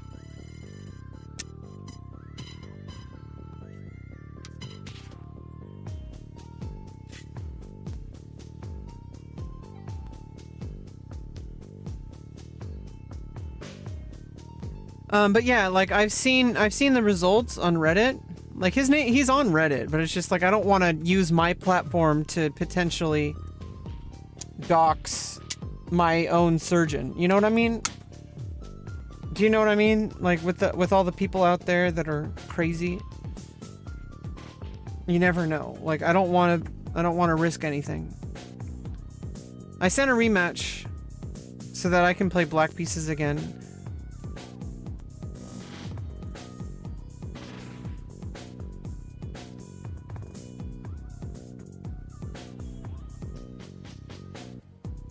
There we go.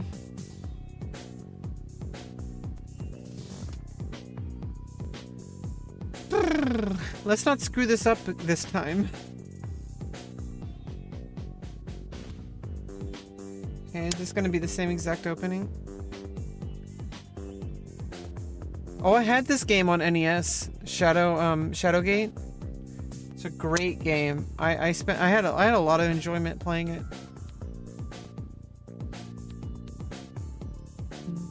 Develop the horse. This isn't the same opening. Horse, of course.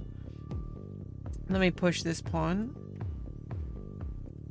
Help with my development on the left side. Push the pawn, kind of hinder my development a little bit. Move the rook over. Rook comes over. Okay, now my cannon's under attack. But if I put the horse here, it's defended by the other cannon.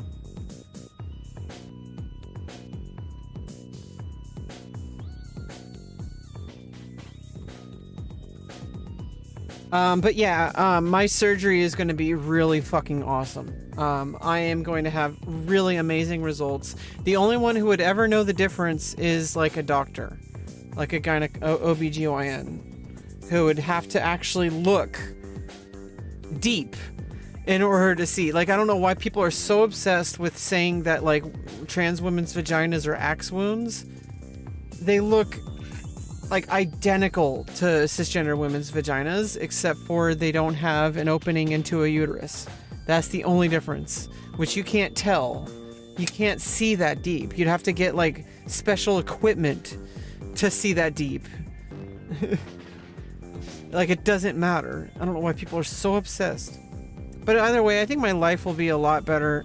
I'll be a lot happier in my own body, first of all. And I think it'll just make things easier, because as much as it's totally valid to be a woman with a penis, I don't want to be a woman with a penis. I want to be a woman with a vagina, okay? It just makes things so much easier. There'll be no accidental boners. You know, like, you know, it's just embarrassing, you know, when you get accidental boners. I don't get accidental boners, but, you know, you never know. Like, also, I don't really feel comfortable going in public women's spaces. I usually, like, stay private. Because it's like, I don't feel comfortable, even though it's perfectly valid to be a woman with a penis. I don't feel comfortable having my penis around other women in a public space.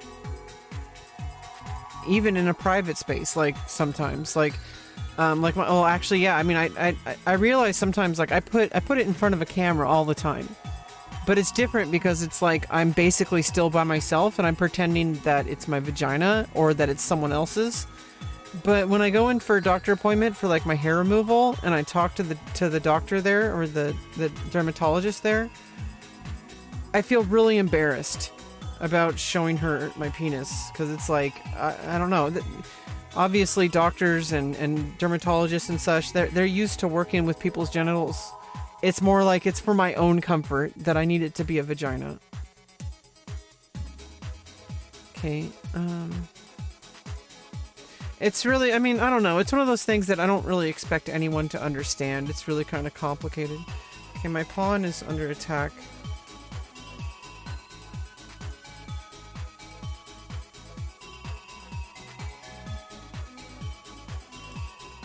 I think I can move my cannon up, and it defends it.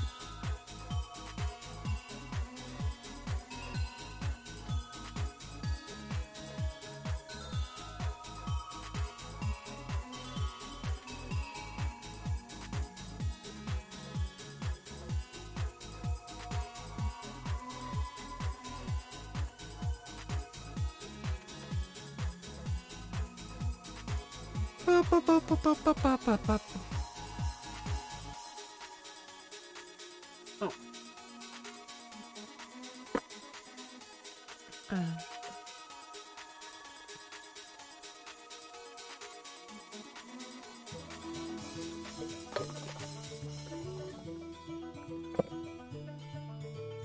Gotta remember to brush my teeth. I'm gonna have to get, like, my wisdom tooth removed and a crown on one of my teeth, because I just am stupid and didn't take care of my dental oral hygiene.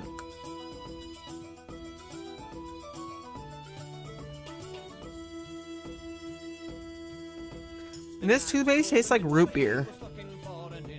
The Pepsodent.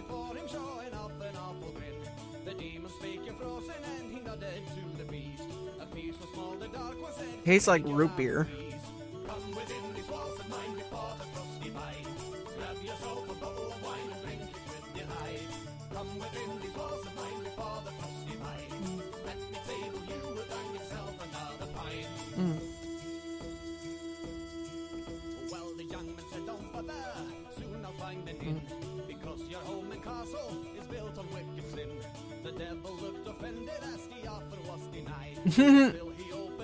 Root beer tastes like toothpaste.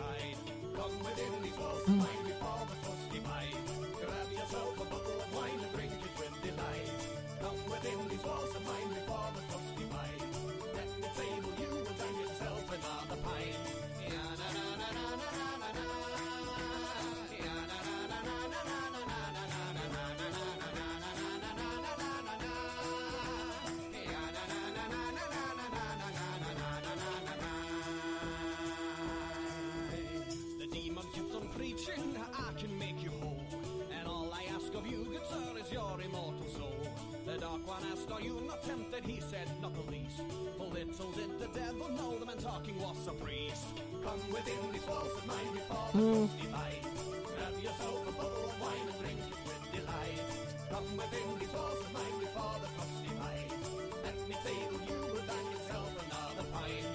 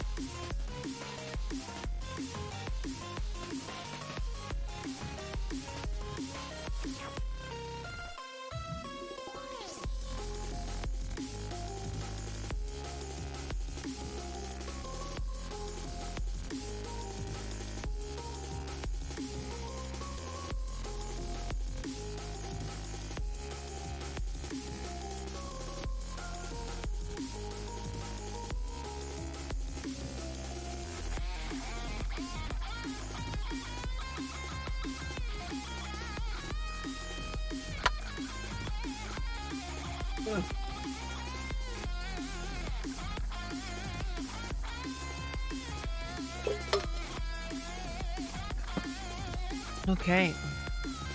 I did it. I brushed my teeth. I brushed my teeth twice a day now, which was not what I was doing before. Sometimes I would even not brush at all.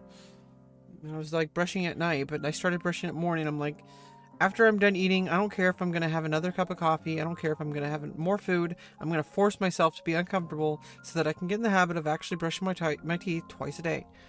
Because like the problem is that like if I don't, I'll just keep delaying it because I'm like, oh well, I'm gonna have another cup of coffee, or I'm gonna have something to eat soon, and it's like, dude, just eat it and then have the coffee. I don't care, like,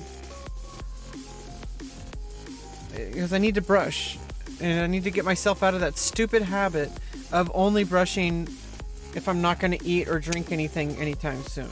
Like, I need to get out of my comfort zone with that. Coffee, coffee, coffee, coffee. Yeah, exactly.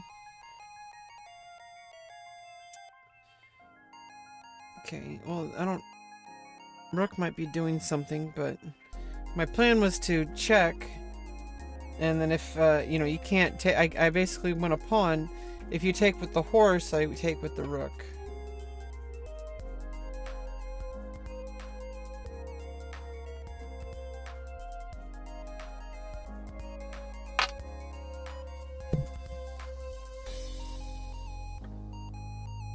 I guess a cannon... I guess a... Oh, actually, no, you could take with the horse and you get a cannon. I get a pawn and a horse for a cannon. Drink Dunkin' Donuts kind of the best. I know you said that earlier, David.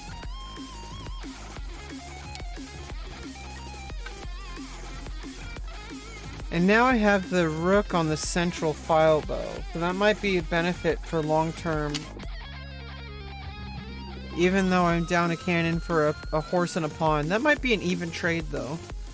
So even then, getting the cannon on the central file, getting the rook on the central file for the cost of a cannon, to get the rook on the central file, a horse, and a pawn.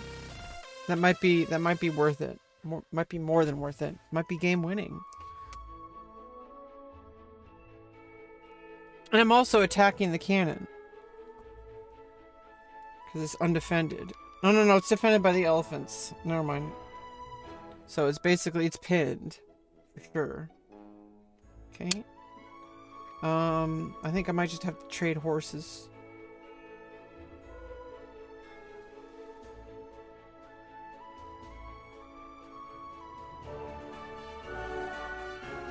Yeah, I'm gonna have to trade horses. And then rook takes. Attacking pawns.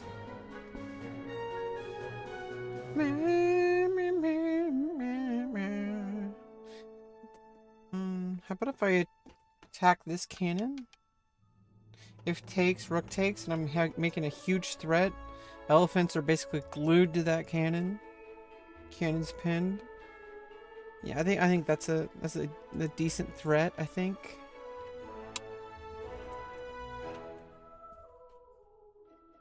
I think it might be a decent threat. It's at least a plan, which is better than no plan. At least I got a plan. And that goes for my real life too. I need to stop being so hard on myself. I have an actual plan. Like, most people can't say that. They're like, oh, I'm just wandering through life. I don't care. People my age especially. Like, they went to college so fucking hard, and then they got this crazy job that everybody wants, but they don't. They're like, I hate this. They're like, I hate my life. Like, why did I work so hard just to get drudgery?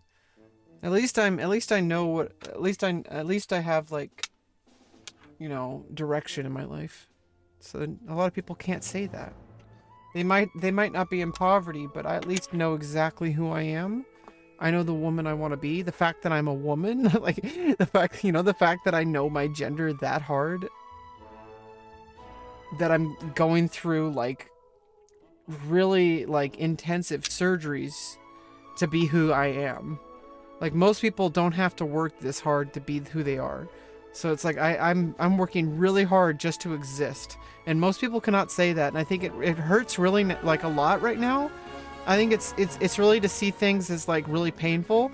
But I mean, I guess, you know, it comes at a price, but it's also pays off. Have you met any people who went to school with? I met a couple of people I went to school with. Back in like high school, I reached out to a couple of people reached out to me. I haven't actually met. There's a person I've been kind of texting back and forth for like a year now, but that person, I don't want to dox that person. But that person, me and her haven't actually met like in person since high school, and I didn't even really know her in high school, so it's like kind of funny. Like, we keep talking back and forth, but we still haven't been able to meet, like, just to have lunch. Like, it's kind of sucks. Like, I really want to meet her, and, you know, she's been really nice to me. She's been a good friend. Even just to be there as somebody to call and talk to.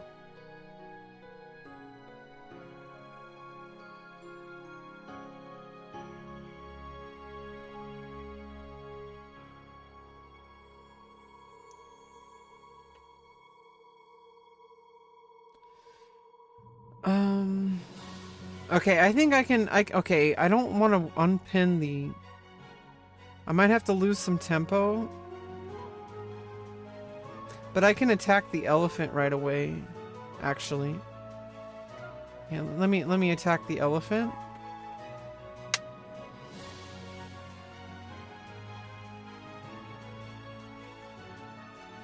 And if the elephant moves, I can actually attack it again, but I don't know. It doesn't really accomplish much, I don't think. Oh no, my horse! What am I thinking? Why did I not see that? What am I thinking?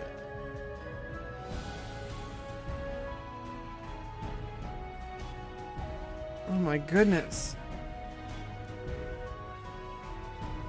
You just got an email from your former employer? You want to do an exit interview? Should I reveal some sexual inappropriate behavior I'd seen happen that an operational manager had committed? I mean, I don't know. It's up to you. I mean, I don't know why you're asking me. You should definitely report everything that's inappropriate. You should definitely do that. But they're probably not gonna, like... It's not funny. Like, sexual inappropriate behavior is not funny. It's serious.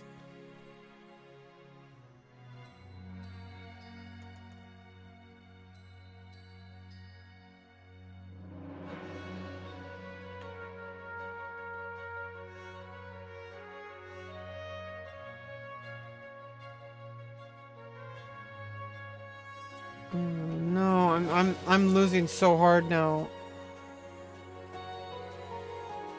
I really screwed up. I forgot about the horse. Well, let me take the elephant at least. I screwed up so bad.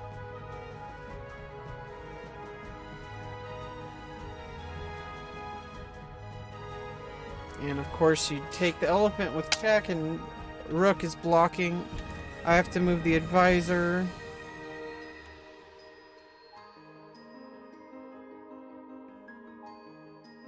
I am so boned. Yeah, it's strange that you're asking you to do an exit interview. Is that normal? That sounds like a normal thing that people do. Chopper makes the second hardest thing all month. I have no idea what that means, dear lover, but welcome. Chopper makes the second hardest thing. What? What? What? What, dear lover? No, not November. Oh, no, not November.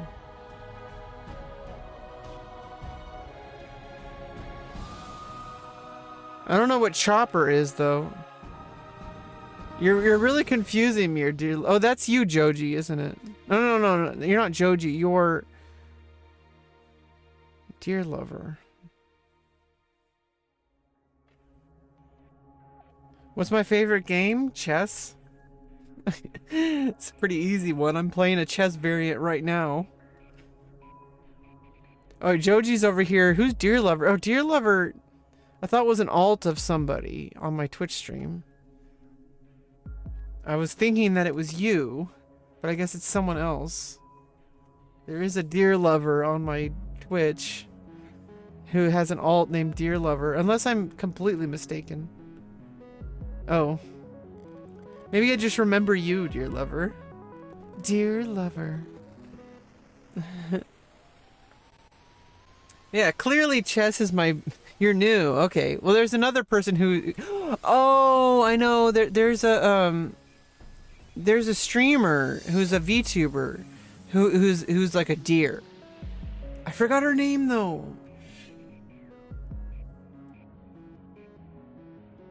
How am I forgetting my own viewers? I'm forgetting my own viewers.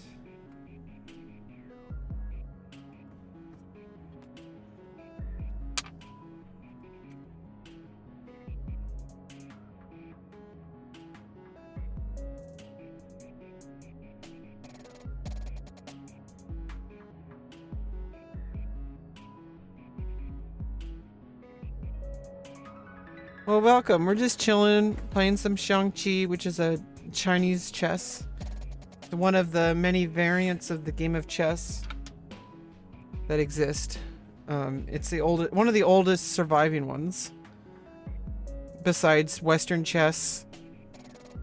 Actually, I mean, it's older than modern chess. It's as old as Chaturanga, which is the original game that Western chess is based on. So it came around the same time as Chaturanga. So I would say it's probably the oldest surviving chess variant. Because Western chess is not the original Chaturanga. Western chess is a variant of Chaturanga that came out about 500 years ago. Chaturanga came about 1,000 years ago, and so did XiangQi. Okay, well, I'm gonna have to push this pawn.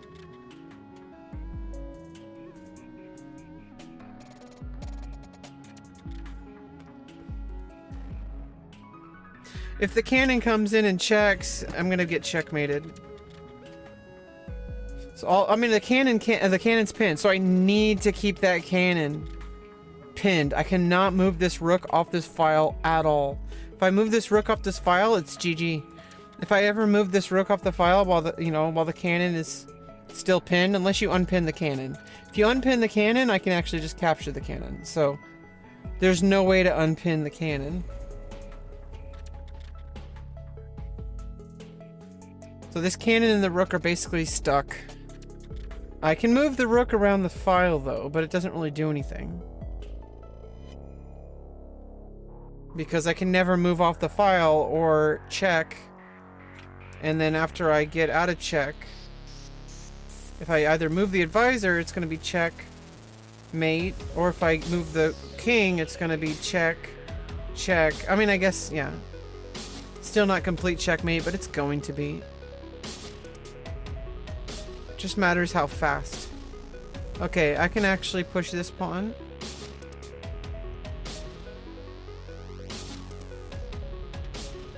I might have to sacrifice this rook to get the elephant.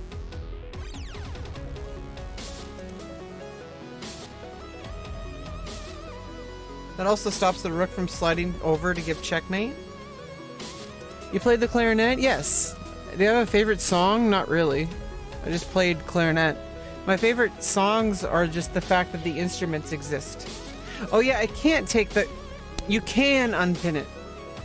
Because I just take... You take with the elephant, so I have to sacrifice a rook just to stay in the game at all. If I want to have any chances. But now it's unpinned, so now you can deliver check. And I'm boned.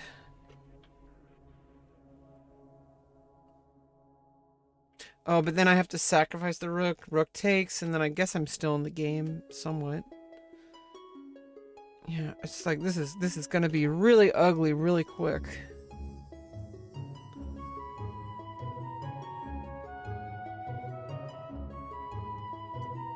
I also play flute. I play clarinet. I play saxophones. I play you know, I can even play some piano. I'm gonna have to take...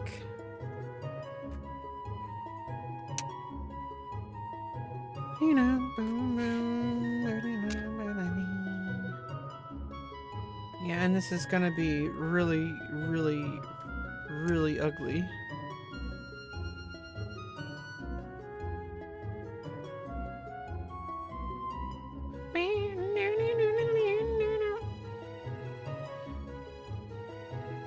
Okay, I'm gonna have to come over here to stop the checkmate. Or stop the check, at least.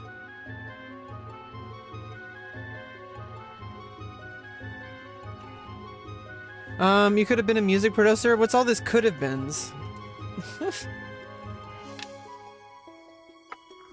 I am who I am. There's no changing that. All this like, oh, you could have been a doctor. You could have been like, no. You are who you are. Like, it's not...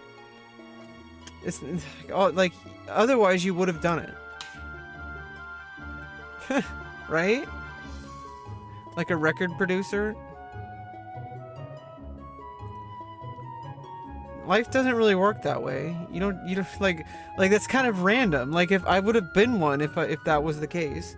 I didn't practice music hard enough to be a professional musician. Check.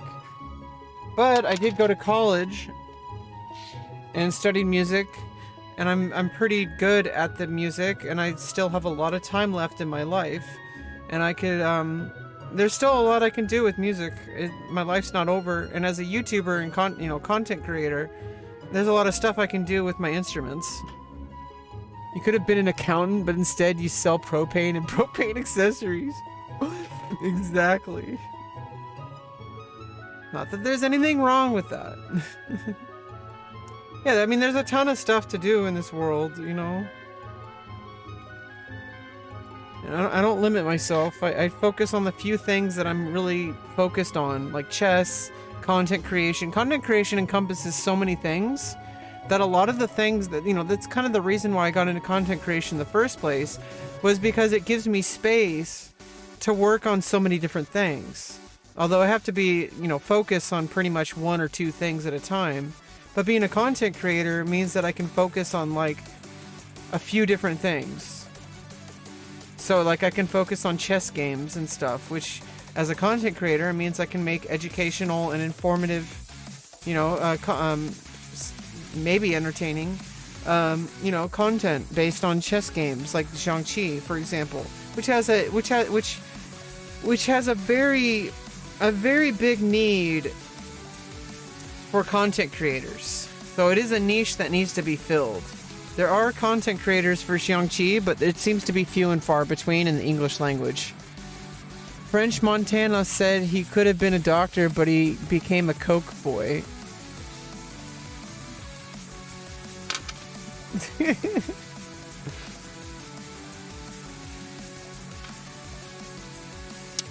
You know, there's very few people who are content creators for XiangQi.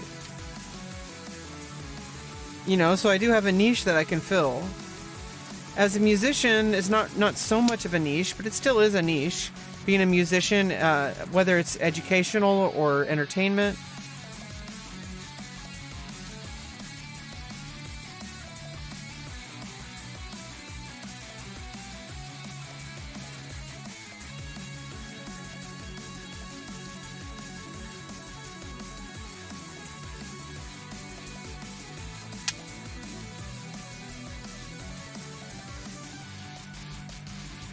French Montana is a rapper? No. There's a lot of people I don't know about. I'm sorry. There's a lot of people on this planet. I don't know if you knew that. I can't possibly know every single person just because they're famous.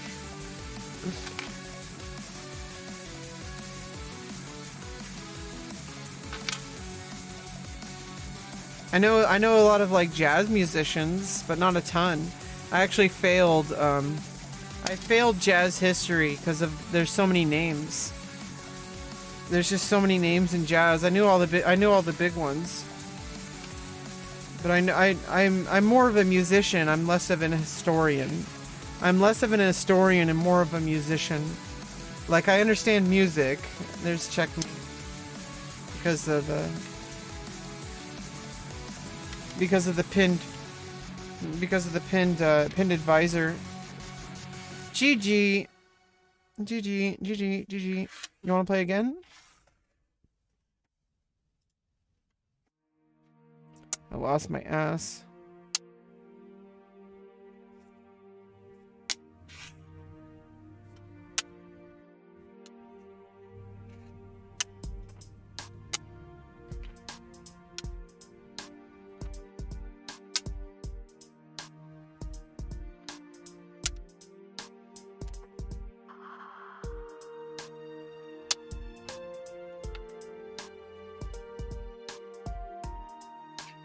I just gotta play as many games as possible. It's why, like, if I'm gonna be a content creator for XiangQi, I'm gonna have to practice a lot. So we're gonna do a lot of practicing on stream. Well, good night. Thank you so much for the game, Giant Blitz.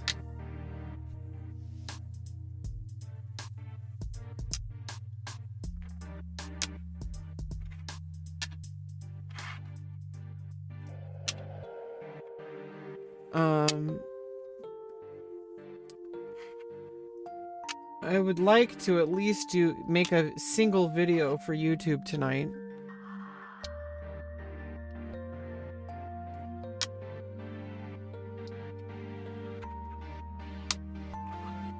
If at all possible. Yeah, lurk around. I'm gonna focus on making a video right now. I'm gonna keep the music. I always thought it's really uncomfortable when there's no music.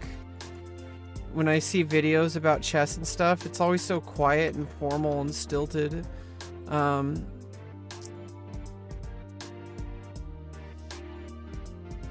Okay, let me put a marker here. I forgot to put a marker at the first part, but I'll find it. Because I gotta set up the board state back to where it was. Okay.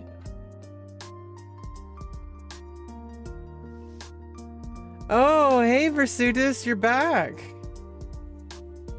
Yeah, I'm just finishing up the YouTube video before I end the stream. If you want to play, we can play before I finish up this YouTube video. Because I was gonna make a YouTube video really quick. Going through this game that I was looking. It was Liu Dahun versus XiangQi.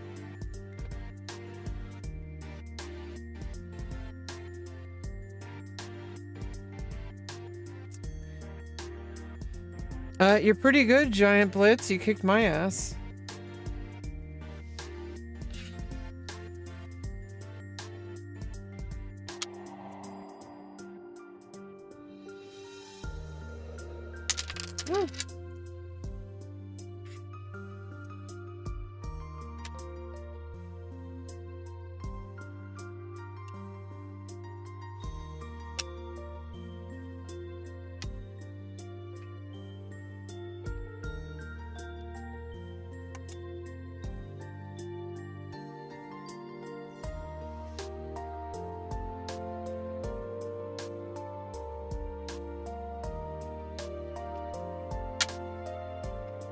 Okay, both cannons are off, and both no, one cannon and one both sides are down a cannon and a rook in this current board state.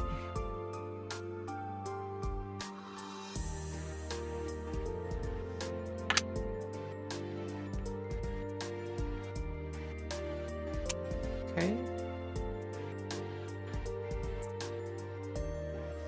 You had a complex mate? Oh wow.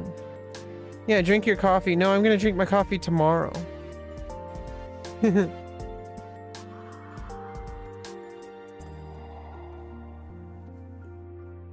Alright, so let me just finish through this game and then I'll have to somehow highlight and cut together this video. It's really low effort, super low effort content, okay? But at least it's content. Okay, so at least I'm trying. Okay, so here we had previous move was elephant 3 plus 5. Coming in and connecting the elephants. Its position seems, the position right now seems pretty solid for both sides. Horse is, you know, I would say that red probably wants to move their horse forward again, because after the trade of the rooks, you know, you do have a little bit less development. Rook is on the file. Red could also try to do the same thing to black, trading right now, or open up the position right here for the horse. The horse is still going to have to come back if you allow the trade. So I think red's best option is probably to trade the rooks right here. But red instead chooses to push the pawn here. I guess kind of long-term trying to do this. I guess long-term it doesn't particularly matter if the rooks are off the board. It doesn't particularly matter if you lose a little bit development for the horses.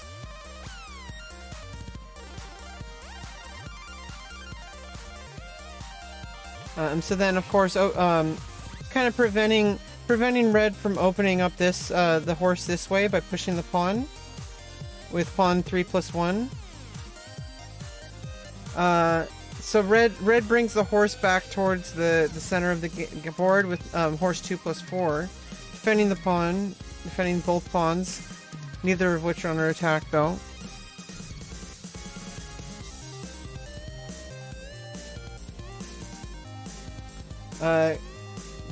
Cannon 3 plus 4.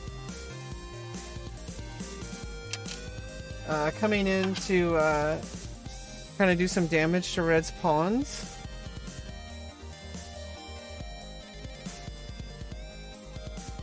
But red does the counterattack there with capturing the pawn over here with cannon 3.9. And then cannon 3.4. Not really sure what the idea here is. Maybe thinking of coming back. Oh! Yeah, blocking the elephant. So cannon 3.4 blocking the elephant. Because now since there's no longer a pawn here, black is now free to push the pawn. If red really wanted to, they could either attack the cannon or attack or defend the pawn.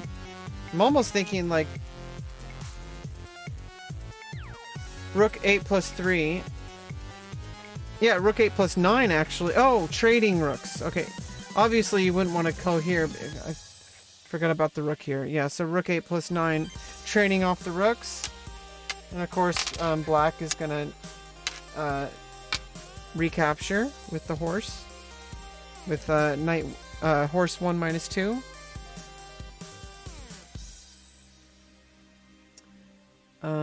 Then red plays cannon 9.3, pinning the horse. I think that's a really powerful move right there. Pins the horse. Black's gonna have to move the advisor away or move the king forward, just in order to get rid of the pin for the horse. So I think that's a huge tempo right there. That's a bunch of tempo for red. So either I think the advisor, I think advisor 4 plus 5. I think. Oh no. Black plays king 5 plus 1. Okay, so now what to do for red? Elephant's still blocked. So maybe moving the horse over, you know, horse 7 plus 9. Horse 7 plus 9 to guard against the pawn moving forward. To guard against, to guard against pawn 3 plus 1. Let's see what happens. Okay, so here we go. Instead, attacking a bit more direct. Attacking the cannon with horse 7 plus 8 instead of horse 7 plus 9. Horse 7 plus 8 attacks the cannon.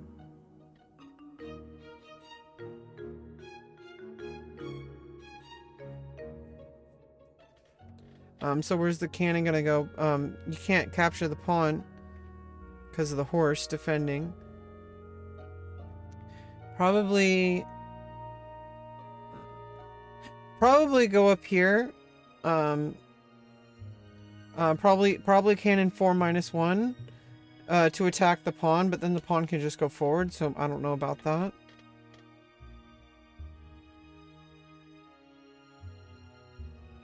Maybe there's kind of an esoteric idea here. If you play cannon 4 plus 2, it kind of pins.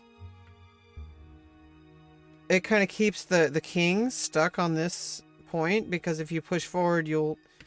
I mean, I guess that's not esoteric at all. So I mean, unless you brought the king over here, with king 5.6. King 5.6. Then you could, like, if you play king 5.6, then play cannon 4 plus 2. Like, it would pin the, like, that's very esoteric, okay? So I don't think that's the plan. Cannon is under attack. I think, like, the only thing that really keeps pressure is if you move the cannon 4 minus 1. Oh, no, you move the pawn instead. Oh, obviously, that's way better, because that gets the goal of what the cannon was blocking the elephant in the first place. I keep forgetting, like, you can actually move the pawn forward. Not only does it move your pawn advanced across the river, also blocks the horse.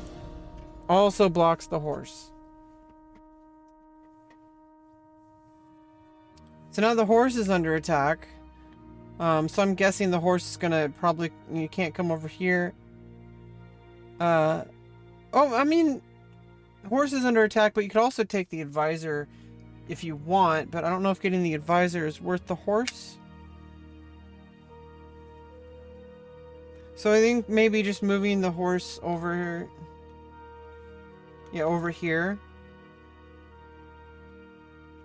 Horse 8 plus 7, I think is the move. Oh, it's horse 8 plus 9.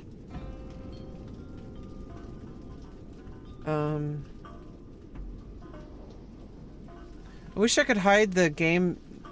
I wish I could hide the game information. Oh, I can. Okay. Because then I can guess the moves. Oh, never mind. It keeps me up to date. I guess what I can do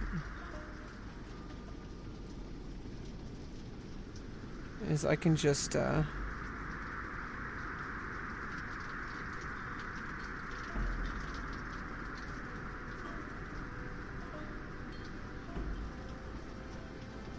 damn it. Oh, come on, stop.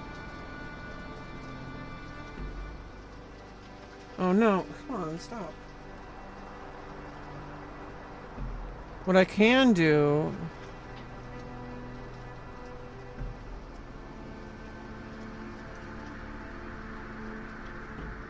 There, I'm gonna block the moves and just show the... Oh, come on. And just show the interface. Oh, come on! I didn't mean to move it over to my other window. There we go.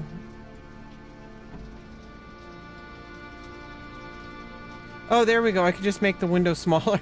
There we go. Okay.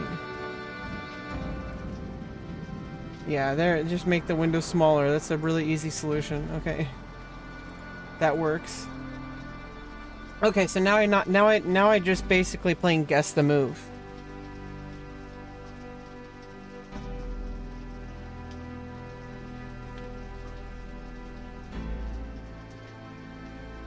Yeah, I mean that's why I'm practicing Versutis. Like I am an English speaker, but I'm not amazingly good at the game, but that's why I'm trying to improve. And as a content creator, that's one of the things that I can do, is I can work on my journey to improvement. And that's part of my my growth as a YouTuber.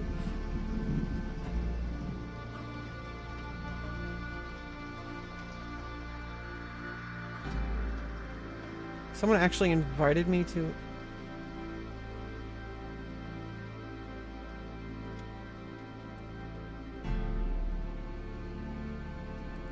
Okay. Let's see, if I'm playing red here, I mean, if I'm playing black here, then what am I gonna do with the horse and the pawn? I need to somehow get the pawn across the river. Maybe I can attack the pawn here? Or probably even better yet, probably play the horse here to attack both pawns, or just take the pawn here. Oh, the horse is guarding. So if I can attack twice, then I could, you know, take the pawn, horse takes, cannon takes. So I'm not sure how red would deal with that. So I think horse 3+4. Okay, so black's plays cannon 6.9, attacking the horse, and it's pinned to the cannon. So that's kind of a problem.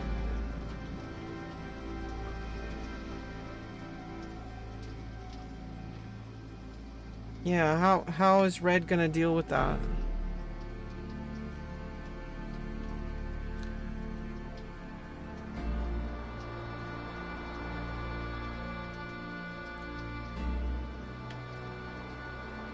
So if I save the horse, I lose a cannon. If I save the cannon, take the advisor. I think that might be the only option. Take the advisor and then lose the horse. But what are you gonna do with the cannon? Oh, and then you can attack the horse here, but then horse just comes forward, attacks the pawns. So I'm not really sure. But, I mean, what's the alternative? You can't defend... I mean, no. You can defend the... Okay, so I can defend... Okay, obviously. Defend the horse. Pawn 9+1. Oh. So I guess you just want to lose the cannon? Oh, it's check! I missed the check because I forgot the king's in the center here. Yeah, there's check. Oh, my God. Yeah, so then you get out of check... And then you win the cannon. But then I think horse takes horse, and then cannon takes cannon. So I lose a horse for a cannon. Okay, so I'm pretty sure. Horse 2+3. Okay, yeah, horse 2+3. And then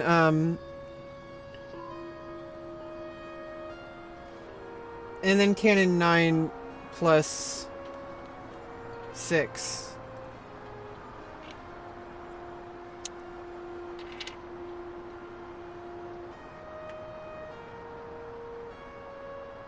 Oh, you have military stuff. That's epic.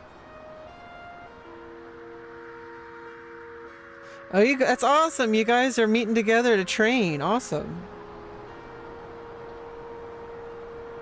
You sent your Elo.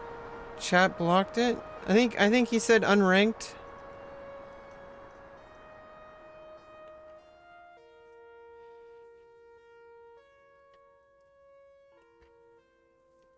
If you really want to play, I can. We can play Versutis, but if you gotta go, thank you for stopping by.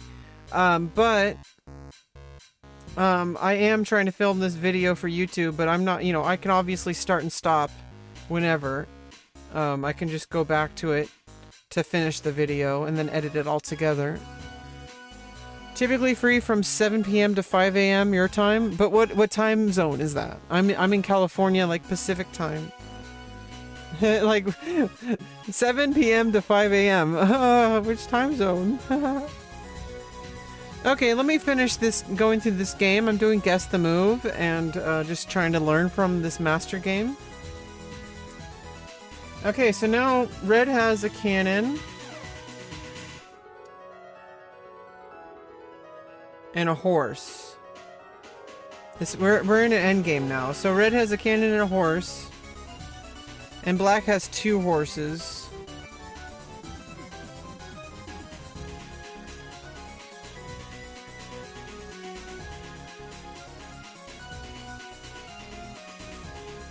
But no cannon.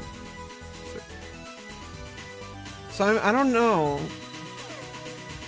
I don't know actually if this is even or not. Okay, like 1, 2, 3, 4 pawns. 1, 2, 3, 4 pawns, but one's across the river. Red's about to go across the river.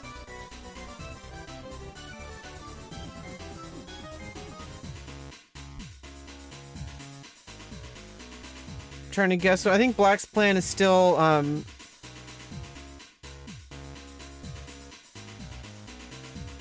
playing horse 3 plus 4 to attack the pawns. You would attack this pawn. Oh no, it's defended by the horse, but I don't know. I'm pretty sure horse 3 plus 4. Okay. Pushing the pawn.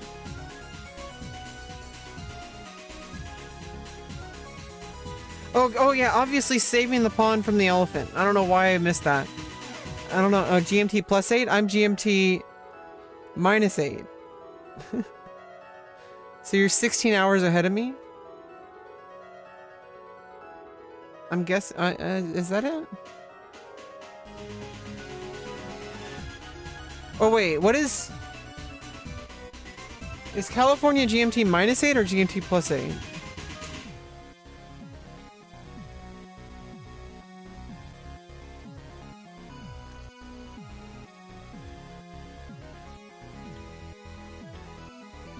Oh, you're in Malaysia. Yeah, 16 hours apart.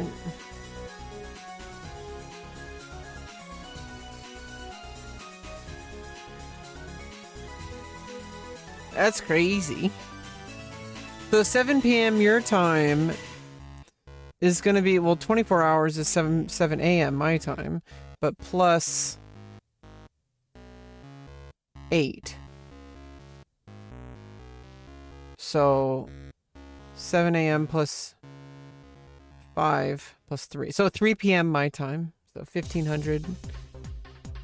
Ah, phew, that was some hard math. Like, that was some difficult math.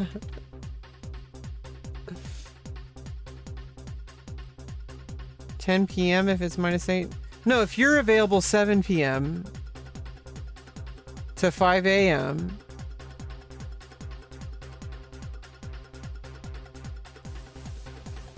then your time 7 p.m. would be my time. Wait. 24 hours would be... Okay. What am I doing? 24 hours would be 7 p.m. obviously. And then so just plus 8 from 7 p.m. Oh no, plus 16. Okay, so if you're GMT plus 8, I'm GMT minus 8. So 7 p.m.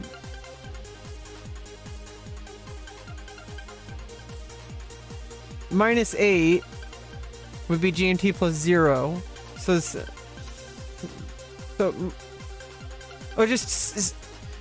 just do 7 p.m. plus 8.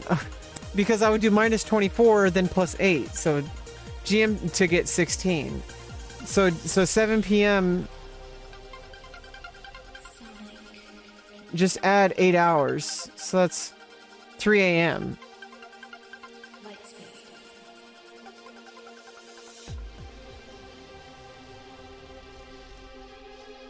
It's yeah, it's 11 p.m. right now. Oh, we do have daylight savings time now, though. I think that's tomorrow. Okay, so 3 a.m. is when you start, but then you're available till 5 a.m. So that means I'm gonna be available usually in the morning. I don't know. I don't know. I've been streaming this time lately, on the weekends. So I have stuff to do during the day. I do my I gotta make some money. You know, I have work, and then I will usually be on here like late afternoon for me to stream. But obviously, you know, you're always free to catch my YouTube videos whenever I upload them. I'm glad to already have a fan. I'm really happy and excited about my journey into XiangQi as a YouTuber and as a chess player. Okay, so weekends you're free no matter, like, pretty much all the time. That's good. I'm glad you're like my first comment on my video for XiangQi. Well, thank you. It's I'm basically just doing stuff on stream and then just editing it together. Making it as lazy as possible, trying to make content for this beautiful game. Hopefully, you know, over the next like year or two or longer, we'll see how much I can do to help the community and maybe even grow as a YouTuber. Maybe I can be the YouTuber, the English-speaking YouTuber for XiangQi. Who knows? Let's just take it one day at a time. Every single day is a new chance to learn and improve.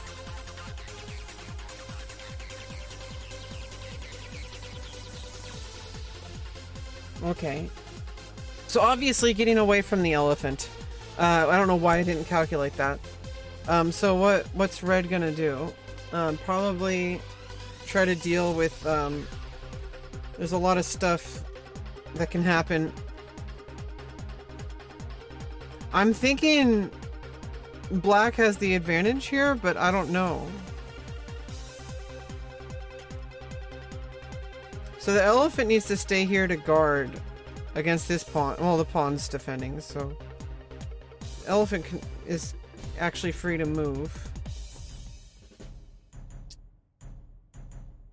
You might want to move the elephant here, but I mean, I don't know what the pawn will do way over here, but maybe if you move the king over and attack this, but all you have to do is just I mean, you'd win an elephant for a pawn, but either way, you don't even have to. You could just move the elephant away.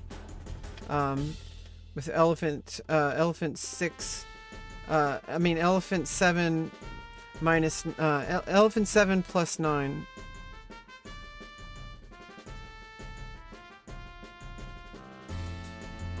So the only thing I can really think of is moving the pawn forward here, pawn 1 plus 1.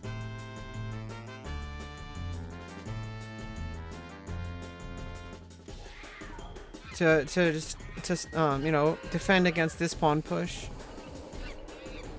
Oops. There's an elephant.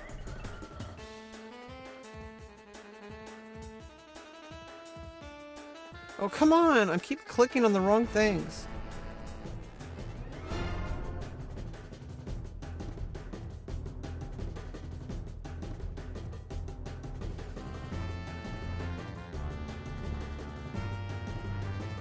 What is happening? Why is it teleporting way over there every time I click?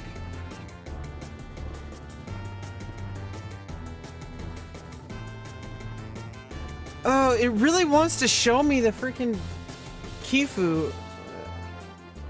I don't want to see it. I want to hide the next move. So I know how to do it.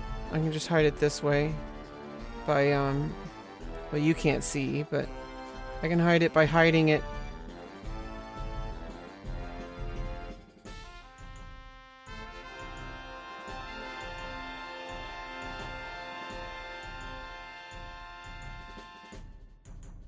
Okay, that works.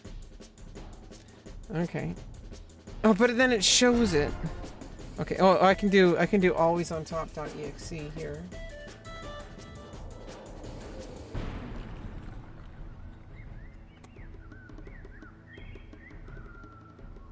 Okay, there we go. I solved the problem. Okay. You guys can't even see it. Okay, so instead, red decides to push, pawn 3+1.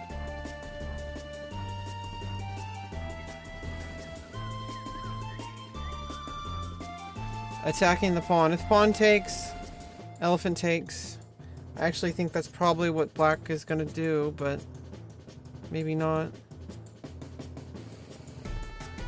Because why allow red to cross the river?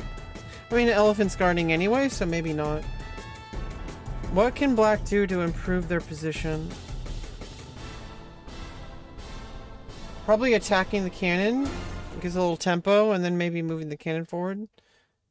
So I think cannon 3 plus 2 might be the answer.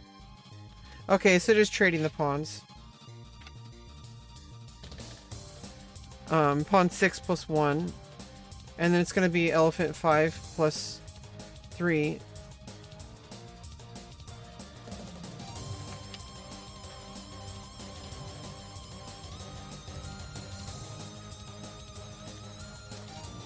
And I think, you know, now maybe horse 3 plus 2. Yep. That was the game. That was the text move. So where's the cannon gonna go? Maybe just cannon 9 minus 1 to get onto the third rank. Okay, cannon 9 minus 2. Probably to get to the fifth file, the central file, the fifth file, to attack the pawn here. The horse is guarding.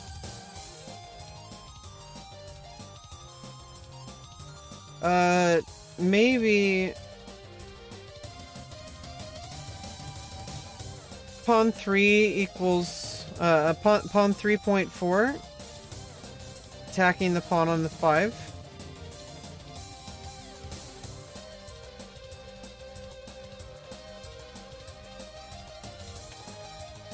Yep, that was the move. So I think just pawn 5 plus 1. Oh, no, just move the cannon. Cannon 9.5. I still think capturing the pawn is probably what... I don't know.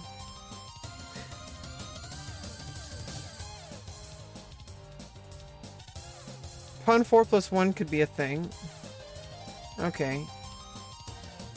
Horse 2 plus 4.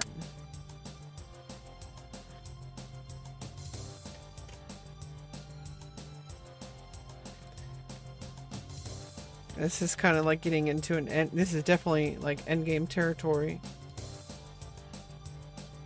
I think pawn 5 plus 1 to get out of attack range.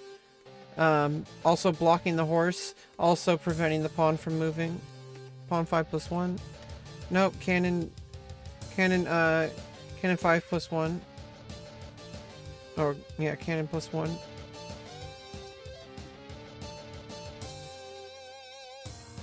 Not really sure. Oh, that unblocks the horse, so it prevents pawn 4 plus 1.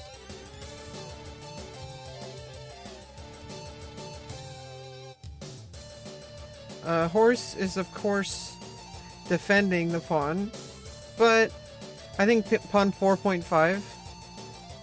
Okay, bring in horse 7 plus 6 to attack the pawn again. Because then after pawn 4.5, horse 4 plus 5, horse 6 plus 5.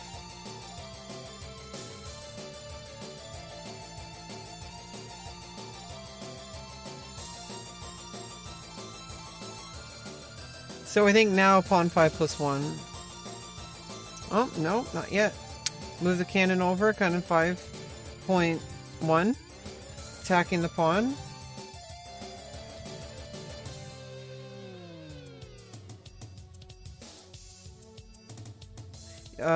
Could move the horse back to attack the cannon and defend the pawn. So I think horse 4 plus 2. No, okay, capture the pawn. Pawn 6.5.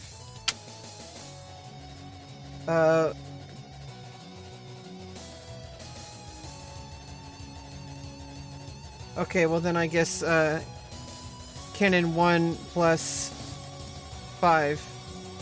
Oh, cannon 1 plus 4.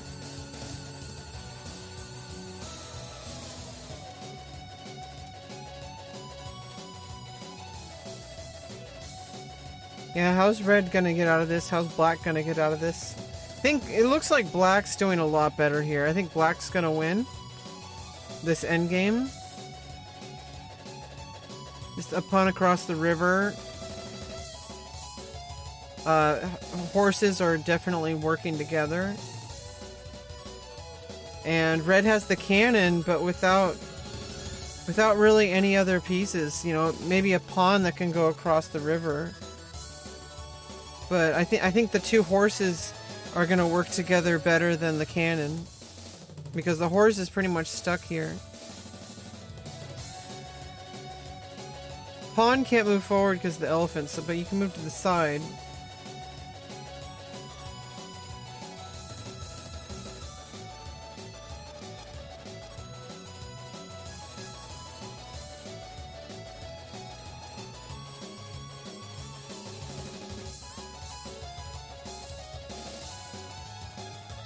Oh, maybe try to get another pawn across the river.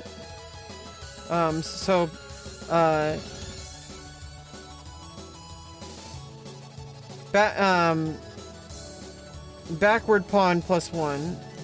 Or minus pawn plus 1. Or pawn minus plus 1. Okay, no. We got horse... horse 6 plus 8. Horse 6 plus 8 coming over here. Attacking. Threatening check. Oh, but then there's a horse here defending, so maybe threatening check this way. Horse has to come, king has to come forward.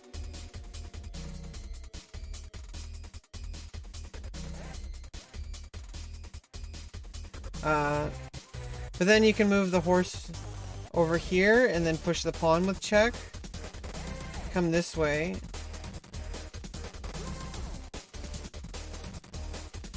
Horse can check again. I mean, pawn can check again. I don't know, and then it's a matter of marching the other pawn forward. So that's I think that's the idea, is to threaten check. But you could put the advisor in front. Then the pawn's gonna attack the advisor. You can get to sacrifice an advisor. I don't know, the elephant's guarding. Okay, so I think advisor 6 plus 5.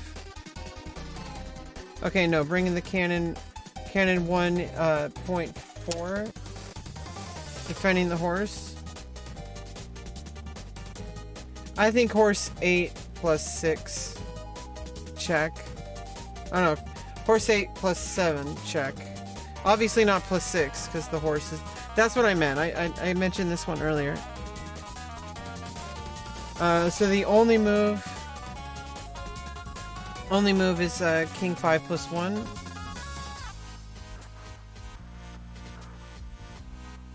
You're defending against the check, so but the elephants are guarding.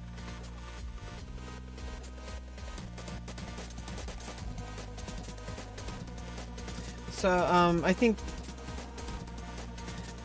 the other horse needs to come in. Horse 4 plus 6.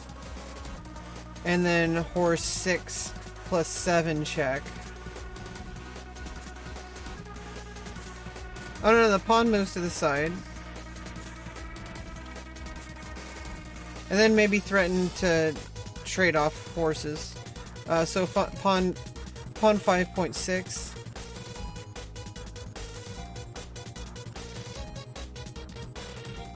I'm pretty sure red loses here.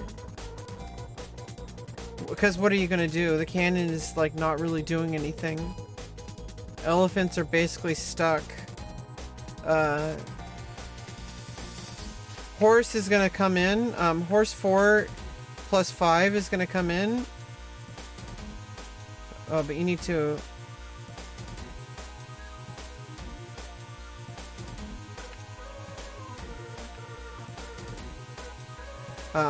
Horse 4 plus 6 is gonna come in. And then horse 6 plus 4, check.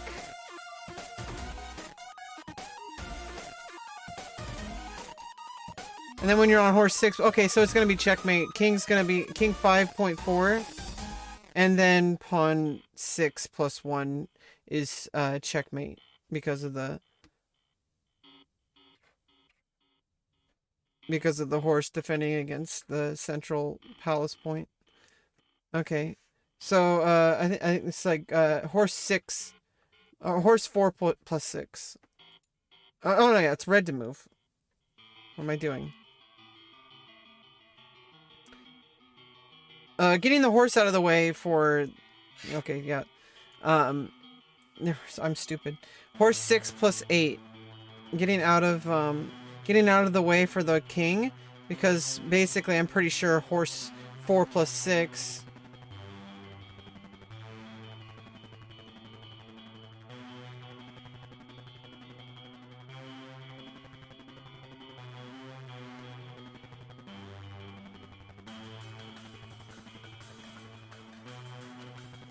Oh, but how am I gonna get the horse over here?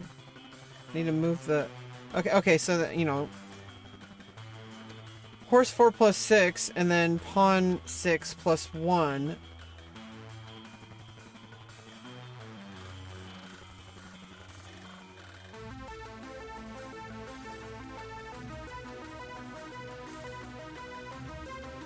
And then horse 6 plus 7, and then pawn 6.5, check, double check, king 5 minus 1 is not possible, so king 5.6.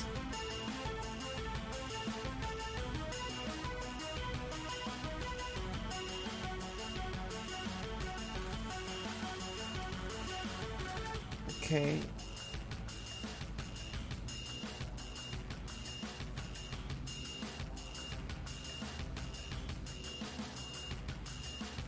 How's the horse gonna attack? You somehow checkmate. I'm pretty sure the horse gonna come over here. Horse 4 plus 6. Oh, that's not the move. So you're gonna push the pawn first. So pawn 6 plus 1 first is okay. It's guarding off the king's points from here. Threatening check. Then the king can come in and block the horse, so...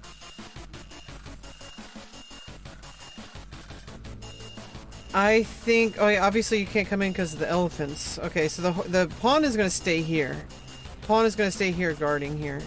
I think the horse is going to come in and attack the pawn. So I think... I think horse 2 plus 4. Oh, the elephant comes in. Elephant 3 minus 5.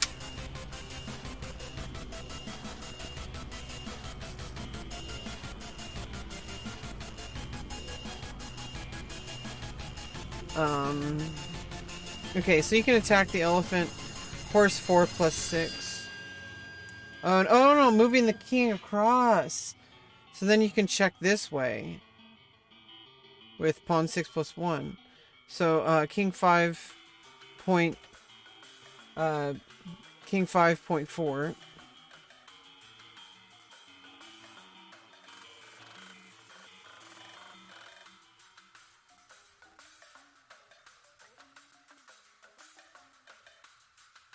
So I think then still putting the knight in front of, putting the horse in front of it so that you can then still...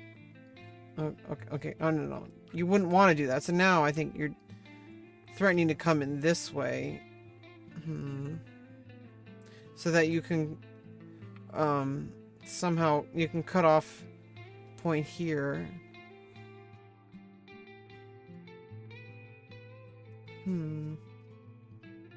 Okay, well, it's red to move. It's like horse 2 plus 4. Oh no, horse 2 plus 3. It defends the cannon, but what cannon's not even under attack. Black's not even worried about the cannon. Black's focused on the attack. Okay, so change the plan since the king is over here. I think the horse is going to come over to the right side. Okay, so I think you're going to come here and then check. Or yeah, so I think horse 4 or horse 6 plus 8. Or yeah, I've been calling this pawn 6. This is pawn 4. So I think horse 6 plus 8. Oh no, the pawn comes in. Pawn 4 plus 1, check. Can't capture because of the king. I don't think you'd want to do king 5 minus 1 because there's a... Oh, I guess you could capture and then it's also check. So, I mean, either way you're going to capture the advisor. So I think king 5.4. Okay, so you are going to allow that. King 5 minus 1. And I'm pretty sure the answer here is to check by pawn 4 plus 1, capturing the advisor. Okay. Check. Double check. Only move is king 5 minus 1.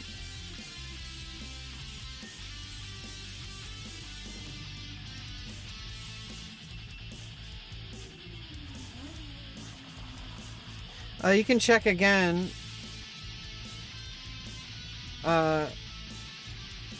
Horse 7 or horse 3 minus 4. Okay, instead advisor 4 plus 5. Not really sure what that's about.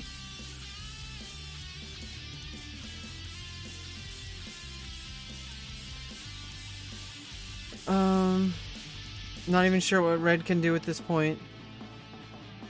Except resign. You're guarding the horse here, but...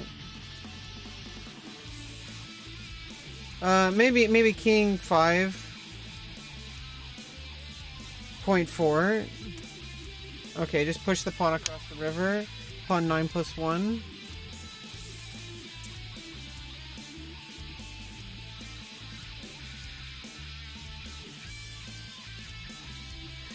Okay, so what I think you need to do is you need to play horse 4 plus 3. It guards off the king from coming to this point over here. And then you check, protected by the horse, with the pawn move here, with pawn 4.5. So horse 6 plus 7. Oh, you're gonna bring the other horse in with check. So horse 3 minus 4, check.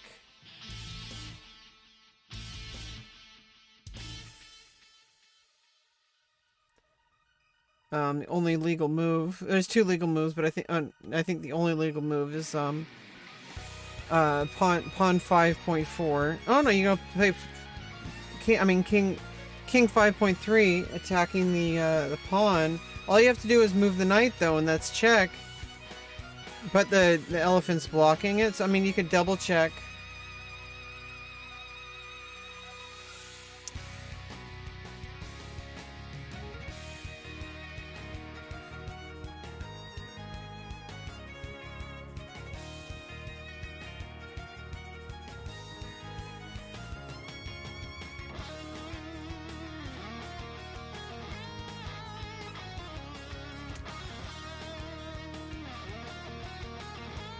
Maybe move the horse this way. Check. Check.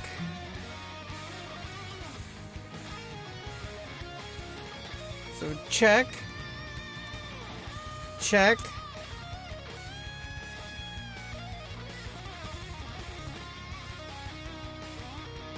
Check. Mate. Okay, so horse, check. King. Horse. Check. King. Checkmate. Okay, here we go. Yeah, so horse 4 -5, check. Oh no, you're gonna instead capture the elephant. Okay.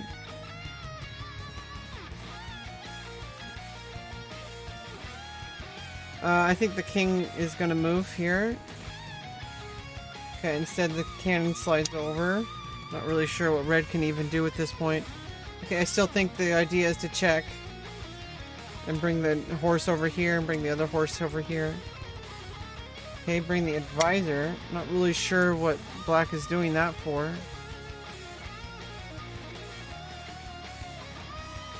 Not even sure what red can do at this point.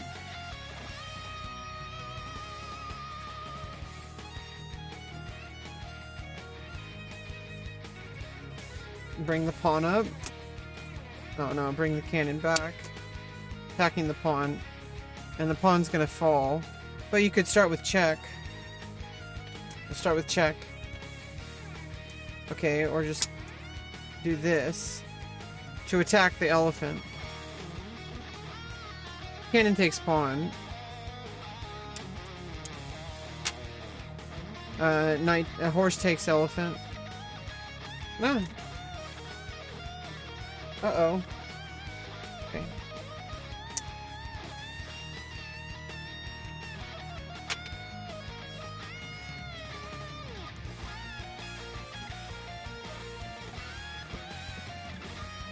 Okay. I guess the cannon can come over here. Okay, instead you're gonna attack the pawn. Horse can get out of the way though. And you just... maybe move the horse back here. Oh no, check.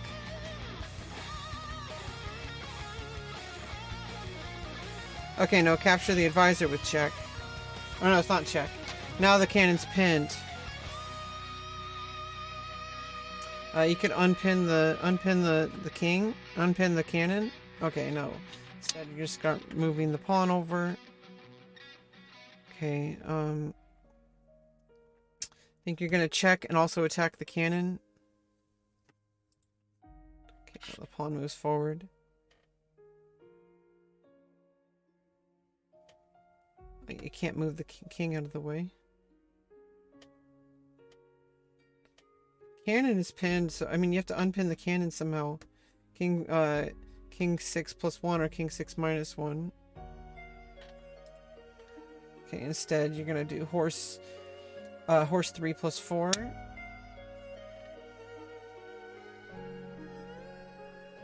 Maybe just push the pawn.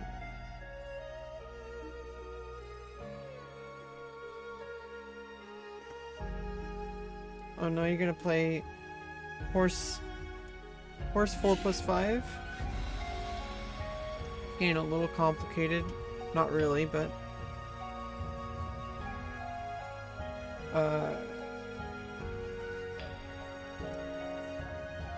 no longer pinned. I mean, the horse is guarding. I guess there's a check. Well, that's not a cannon. It's a, yeah, I guess you can threaten to capture the horse, but then trade off.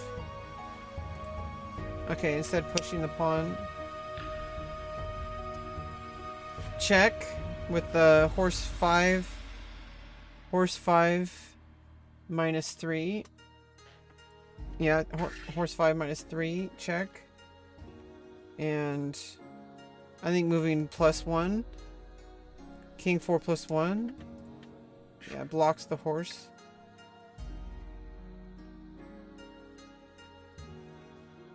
And let's see. And I think at this point, bringing the cannon over here would be the red's plan, but I think moving the pawn forward, pawn 5+1. No, you're gonna attack the cannon with horse 4 plus 6. Horse 4 plus 6.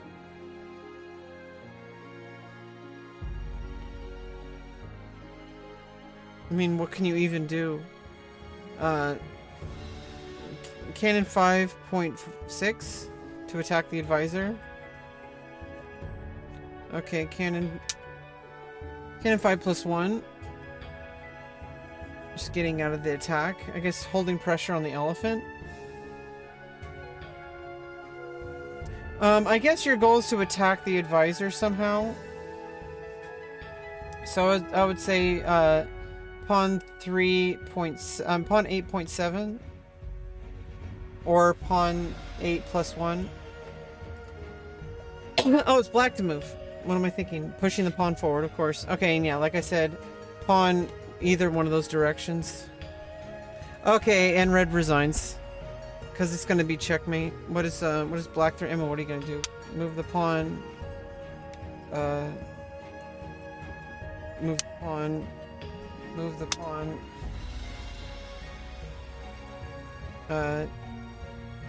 Check.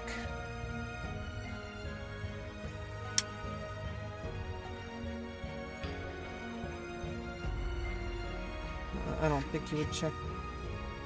Check.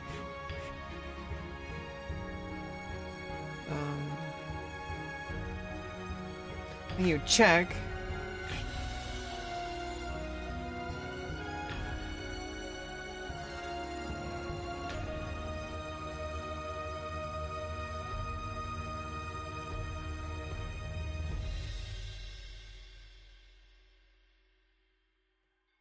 Oh yeah, okay, that's like check.